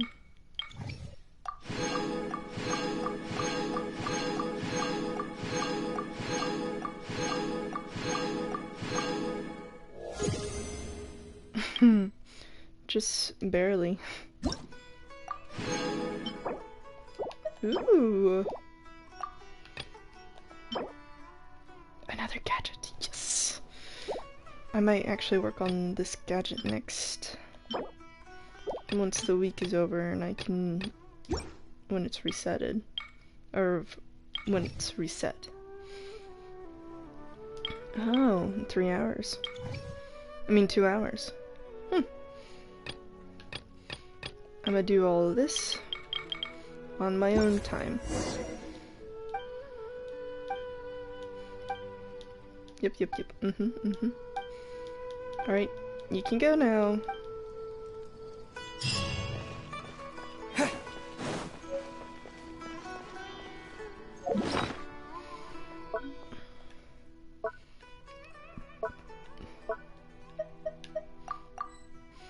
Butter chicken. I think I was... Squall and Fury! Where is the cooking area? Could I use... No.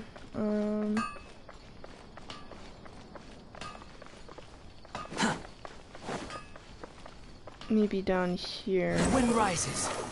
Yeah, down here.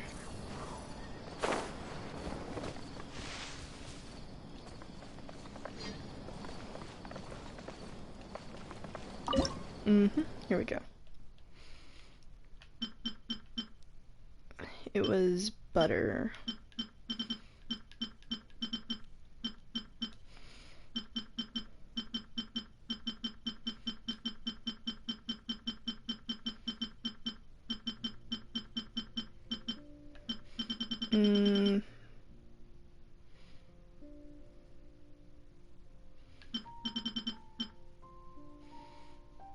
I don't think I've made that before, but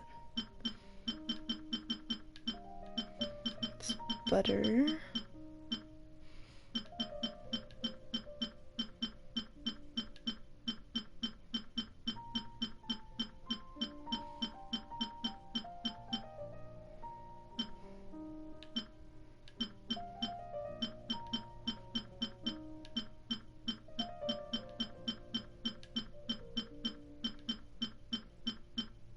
There it was. Oh, this is a fighting type too. Yes. Ooh, she can make a special dish.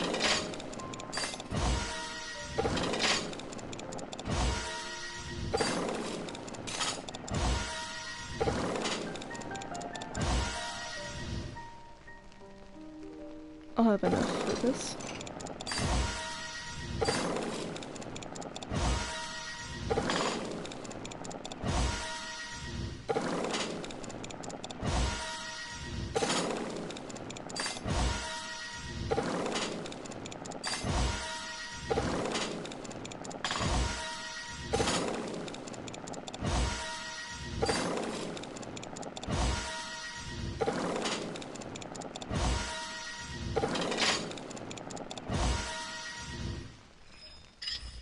There we go. And if we look here into the new dishes we got, we can see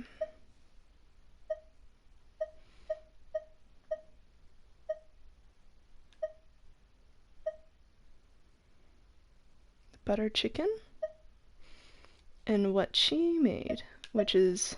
Oop. Huh.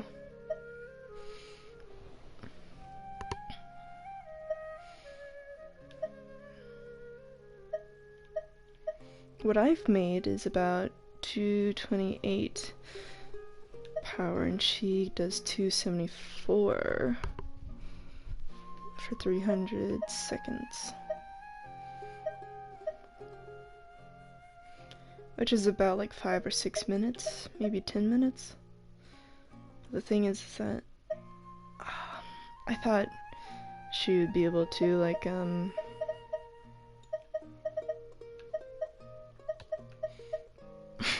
also there's the charcoal thing. It actually looks good though.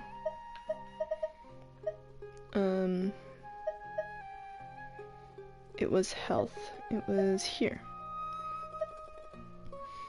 Man, having it been made by Coley was so much better. There's no such thing as pure freedom in this world. Even the wind cannot blow on forever. Let's continue the next part of this story.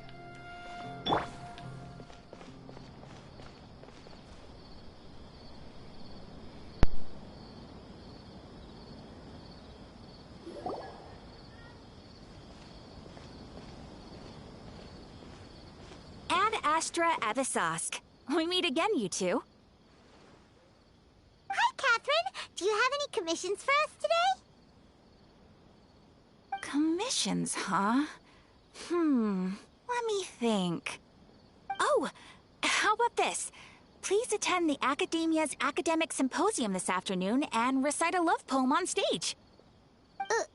Wait, say what now? And if possible, please also use your camera to capture the reaction of the audience upon finishing the poem. Huh? What kind of commission is that? I see. It appears that you're not interested in this commission. In that case, please go to Port Ormos and convince the Eremites there to spend some time volunteering at the local orphanage. Hey, that's not any better. I'm sure the mercenaries will have some interesting reactions as well. Paimon's gotta ask, just who exactly has been submitting these commissions to the Adventurers Guild? Oh, the commissioner? Well, actually, I just wanted to see the two of you in action. Was it so obvious? I was hoping you would actually take one of those commissions. That kind of chance to observe humans doesn't come by often. Ah, so it's Nahida. Paimon just knew Catherine wouldn't crack those kinds of jokes. When did you get into her head? From when she said, Ad Astra Abisask. So it's been you this whole time? Are you done resting up, Nahida? Yes. I've been sleeping ever since we parted ways, and I even had a really, really long dream. It was another dream about the Sub-Zerus Festival, except it was a happy one. In my dream, I was sitting in the middle of a flower terrace, and everyone in Sumeru City was holding hands as they danced in circles around me. They danced round and round, and everyone looked really happy. I also got to sit on a gigantic flower carriage. Ferris, the Knight of Flowers, raised me really, really high above the ground, and I was throwing an endless amount of Yalda candies at the children. You know, Nahida, maybe your dream is how the Sub-Zerus Festival really should be. It's meant to be a joyous time where everyone gets together to celebrate your birthday. Huh?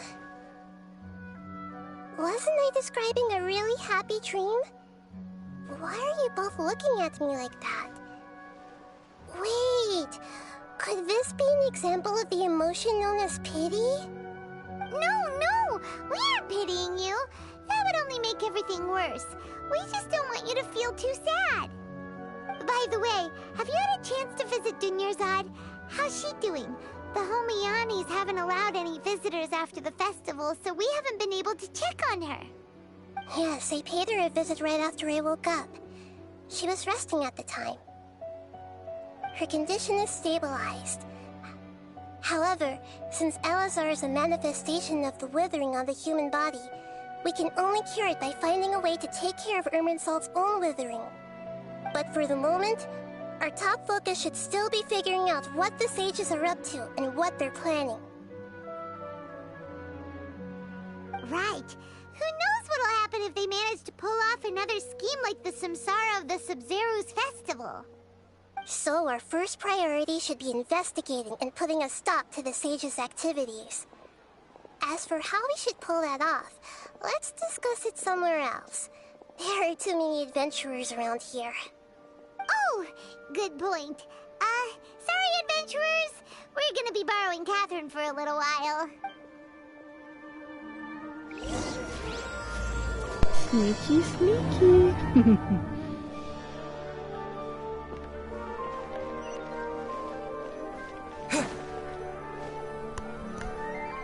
Let's continue our chat here.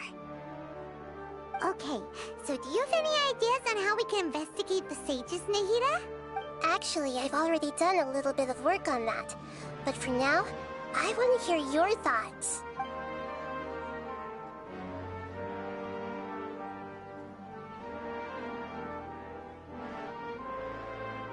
I've already tried that, but all the key members of the Academia, even the core of 30 guards, intentionally avoid wearing their Akasha terminals. It seems that from the very beginning, they've been guarding against info leaks from the Akasha. Of course, it could also be because they're wary of me. Have you already caught the sage's attention? I'm guessing not yet. But distrusting me would make perfect sense if they've ever paid attention to the urban legends about me. In any case, I probably can't take over their minds directly.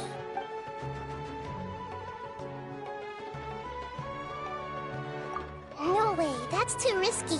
You mean it'd be too easy to get caught? No, it's not that.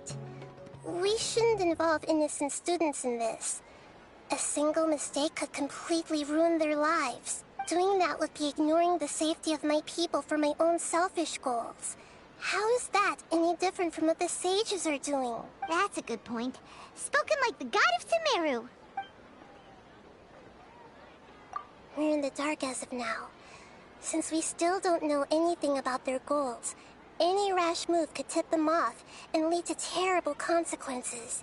After all, every person in Sumeru City is one of their hostages.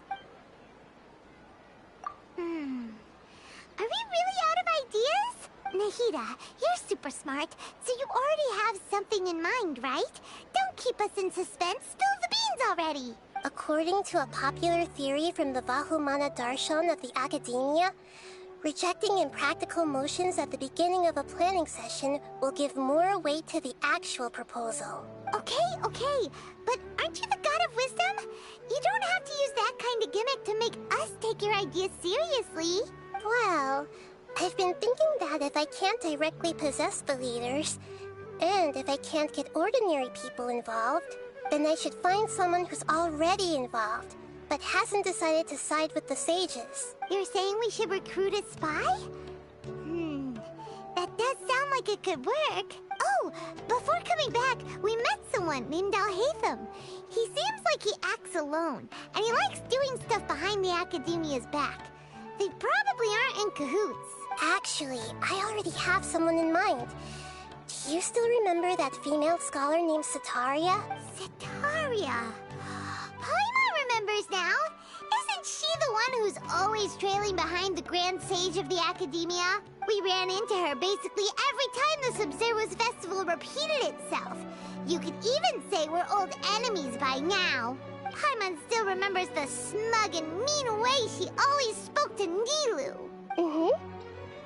I've always liked observing all kinds of people, and Setaria has always stood out from the crowd. She was born in the desert and was hailed as their greatest genius.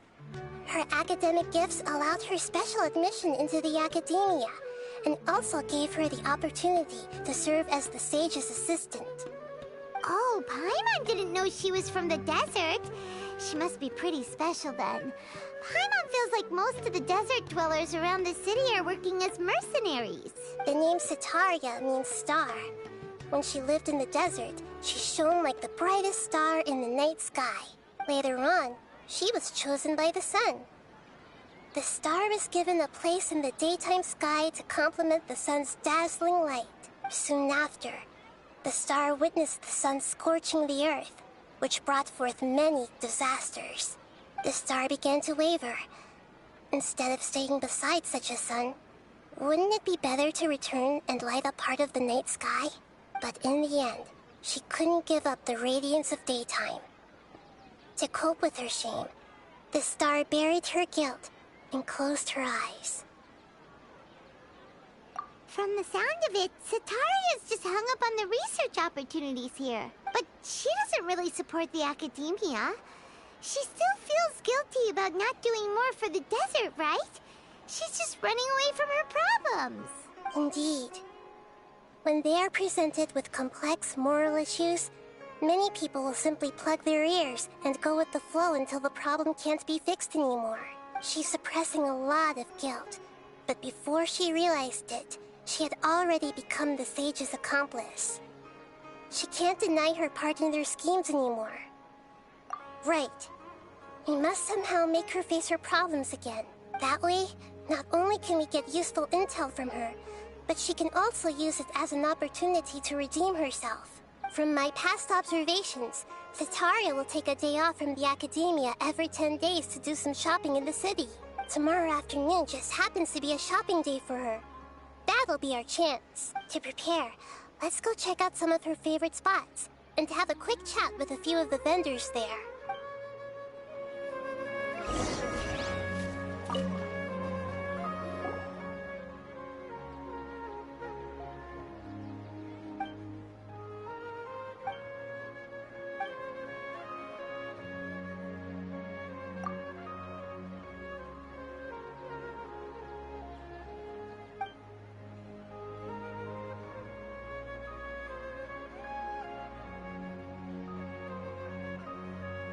As far as I know, he's an eccentric even among the academia crowd.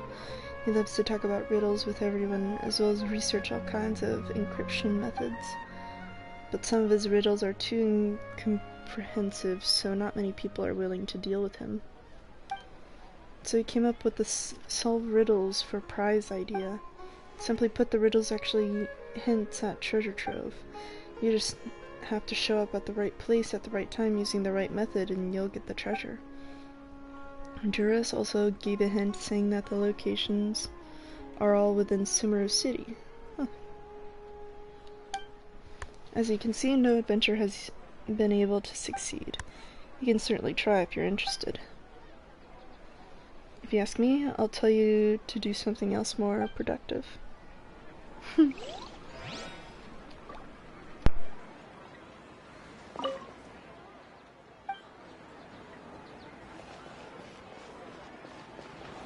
Squall Fury!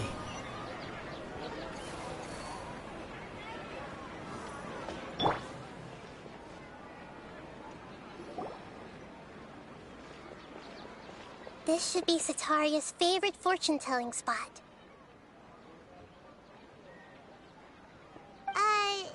So should we ask the fortune teller about Cetaria? No, I already have enough information on Cetaria. The most important thing now is for you to pay attention to the vendor's talking style and key characteristics. Talking style and key characteristics? My poor lost lambs, have you become troubled over your fates?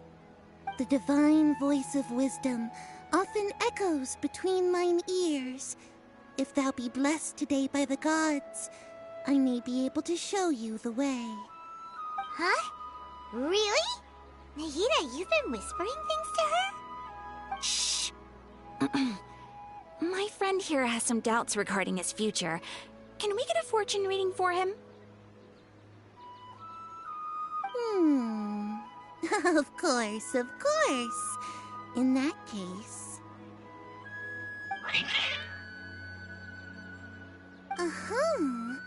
It would seem that Harut and Marut are quite wary of you.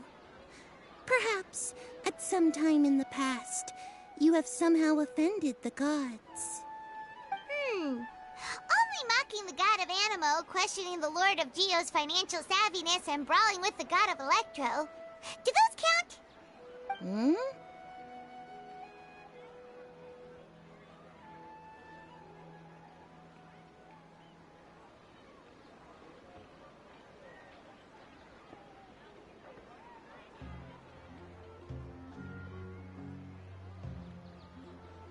Oh, nothing. Go on, pick an aspect for her to divine. Health prospects. No problem at all.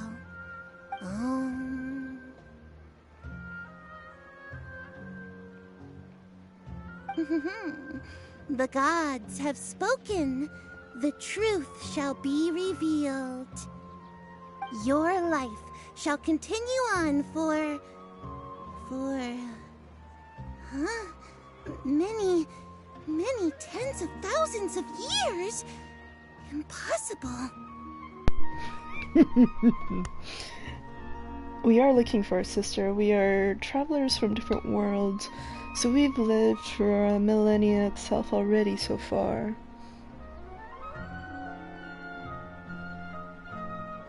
So we do not age. I think the only time we age is literally living for 1 million years. Consider that as a birthday. Marut! Marut! Did you two spoil my divination?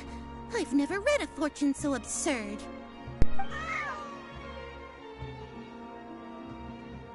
Oh, the cats are Actually, correct. Paimon thinks this is probably the most accurate fortune-telling you've ever done. I admit that the orientation of today's celestial matrix is, suboptimal. As such, there will be no charge. Is that so? Well, that can't be helped. If you were to bring some food offerings for Harut and Marut on your next visit, perhaps they could help you reverse the wheels of fate. I definitely want to give the cats some food. I've never seen Harut and Marut be so wary of anyone. Well, they've never met a traveler of worlds. After all, our sense of style has never changed. I do wonder when we actually wash this, though. Not just going towards the rivers or anything like that.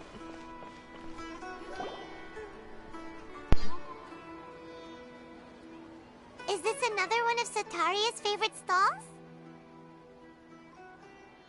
Yep. It belongs to a king. His father helped Sataria a lot when she first moved to Samari City, so she still comes by whenever she has time. When I start talking with him, listen carefully to the details of our conversation. Ah, dear customers. Would you like to look at some pottery? We caught wind of your great craftsmanship, so we specifically came to take a look. Oh, I recognize you. Aren't you Miss Catherine from the Adventurers Guild? Sounds like I'm in for some big business. Speaking of, where did you learn this trade? I suppose you could say it all started with my dad. He's a mason by trade, but I picked up an interest in clay while apprenticing for him. After that, I began making pottery by myself in secret, and I simply changed trades when my works turned out well. Although it's a pity that I'm no longer making much use of the knowledge provided to me by the Akasha. That's nice. You're making a living doing something you love. So is your father still working as a mason? Oh no, not anymore. A few years back, he fell from a roof and broke his leg. Since he had already saved enough Mora over all these years, he's just enjoying the retired life in Port Ormos nowadays. I see. We wish him peace and happiness in his retirement. I'll have someone in charge of logistics at the guild come by another day for some goods. We'll leave you to it. Take care now. No problem. Rest easy, all our goods are sure to meet your every need.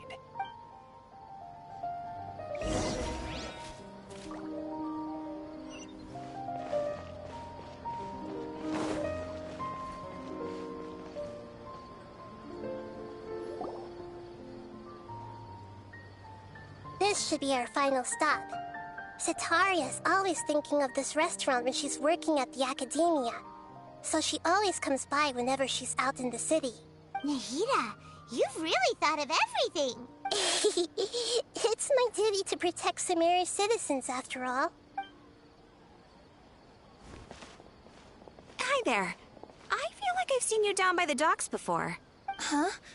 Sorry, I don't quite remember. If I recall, you were having a discussion with someone about shipbuilding at the time.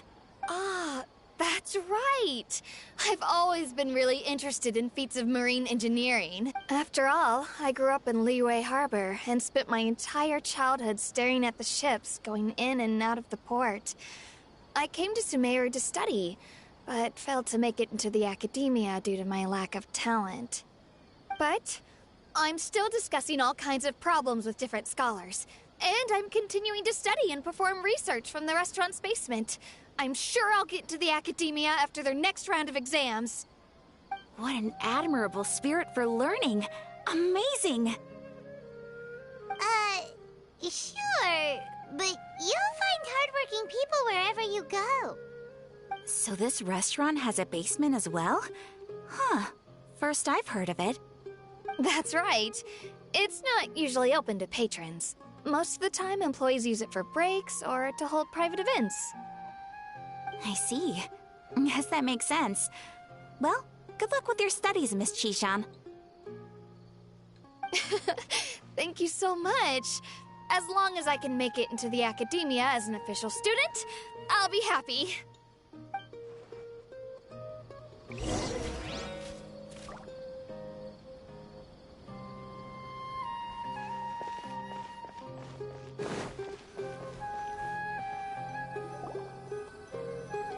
So, was that everybody? Mm-hmm. 3 familiar faces should be enough for Sataria. What's the point of all the information we've collected? Nahida, you still haven't told us how you're planning to make Sataria face her problems. Sataria is already used to avoiding her problems, so we must find a way to break through her usual sensibilities. I remember you mentioned that the Eremites in Port Ormuz are all making a fuss about the upcoming resurrection of King Deshret. Although it's all just a boatload of nonsense, the faith of her homeland may turn out to be Sataria's soft spot. Oh, Paimon gets it now! You want to take advantage of the guilt Sataria feels about her homeland. Although she knows she should return home to help the people of the desert, all she's done is conspire with the sages.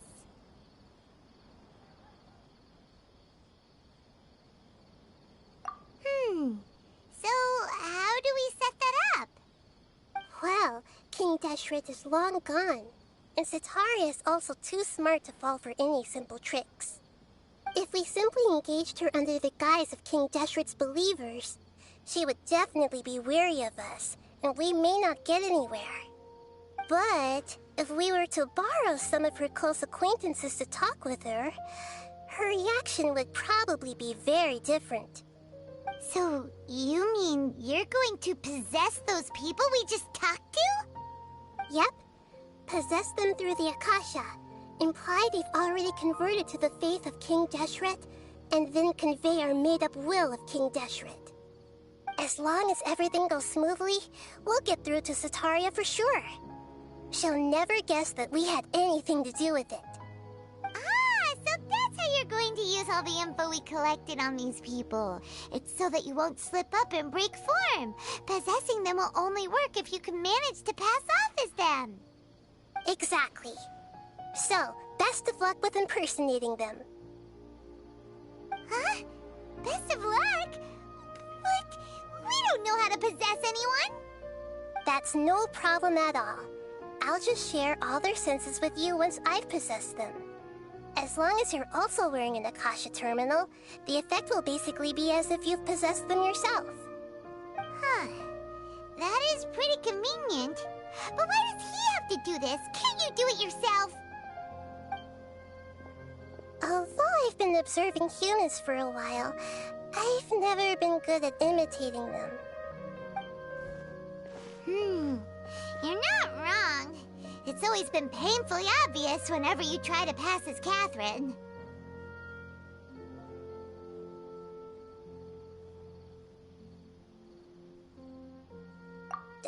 If it was at all possible, I would have preferred to leave these people alone. But seeing how things are now, I probably should just accept it and push on. Yeah, don't beat yourself up over it. We're only doing this to help everyone, and we'll only be borrowing them for a little while anyway. Alright, then let's give it a go tomorrow afternoon.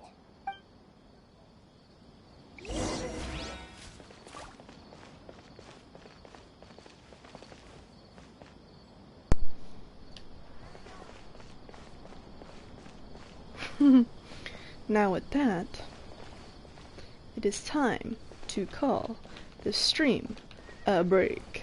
A break. And we will continue this another time once I find enough free time, like hopefully more than an hour, because obviously it takes a long time for each sequence to fully play out. So we'll be calling it a night, but hopefully everybody has had a good time, if watching right now or not. And I will come back in maybe a week or more.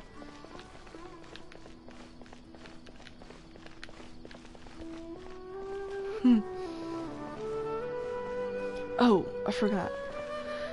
Last time I forgot to do what I was promising to do, which was do a draw.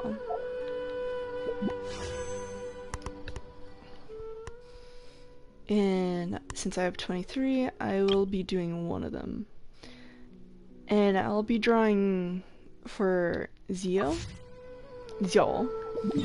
And the only way to do that is go to the place he is most often frequencying.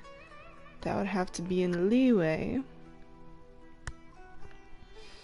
in the Wangshu Inn, because that's the first time we met him, and that's also where we found him, where he wanted to eat food from the restaurant there, because he liked the food that the kitchen made. So I can only say this is the most possible route to go to maybe get Xiao, which is not highly likely since I already drew Alhaitham, but it's a chance. And then after that I'll be saving up the rest for the next banner to come.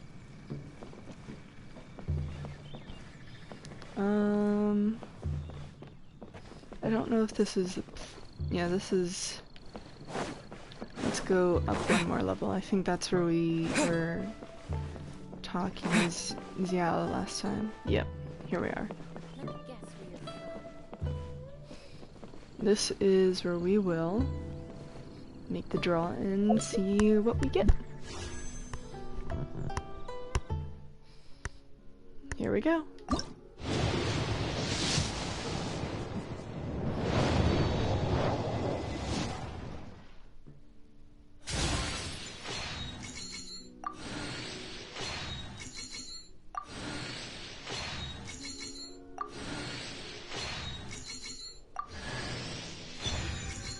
Yo-yo.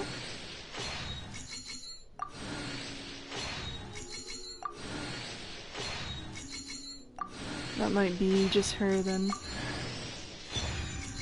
I already have that. Well, that's fine.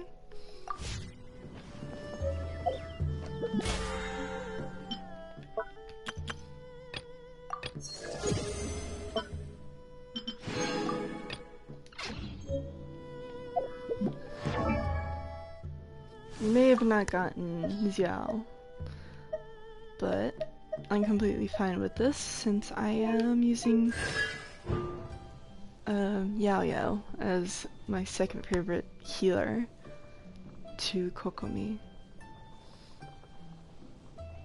Activate characters within their area will gain 15% Dendro damage 15% Dendro damage bonus for 8 seconds and have 15 stamina restored to them.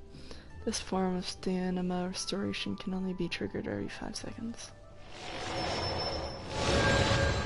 Pretty good.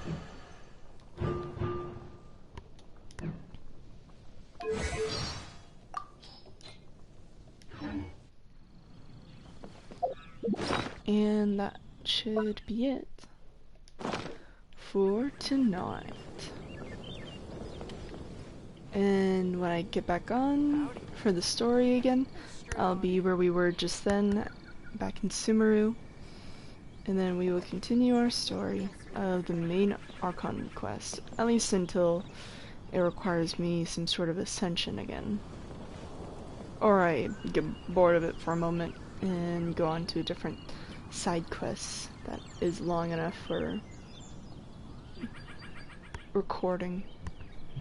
But besides that, everyone have a good night.